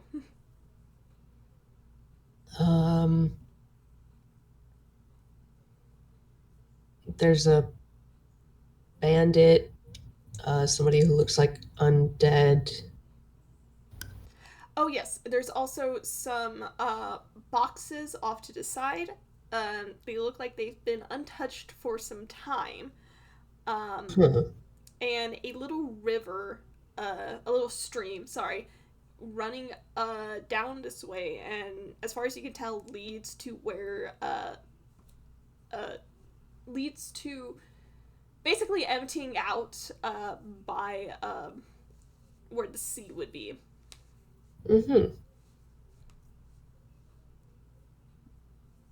I think Professor's going to go up to the bandit and just ask, have you seen a key anywhere? Yeah, key. Nah, I've been busy over here. What you doing? None of your beeswax. I want to know.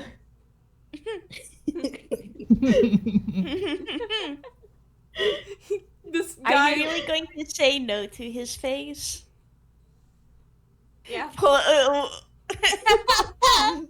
Yeah. Now. Camille looks like he is going to start crying very, very loudly. Moria just like raises an eyebrow. Don't do that. You're gonna blow my cover. You tell me then.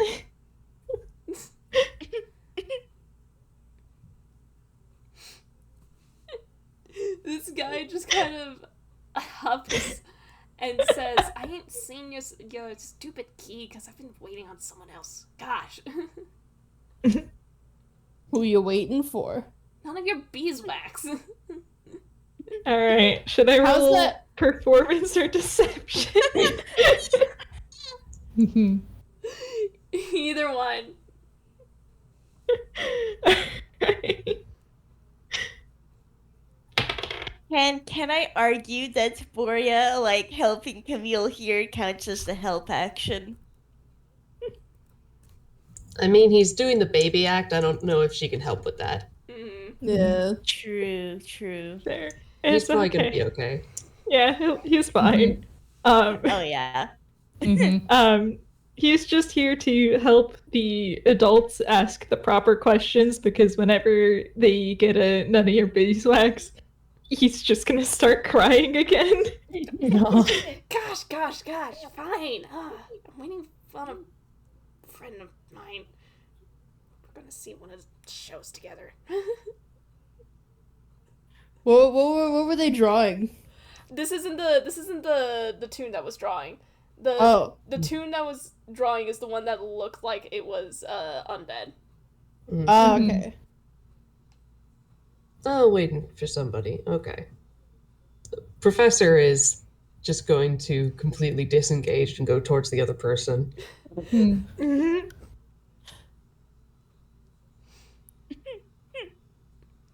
It's a little hopscotch. That's so Aw. cute. Amazing. Hey, have you seen a key anywhere? Oh, I think there was one, over there by the boxes. I can't reach it, though. Oh. All right, thanks. Professor's gonna go to the boxes. Okay. They are lined up and pressed against the wall. And you can see that there is a little crevice in between two of them. It is too thin to fit a hand through. But at the backside, you can see the key. Oh. I have a question. Yes. Is it thin enough for a UPA in Toon to fit through?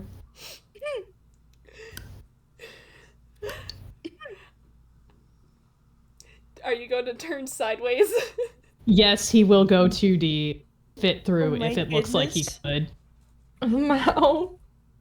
Oh my goodness. You Nice. come over and Professor is digging in his pockets for something thin enough that he could at least start to get a gap. Professor, just give me a second, I can get it. All right. Design quirks. And he just lets out a big sigh and snaps to 2D from 3D as he has been. And Like, and just like Marian Mercutio himself turning sideways in a paper game. You slip in between the crevice. It's like we're in Link Between Worlds. I know, right? Purposefully references a different Nintendo game. Yeah, that's exactly it. Thank you. Yeah. Look, sometimes it helps to have a UPAN on the team. Or Eel. And we love him. And Juby is able to slip through. Did grab it the look key. like just to the professor that Juvie just kind of disappeared? Probably for a second. I guess it would depend on the angle that Professor is viewing Juby at. Yeah. True. He has Honestly- seen him do this, I think. Yeah. Okay. Honestly, it just kills me the image of like Juby just popping from 3D to 2D. Mhm. Then Okay. wiggle, wiggle, wiggle. Yeah. It's fine. Key gotten. And with a pop, he's back to 3D once 3 of the boxes. With the key held. Excellent. Told Thank you. All right. Well, let's head around back then. Before they go back to Bomri, Yeah, Camille's Yo. still pestering this. This poor guy. Right. Camille's pestering that guy. Leo wants to do a single hopscotch. Yeah, the You think- little Toon guy is gonna let you do that. You think it'd be the other way around with these brothers? Yeah. They got their priorities straight. Yeah, because Camille's a nosy little bastard, and like the other party members have walked off somewhere, but like they can still get some information. Sure, their goal is accomplished, but he is the type of person who will grab every single side quest in a game if you'd let him. Honestly, Oh, I God. felt that. Yeah. Gotta No, exhaust that's all the fair. dialogue tree. Yeah. To be real, this guy was a red herring. Didn't expect you to get his full backstory. His backstory is that he and his friend wanted to go see that show that Moria took the pictures of. Yeah, because he's gay. Yeah, Nice. oh yeah, fuck it up. Honestly, like after Camille pestering him for a while, Moria will honestly ask, she will ask, "Oh, is it the same show I saw a poster of?" Just casually. I don't know what poster you saw. She shows him a picture. Oh yeah, that's the one. Adam Eddy. She's amazing. Mm-hmm. Is this friend special to you? Oh my god. Oh my goodness, Camille. There's a bit Camille! of pink that creeps onto his mask. Camille. I think Moria will very gently pet Camille on the side too.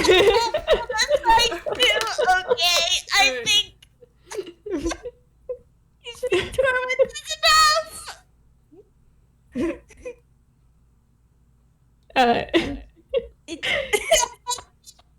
Does Camille want to say anything first? I guess.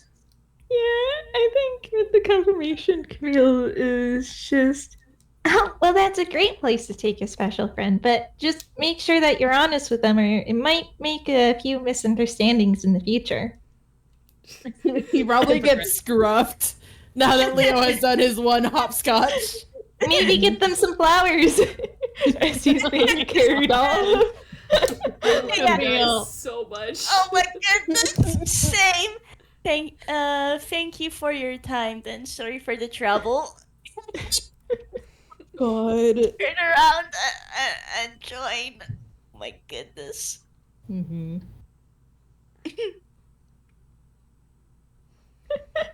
Listen, Good for that guy though.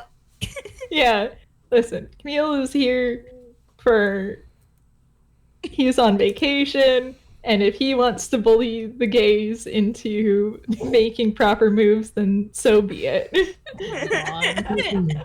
I mean, hey, here's hoping that they actually pull it off. They will. It's because Camille's a hypocrite. Mm-hmm. Camille would know, huh? Alright. You guys go back to Bombery? Yeah. Yeah. He's still kind of like grumbling to himself as he's trying to look around. Admiral. Yes? Got it. Oh, thank you very much. He's gonna walk over and take it.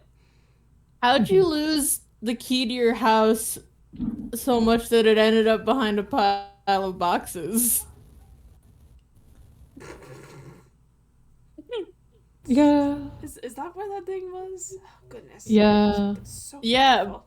Not even behind your own house, but behind your neighbor's house. It is a very strange place to lose a key. Oh. I wonder if I gave that thing to Shirley then. He's kind of grumbling to himself, but before he goes to unlock his door, he actually doubles back and turns to look to you guys, and before I forget, token of my appreciation, and he is going to give you more badges! Yay! I need to decide which ones have I Well- given. I've given you the HP drain, the charge. Okay, these two. Mm-hmm.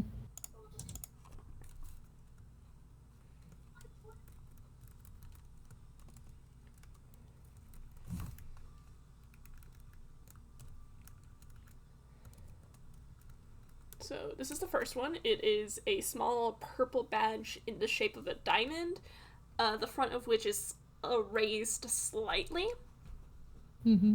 Mm. And Oh. Ooh, Oh, this is fun. Ooh. that's really good. and Ooh. let's see. Format this real quickly. Another small green badge with a spiked radial design. That's fun. Mm. Mm-hmm. Both of those are very fun. Yeah. Mm-hmm. Delicious. Bombery says, Marian gave me these back in the day, but I haven't seen much use. I'd be happier to know that you are using them. Oh, thanks so much, Admiral. Yeah. Yes. Thank you. And he gives you all another nod, and he's gonna head inside his house. lives. Fair. Yeah. Into his house. That is so fair of him. That's so valid. Mhm. All right. There are a few other buildings around here. To the left of Bomberies, if I'm remembering this right, is a house that has a little sign over the door in the shape of a what looks like a magic ball, and the other is just labeled as Professor Shirley's. Oh my god. Hey, Oh my goodness. Shirley was the guy that Amory mentioned, wasn't it? Yes. Yeah, his Yeah. neighbor. And Camille starts walking over. Yeah, alright, I should have expected Yeah, that. okay. Mhm. Onwards and forwards. Listen, he is curious, and if you want to stop him, you can just pick him up. Mhm. All right.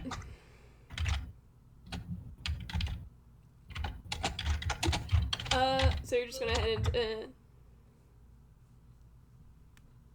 If no one will object or stop him. Yeah, no. All right. Okay. In that case,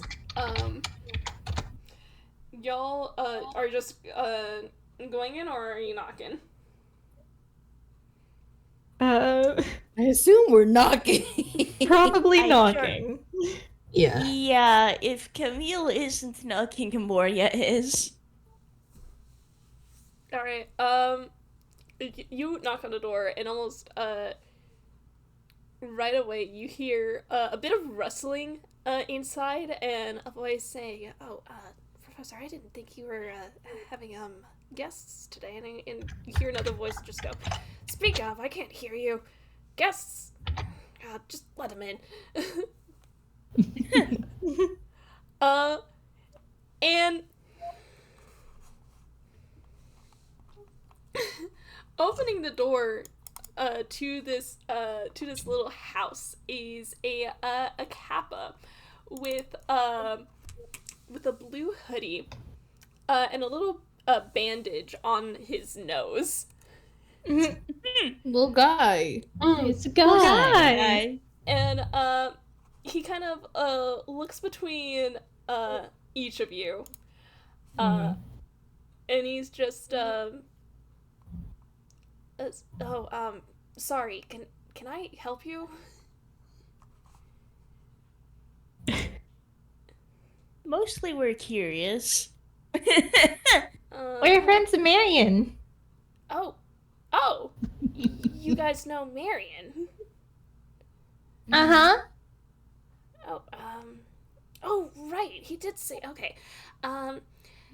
Hey, Professor Shirley, Marian's friends are here. And he's gonna open the door, wide enough to let you all in. Hell yeah. Thank you. He loved Nice. how quickly Camille was like, yeah, we know this famous person you're also friends with. He is starting to guess the trend of everyone knows Marian. Yeah. Yeah. This guy is like everyone's friend. So if you just say that, you're in.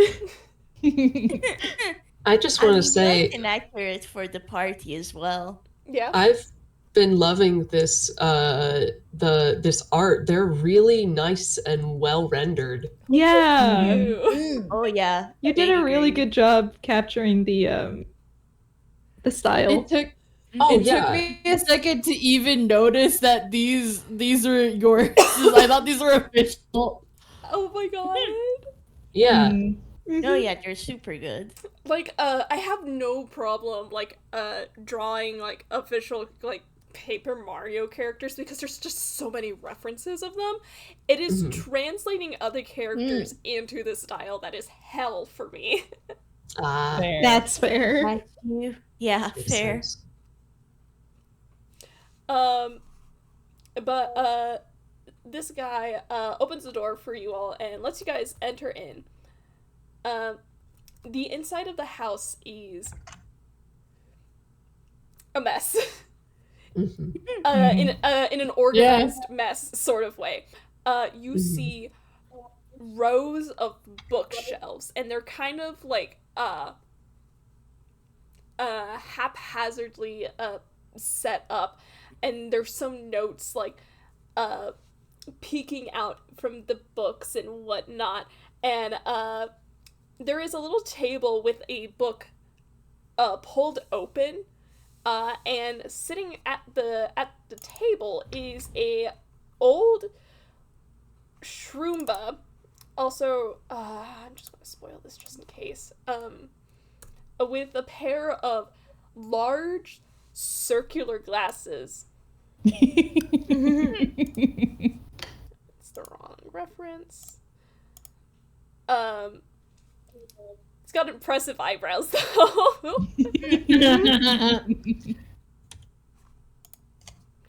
And as Caps says that Marian's friends are here, this shroomba just goes,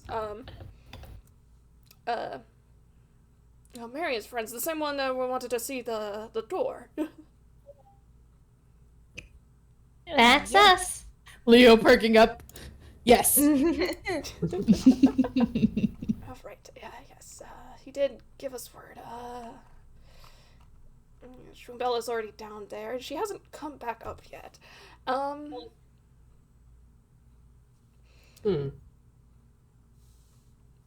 Roombella? My student. Well, not student anymore. She's graduated by now. But yes. I do have plenty of notes on the subject if you'd like to hear anything before you go down there. Caps, would you?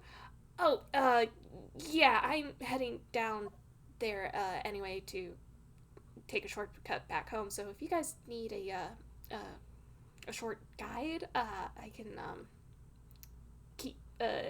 get you guys going. We would love that.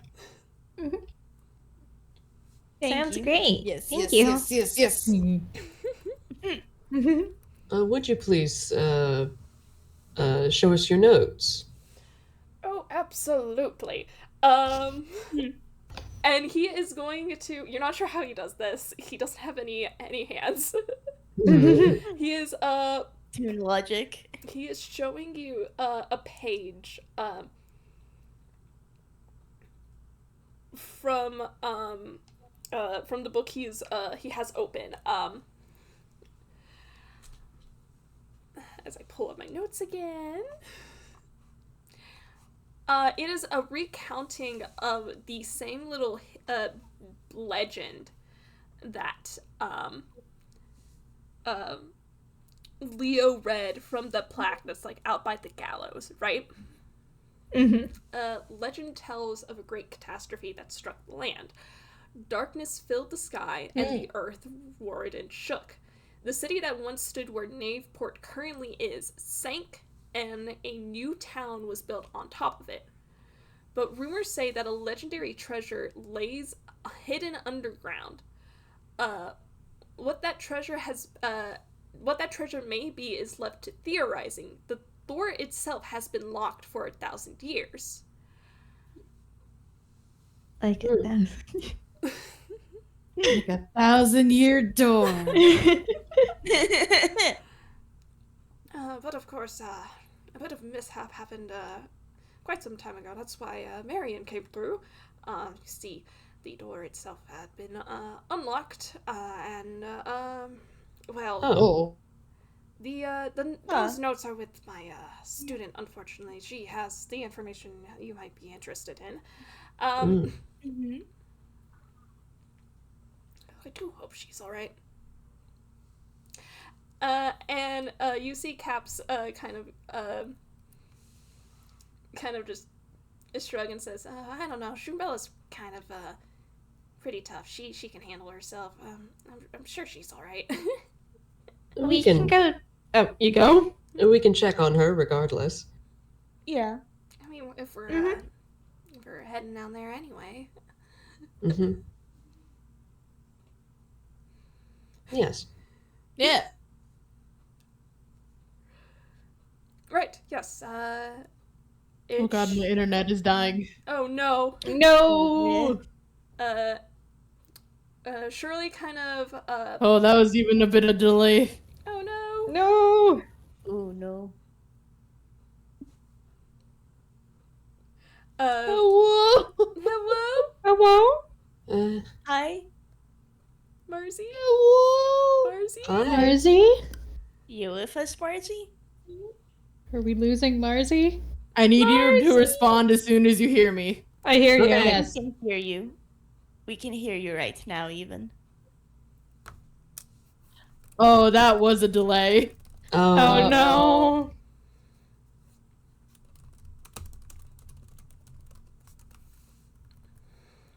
Discord, be Oh, nice God. to Marzi. Yeah, right now we're being quiet Let me live. because Mhm. issues, but Oh goodness. Mhm. Rapid response, go. Go. Hello. Hi. Okay, there we go. Hello. Hi. Hello. Hi, welcome back. No, God, it got worse. No. Oh, no. So rude. Mhm. We might be having some technical difficulties here. Yeah. Internet, please, I'm trying to live. I did forget to pull up Professor Shirley's theme, which is a goddamn shame because it's such a good theme.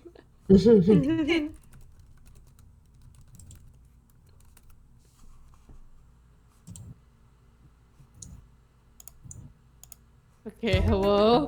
Hello. Hi. Hello? Hello. Oh my God, the fucking it gets worse and worse every time I test it. No. Oh no. Mm. Can you try leaving and coming back? Yeah.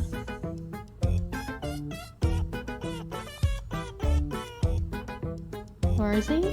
Hello. Marzi? Hello. You back with us? Rapid response, go. Hello? Go. Hello. Hi. Okay, perfect. Okay. Okay. Okay, that's good. Phew. Alright. Professor Shirley looks between you all, looks at Caps, and says, well, it's still the same warp pipe directly outside the house. Just right across the path. Oh, rad. Mm. Caps should be able to get the fence up for you. Mhm. Which Caps nods to, and he goes, well, whenever you guys are ready, you can meet me outside. All right. And he's gonna head out through the door. Okay. In the interest of keeping this going along, I think we should go out. Hell yeah. Judy is Sounds like heading a out plan. as soon as he can. This is a nerd house. Also, out of character, is anyone missing a badge? Moria Okay. Yeah. has not gotten one. I'm happy to divvy up. Judy's got two if Moria wants the charge badge. Oh, I will say I do have one more I can give out. Like I said, I made enough for each of y'all to have one. Got it. It's just up to you to decide who gets which one. Yeah. okay. We can Yeah, trade I these just- in the meteor belt. Yeah, I just wanted to make sure that everyone got one. Okay. Yeah. No, yeah, fair.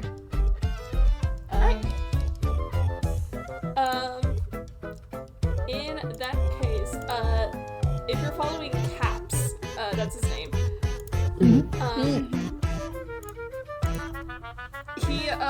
He walks across the path from in front of Professor Shirley's house. There is a little fenced off area that is like a little patch of grass, but sticking out is a warp pipe that is a different color from the rest of the warp pipes that you've seen.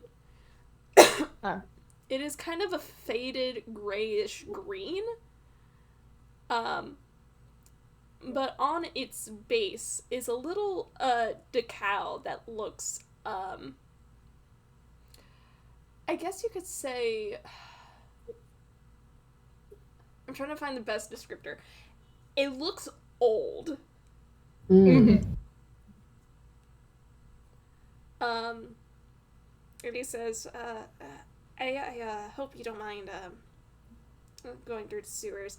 I mean, that's where everything underground is, but All right. Well, that's unavoidable. Yeah.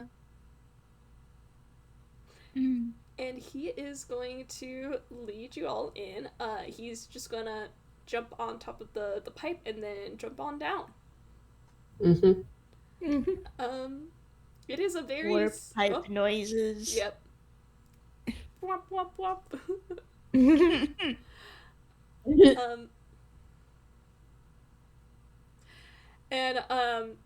It's a very similar experience to the warp pipe you used to get to the international warp zone.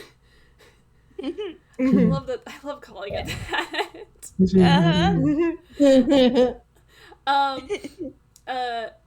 But it is shorter because it is just a short distance. You are literally just going underground. And you all have made it to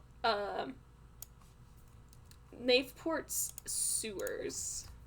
And I have more songs for y'all. Hey. Oh, yeah.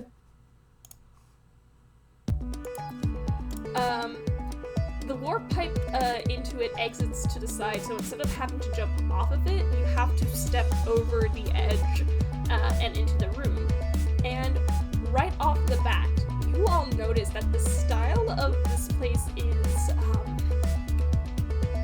maybe not cleaner than Knaveport's surface, but it is definitely a lot nicer. The sewers... The sewers seem to be made out of white stone, which, while weathered, definitely have a lot of decorative elements still embedded into them. Huh. But speaking of those quote-unquote decorative elements, almost immediately you guys notice that there is evidence of that aforementioned ancient city that Knaveport is built on. You see old remnants of buildings, you see ruined and toppled over columns and supports. There's a dog barking outside. Whoops. Is it an Ophi or a random dog? It's a random dog. Damn. And you see... Hey, dog. Oh my god. Man. Angie. And you see along the walls and floor these intricate designs bordering where the walls meet the ceiling and the floor. But there are also a lot of what appear to be small buildings that might be houses that are still fully intact. Some of them look like they even have lights on inside them.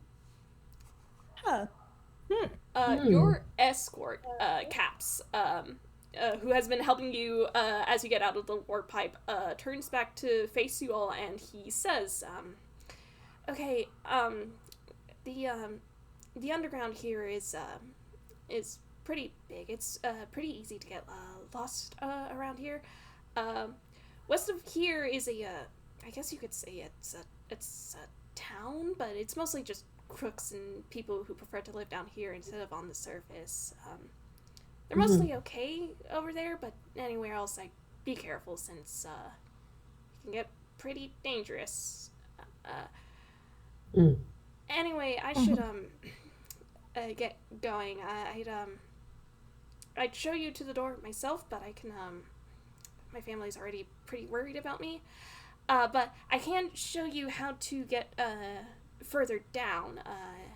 And he's going to step around, and he shows you that there is a small moving platform that leads across a gap, and there is another warp pipe leading down. it's that pipe right down there. Mhm. If you don't mind a bit of platforming, just take that other warp pipe down and keep heading down until you reach the third basement floor, and then head west. Uh-huh. All right, thank you. Got it. Thank you. Got it. Thank you. All right, and he's Well, gonna Leo said he got it, but he's kind of vibrating over looking at everything. Okay. As is his right. Okay, so you have two options. Like Cap said, there is like a small town to the west of this area that you're currently in. Mhm. Or you can immediately head to the door. I think we're so close to the that Leo might go feral. Don't go. Mhm. Just maybe. Yeah, Camille looks They over have- at Leo. Do you want to check out the ruins that got turned into town, or do you just want to see the door? I feel like if I look at what has become a little town, I will want to look in their homes, and that is frowned upon. That's fair. These are certainly. So let's get to that door. Makes sense. Huh? These are certainly the nicest stores I've ever been in. Yeah. It is No so- comment.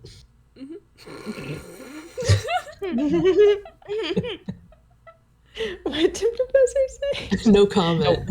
My God, Prof. They're for a town that got subjected to a cataclysm, this area is remarkably well preserved. Mhm. Mm. Hmm. That's why Leo needs to really hold himself back. Hmm. Fair. What kind of sewers have you been in? All kinds. Gross. I don't want to know. Zumi's gonna start heading for the platform. Yeah. To get across the moving platform, make me either acrobatics or athletics. Mm. I have a Alrighty. question. Yes. How much space is there around the moving platform? Do you want to fly there? Yeah, There is enough space for you to fly. he will fly. He is a bird. Man, of course He has would. wings. Yeah. Not one to be showed up, and since he did already take it out earlier, Camille will just set the skateboard down and skateboard his way across. Mm-hmm. I'm probably gonna roll acrobatics anyways to see how much of a show off he is. Oh, prof! Yeah. No, wait. Wait. Oh, Uh-oh. oh, buddy. I Guys, could get he's it. fine. He has dimension door and shit. He's fine. I know. But I could. Ah, do better, but I'm keeping the nat one because it's funny. It's Oh, fine. oh, He Camille. He tries to pull off a trick and he eats it. Oh, Yeah. Cam. Oh, buddy. You fall careful. from Fruit Country's famous bottomless pits TM.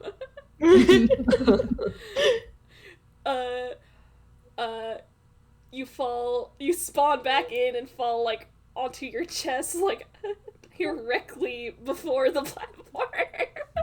Take a D4 bludgeoning. God.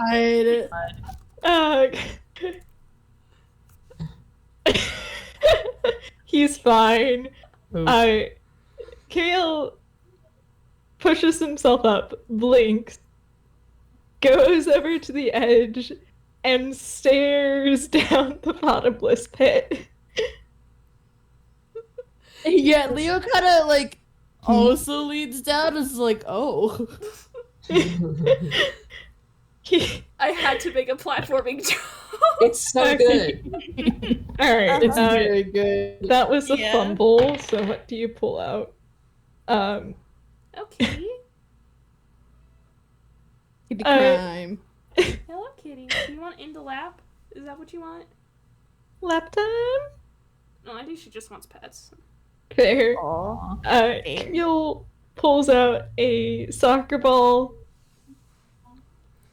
holds it over the pit, Camille. and drops it. Oh my god. It falls. You hear kind of a cartoonish slide whistle before it spawns back right next to the pit near where you landed, and it kind of just bounces. Okay, hang on. No. Guys, please. We're not jumping in a pit. Nothing happened to Kim or the ball. I had my experiment. I'm done. Mhm. I Leo, wanna you are try not it. jumping in a pit. I want to try it. He's fine. No, don't jump. Do not. I will tell Tome. Azumi reaches over and grabs Leo by the back of his shirt. Ah. Yes. Roughed. How are they doing on the platforming? Do you wanna... Okay. The only one who rolled and failed, as far as I can see, was Prof. Mm-hmm. Camille ate shit because he tried to do a trick. Mm-hmm. Yeah. You can just cross over again. Yeah. If Professor needs help, Camille will. As long as Professor weighs under 400 pounds, Camille can take both of them across the gap normally. Yeah.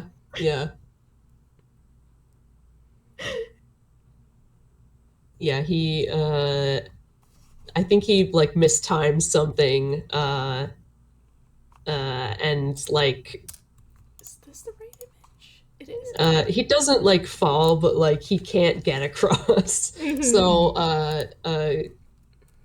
he does get on Camille's, skateboard. Okay, I did find the picture I was It's looking such a for. little No. platform. It's such baby's first platforming challenge. This isn't the platforming, y'all. Or I did change it up a little bit because I thought it would be funny. Okay. That is fair. But that does give you a good idea of what the underground looks like. And what I meant by like some of these being fully intact houses. Yeah. Background. Mm-hmm. But yes, you guys make it to the warp pipe and you go down. Yeah. Yeah. I have a quick question. Yes. Camille the only one injured? Prof, did you dimension door before you could get,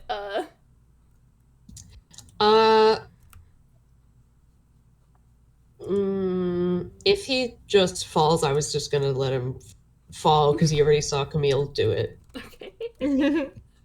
Oh, so Professor can One bludgeoning. All right. He's fine. Haha. One. Aha! One!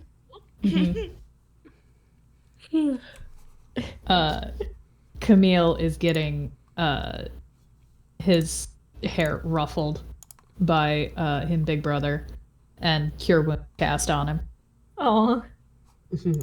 which just with the bonus alone it's a +5, so he's back. He's fine. Thanks, Juby. Don't try and show off. My job. Because I can do it successfully and not eat shit. You know, I would really like to see you try and skateboard without using your wings to cheat. Luna, don't step on the keyboard. Okay, you're just rubbing your face against it.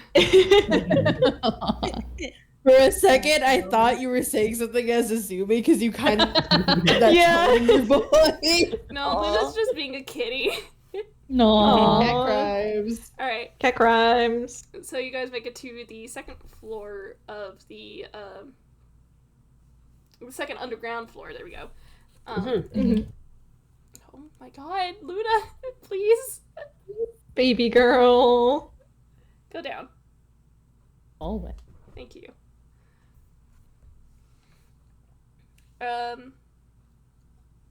There's another short warp pipe. Oh,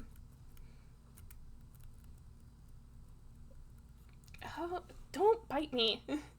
Lamau.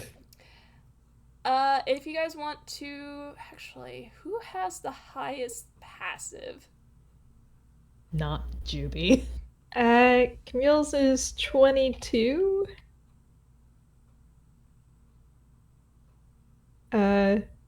Morski with Moria's. Morski? Sorry, what? What's Moria's? Passive perception. Oh, it's an 18. Sorry, I am spacing out. No, you're fine. Alright. It is like bumblefuck o'clock for you. I mean, yeah, it is approaching 2 a.m. Okay, Don't worry, we're almost we're there. almost there. Thank you. Yeah. Okay. Camille, there's another... Okay, let me actually do this in order. There's a staircase that leads down, and it leads onto a sort of ledge that spans across one side of the room, pressed up against a stream of water. There's a lot more of those ancient decorative memorabilia in this room, but down here, they seem a lot more preserved and a lot more noticeable. But Camille, there's also a bandit lounging by the wall next to the warp pipe y'all just exited from. Huh. I think Camille will wave like, "Hi, Mr. Bandit." All right, y'all. Oh my god. Y'all notice him, and he kind of pulls a face. He's a little annoyed. Nice try. Can I try an intimidation Sure. Oh my goodness. just to make him back off more? If you And also- want, take advantage because at this He point. already has advantage. Oh, okay, good. Smiles. Hate that. Yeah. Haha. Wild. Okay. Damn. I love that this guy sees this little baby wave at him, and then over the baby's head stands basically an older carbon copy, and is just you'll sit down if you know what's good for you. Yeah, no, that's a fucking 28 on your intimidation roll. This bandit sees this display before you even say a word, Leo. He is going through the pipe. Bye. He ain't fucking with that. There he goes.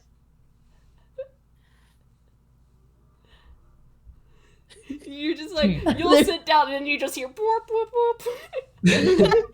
Yeah, okay. Bandit boys, real winners quit. Go, no thank you. Walk away, just walk away. Alright. If it sucks, it's the bricks. Alright. There is another, again, at the end of the pathway, there is a, another, warp pipe, and this one goes down to the 3rd floor. Okay. And as you guys, enter this new room, a cutscene is triggered. TM. Oh my god. Oh. Oh no. boy.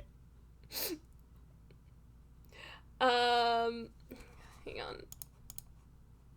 Not a cutscene. You hear a Dun, dun, voice dun. go, I I wrote down these lines for me, and just reading them over again, I'm getting skeeved again. Oh, I believe in you. You got this. Okay, you just hear, Salute you. "Hey, babe, what you doing all the way down here, huh?" Oh no. Oh. There is a Shroomba girl who is getting harassed by three crooks. God, I can talk. Down here. Currently, there are three of these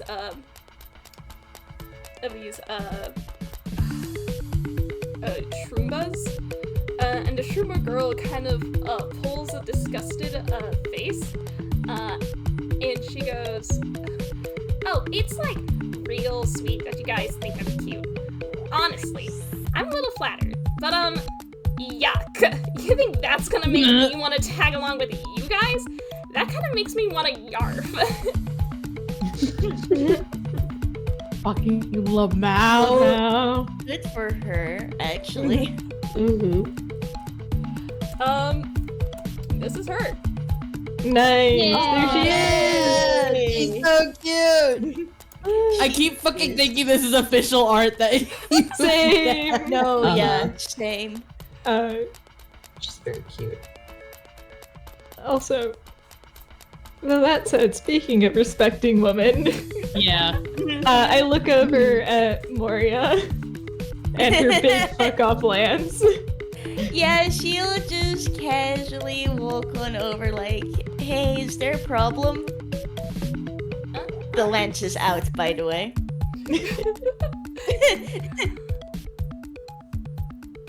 Roll intimidation. Oh, it's a little unfortunate she has a -1 to that.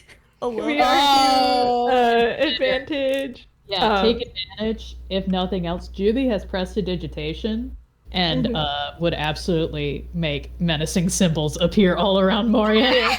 I can also give you a guidance to add a d4 to it. Please do. Thank you.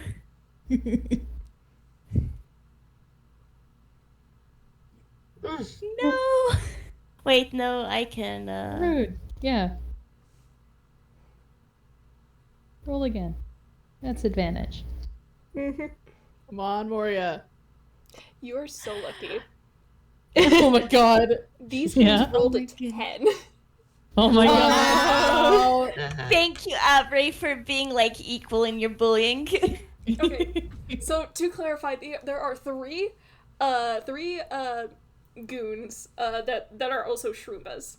One of them's a regular Shroomba, one of them has a hat with a spike on the top, and the other has wings and is sort of kind of like fluttering above the other two. Well, fuck. I gotta get a phone call. Oh, Rip.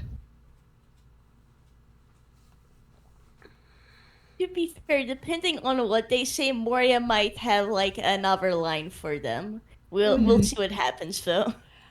like, that's the thing. They notice you and notice your big fuck off lance. And they just go, whoa, hey, lady, we ain't looking for any trouble around here. Oh, are you? And the girl Shroomba kind of looks turns to look towards you, Moria, and she sees the lance you are holding. Do you remember that one time Arata said, "Hey Moria, can you be my mom?" Yeah. Oh my god. Imagine that, but condensed into an expression. Oh my god. Sparkle eyes. Bless. Badass woman. All I can say right now is Moria is giving me a validation, and she would be happy to teach this lovely lady how to wield a big peck of lance if she wished. So Moria thinks she deserves it. Every woman should get the chance to wield the big fuck off lance. Exactly, you get me.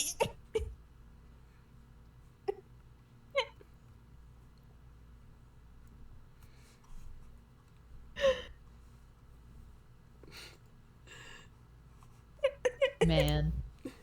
Man. Uh-oh. Oh dear. Oh, Marzi! Marzi. Oh dear. We lost Marzi with phone call. Offensive. Whoa. uh-oh. Uh-oh. Sharpening them or give them a bit. Possibly it's just that it's like a phone call. Yeah. So. Mhm. Okay. Luna. Yeah. Luna.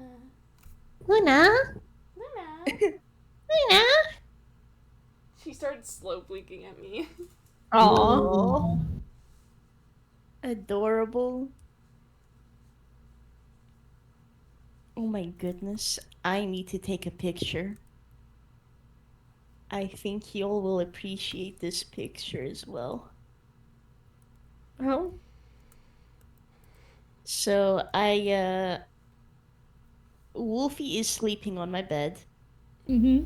Marzi I returns. should note. Hey, you back with us? Nice. Well, they're muted still, but... Yeah, fair. Okay, let me just find the chat and Just give us the beat. have La Criatura. Yes. La Criatura. I hope Discord doesn't freeze on my phone. Okay, there you go. Aww. Okay, Aw. no kidding. Luna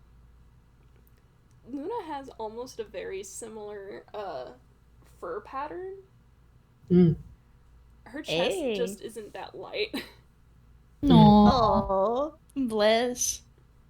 It's the probably one of the more common tabby patterns. Yeah. Mm. And in our, well, I say our boys' cases, in Wolfie and Shishi's case, they are both Well, I'm like back. Hi, Luna. Welcome back. They're both mackerel tabbies with like Mm. white on them, though Shishi is a lot more white than Wolfie. So, All right. to sum up what happened, Mm. Moria successfully intimidated the three goons. This Shroomba girl, turned to look at her respectfully. Hell yeah. Yeah. Fuck it up, queen. Yeah. TLDR Moria voice. If you would like to learn how to wield a giant peck of lance, I would be happy to do so.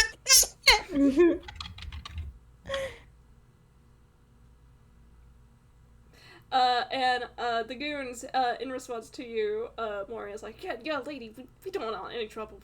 Look, we'll back off, right, guys? And the other two are just like, yeah, we should go.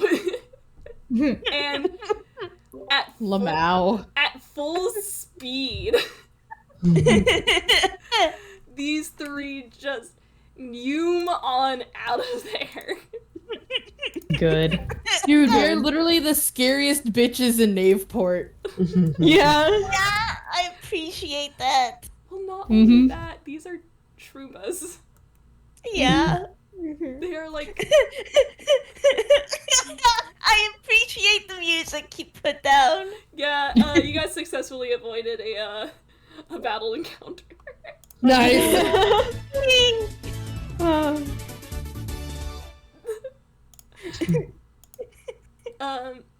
But this little Shroomba lady is just like, sheesh, some people. No kidding. Are you alright there? I was like, and she looks back to you, Moria, and she goes, "Oh yeah, I'm all right. Thank you very much. What are you doing down here?" We were told that there was some interesting history down here. We talked We're all- to the Professor Shirley. Oh, We're Mr. Marian's friends. yes, you're okay. Oh, I am so sorry. I didn't get out soon enough. Oh, I was dealing with thugs all day. Oh, that's That's okay. quite all right. Yeah, I that's don't not really your think fault. anyone chooses to deal with thugs all day. Yeah. Tell me about it. This place is awful, except for the door. And she lets out a breath before she just kind of shakes herself, gets herself back together, and she says, "Anyway, my name's Trumbella. I'm an archaeologist major studying the door. Marian said you guys were visiting to see it, right?" Yes. Yep. That is indeed the case. All right. Before she does anything else, before I forget, Moria, Yeah. she is going to hand you something as a thank you. Hooray! This is the last. I think this is the last batch. 1, 2, 3, 4. Mm-hmm. Yes. Okay, it is. Mhm.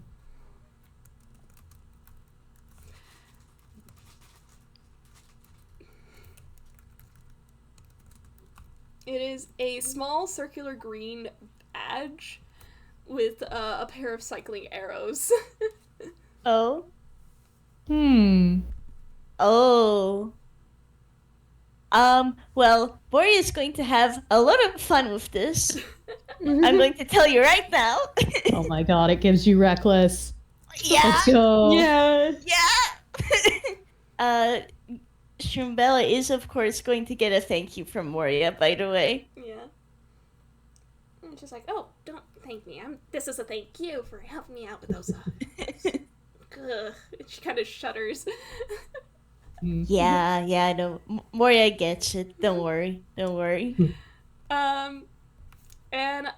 But she just goes, "Anyway, the door is just this way," and she is going to,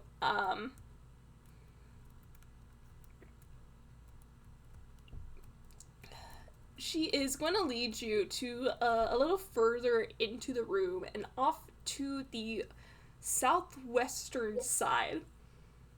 There, part of the room,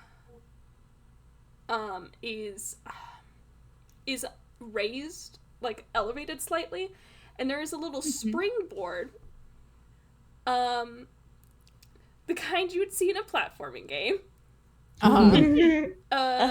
which Shrumbella bounces on and lands on top of the little elevated part of the room, and she just goes, "It's this way." Got it. Okay. All right, we follow. All right. Yep. Leo's vibrating so much. Fair and valid. Finally, we're getting closer to his goal. Mm-hmm. We will perceive the door. Yes. Yes. Alright, and I am also going to pull up an image. I have like multiple images. Which one was it?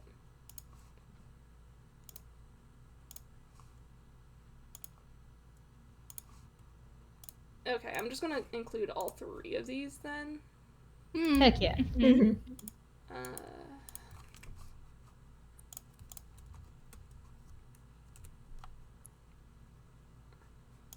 Ooh. Ooh. I appreciate the art on the door, by the way. It is fantastic. The artwork Yeah. for the door itself is so intricately designed. It's like, oh my gosh. Yeah. Yeah. Also, I love I can immediately gut check the first one as being taken from a model viewer. Yes, it is. There is a car alarm going on. No! Oh, that was someone's no. phone. That's fun. I'm just gonna talk over it. Nope, there we go. That's fair. Yay! Hey! You all step into the next room, and right away, you are swept away by just how big it is. Leo, you've seen a picture of this room from Marian's journal. That picture does not do the space justice.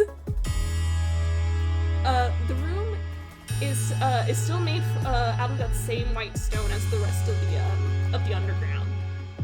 But down here, the room seems a lot more, I guess foreboding would be the best word for it. There are several columns, some of which are broken and have fallen over, that tower far, far above you. And the decals that have been on the walls down in the underground are much better preserved here in this room than anywhere else.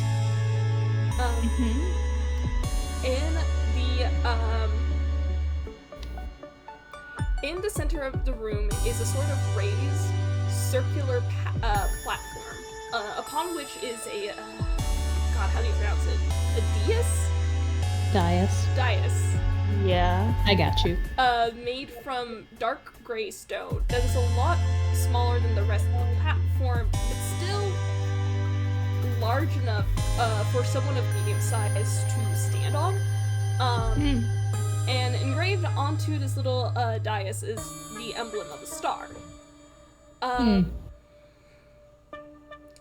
Behind the platform is a set of stairs that even out into an almost kind of stage of sorts, which takes up the back half of the room. And most striking of all, embedded in the northernmost wall of this room is an impossibly large, incredibly imposing door. It is a double-set door that easily dwarfs you all in height. The stone it is made from is dark red, almost maroon, and is inlaid with these gold decorations that I would almost call it Art Nouveau. And these patterns that spread across the face of the door and along its borders, portraying this almost mesmerizing design, incorporating 7 distinct star shapes that sweep across it in an arch. This is the Hall of the 1,000-Year Door. Wahoo! Literally, as soon as they walked in, like, Leo was absolutely breathless at how amazing everything looks. While y'all are here, your choice of Arcana or Perception. Alrighty. Oh boy, a possible intelligence check. Yeah. You know, are you gonna bite my foot again? Yeah, you are. Oh. That's her foot now. I think I shall roll Arcana for fun, because we have some high perception rolls. Yeah, Can I help you, little man? I know Moria rolled Arcana, so You bit my toe and now you're purring? it's a love bite. Yeah, for real. I almost said something, but then it would be caught on recording.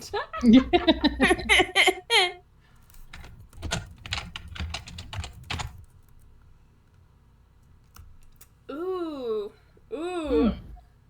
You all passed this. Nice. Nice.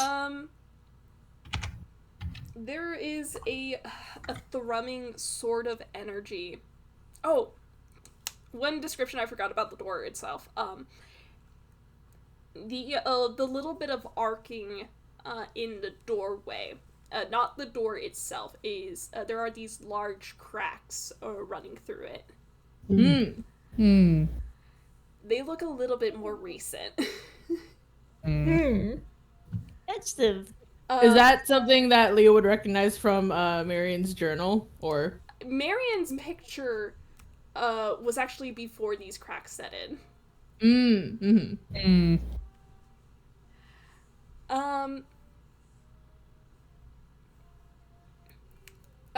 Gosh. Okay, the Arcana perception check. That little, dais.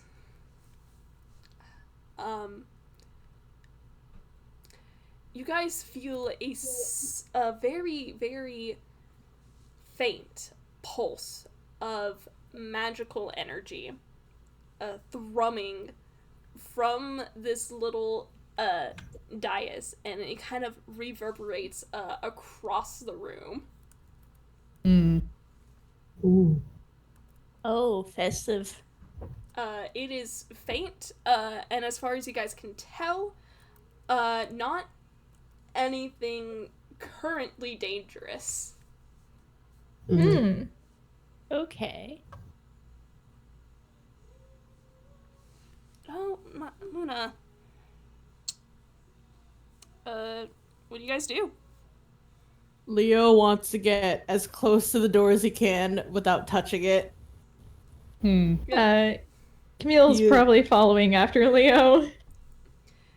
Yeah, Shroombella is, I think what she does is she's like, she's already heading down these, set of stairs, and like, before, you guys are moving, she just goes, well, don't just stand there, come on, and is leading the way, closer to the door. That's all Leo needed. Yeah. Moria's coming over. Yeah, there is definitely enough space to fly in this room. Oh my god. Yeah. The ramble that Leo is like mumbling under his breath is definitely more than your average internet artist can think up. But he is absolutely if everyone's moving as a group, you can all hear him like muttering his like vague observations from just like their distance from it already. Yeah, as you get closer, that a little faint magical energy, there is a sort of like magical hum coming from within the door itself.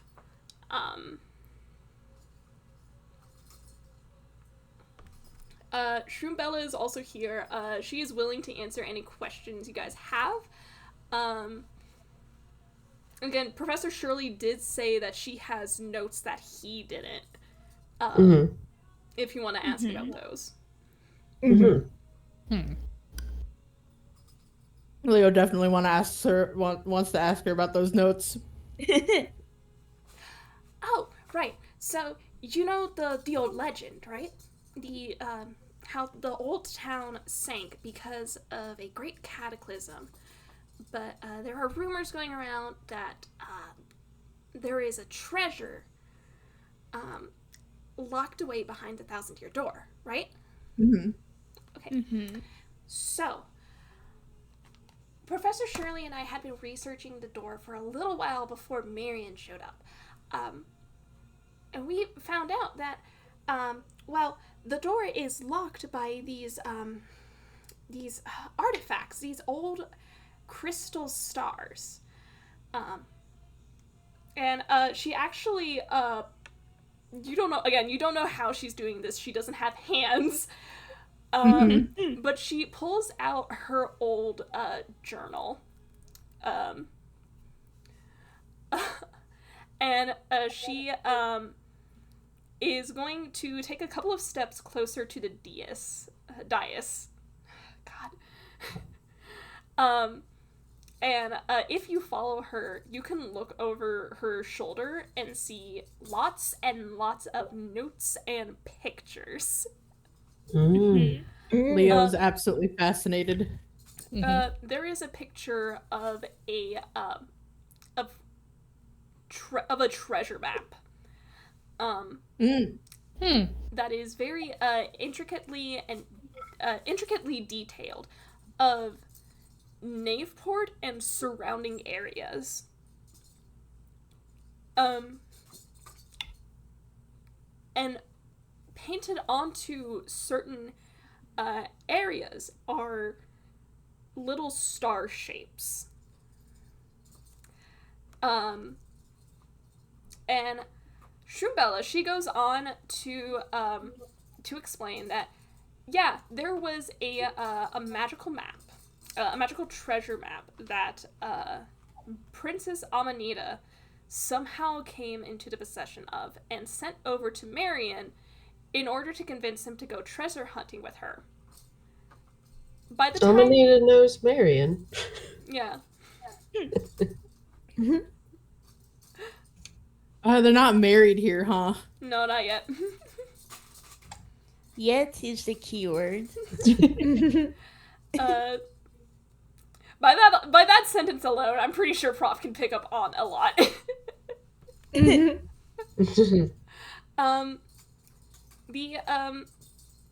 By the time Marian made it to Knaveport, the princess was already missing. But Marian had the map, brought it to the Thousand-Year Door, and when he stood on the dais,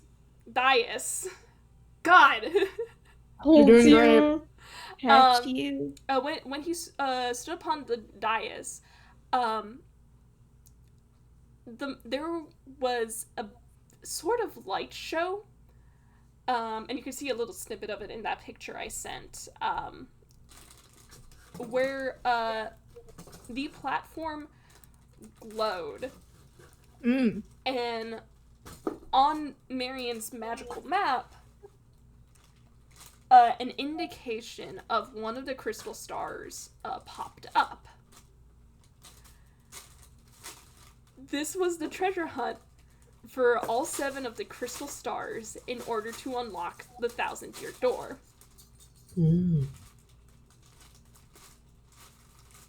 Man. And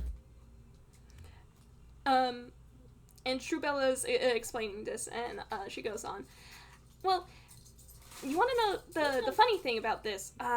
Well, I'm not really a person who studies the arcane arts. I'm more of a archaeologist. But Professor Shirley was in contact with some wizards. He knew some mages, well, there was enough research to suggest that even if we hadn't found the crystal stars, the Thousand-Year Door was at the end of its time limit. It was going to open around the time we were looking for those stars. Oh. Oh, man. Huh.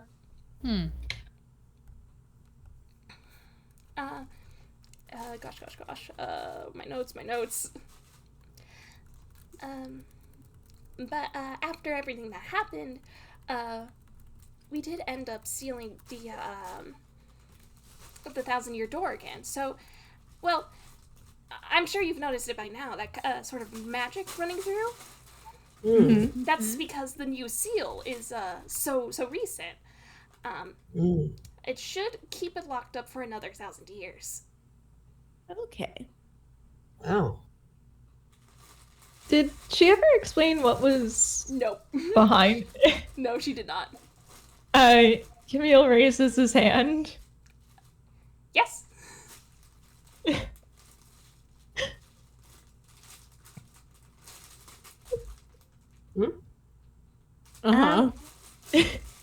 Listen, he is playing a polite little schoolboy. He has to raise his hand and wait until he's called. So, Oh, you go. Oh no, it's really cute because I have a headcanon that Shrumbella also ends up becoming a university professor. Hell yeah. Nice. She's used to this. So, what's behind the door? Well, I'm guessing it wasn't treasure considering you sealed it up again. Oh no. Well, so a long time ago there was this great cataclysm. That cataclysm was a fiend that went by the name the Shadow Queen. Behind those doors is her palace. Oh. Oh. Not ideal. Nope. But that's why it's locked up. We ended up locking it up again, so certain people wouldn't be able to get into it. And Understood. wake her up again. Yeah. Yeah. Yeah. I wonder then if that whole treasure lying beyond the door is just because it's her castle, or is a way to tempt people into opening it to get her out and awakened. My Probably personal both. theory is that it's a mix of both. Mm-hmm. That makes sense. Yeah.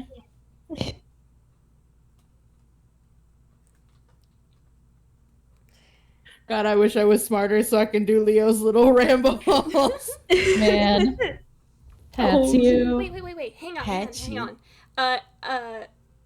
She goes, she flips through the pages of her little journal, and she goes, it's funny you bring up what was behind it, because I think I still have some pictures. Aha! Let me see. Well, I couldn't get any, actual photographs because it was so dark in there, but I did get some drawings done. This was one of the halls, and she shows you a picture of what looks like to be a very beautiful staircase in a hall. And again, it is a palace with lots of stained glass windows and large arches. And funnily enough, the doors in this hall mimic the same design that is on the 1,000-Year Door. Oh man, that's so fucking rad. Oh Yeah. And this is the most impressive part. This is a whole tower in the palace. Through there? Under here? Yeah. Again, I'm not really good at all the arcane arts, but my guess is that that the Palace of Shadow was a demiplane, and the door acts as a sort of entryway into it. Ooh. Oh yeah. There's no way we were down far enough to fit all that. Yeah. To describe the second picture, it is a massive tower that just goes up, and you see these pillars that come down, and it is surrounded by a lake of water.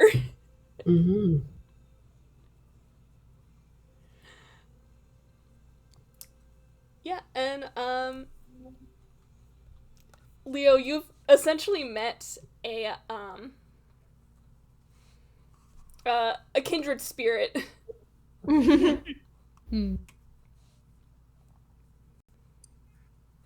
Sorry, I had food in my mouth. I can just imagine, Leo is kneeled next to her, and now they're, just discussing these these sketches.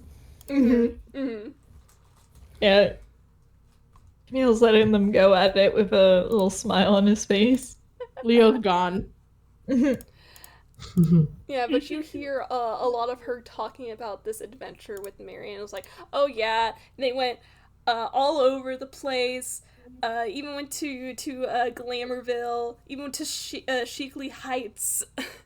And the Crystal Star was just sitting there. Oh my. But yeah, that's essentially all I had. Hell yeah. If you Dude, guys hell fucking yeah. We have achieved door puzzle. We have even Yeah, achieved it's work. friendship. Yeah, Amazing. as I put in one last song for the funnies. Oh my god. Yes. But as you guys are here, you're free to poke around a little bit more, explore a bit. If you guys really want, I can set up FPSs where you guys can go to Sheakley Heights or Glamourville for a little bit while you guys are still on vacation. But that's basically all I have for you. Hey! Oh. Thank you so much for this game, Abby. It was a ton It was of very fun. good. Yeah, Thank this you so game much was for so playing good. with me. Glad you guys had fun. Yeah. Yeah, absolutely. And thank you so much to our listening audience, both now and in the future. We are going to bid you all a good time zone. Bye. Bye-bye.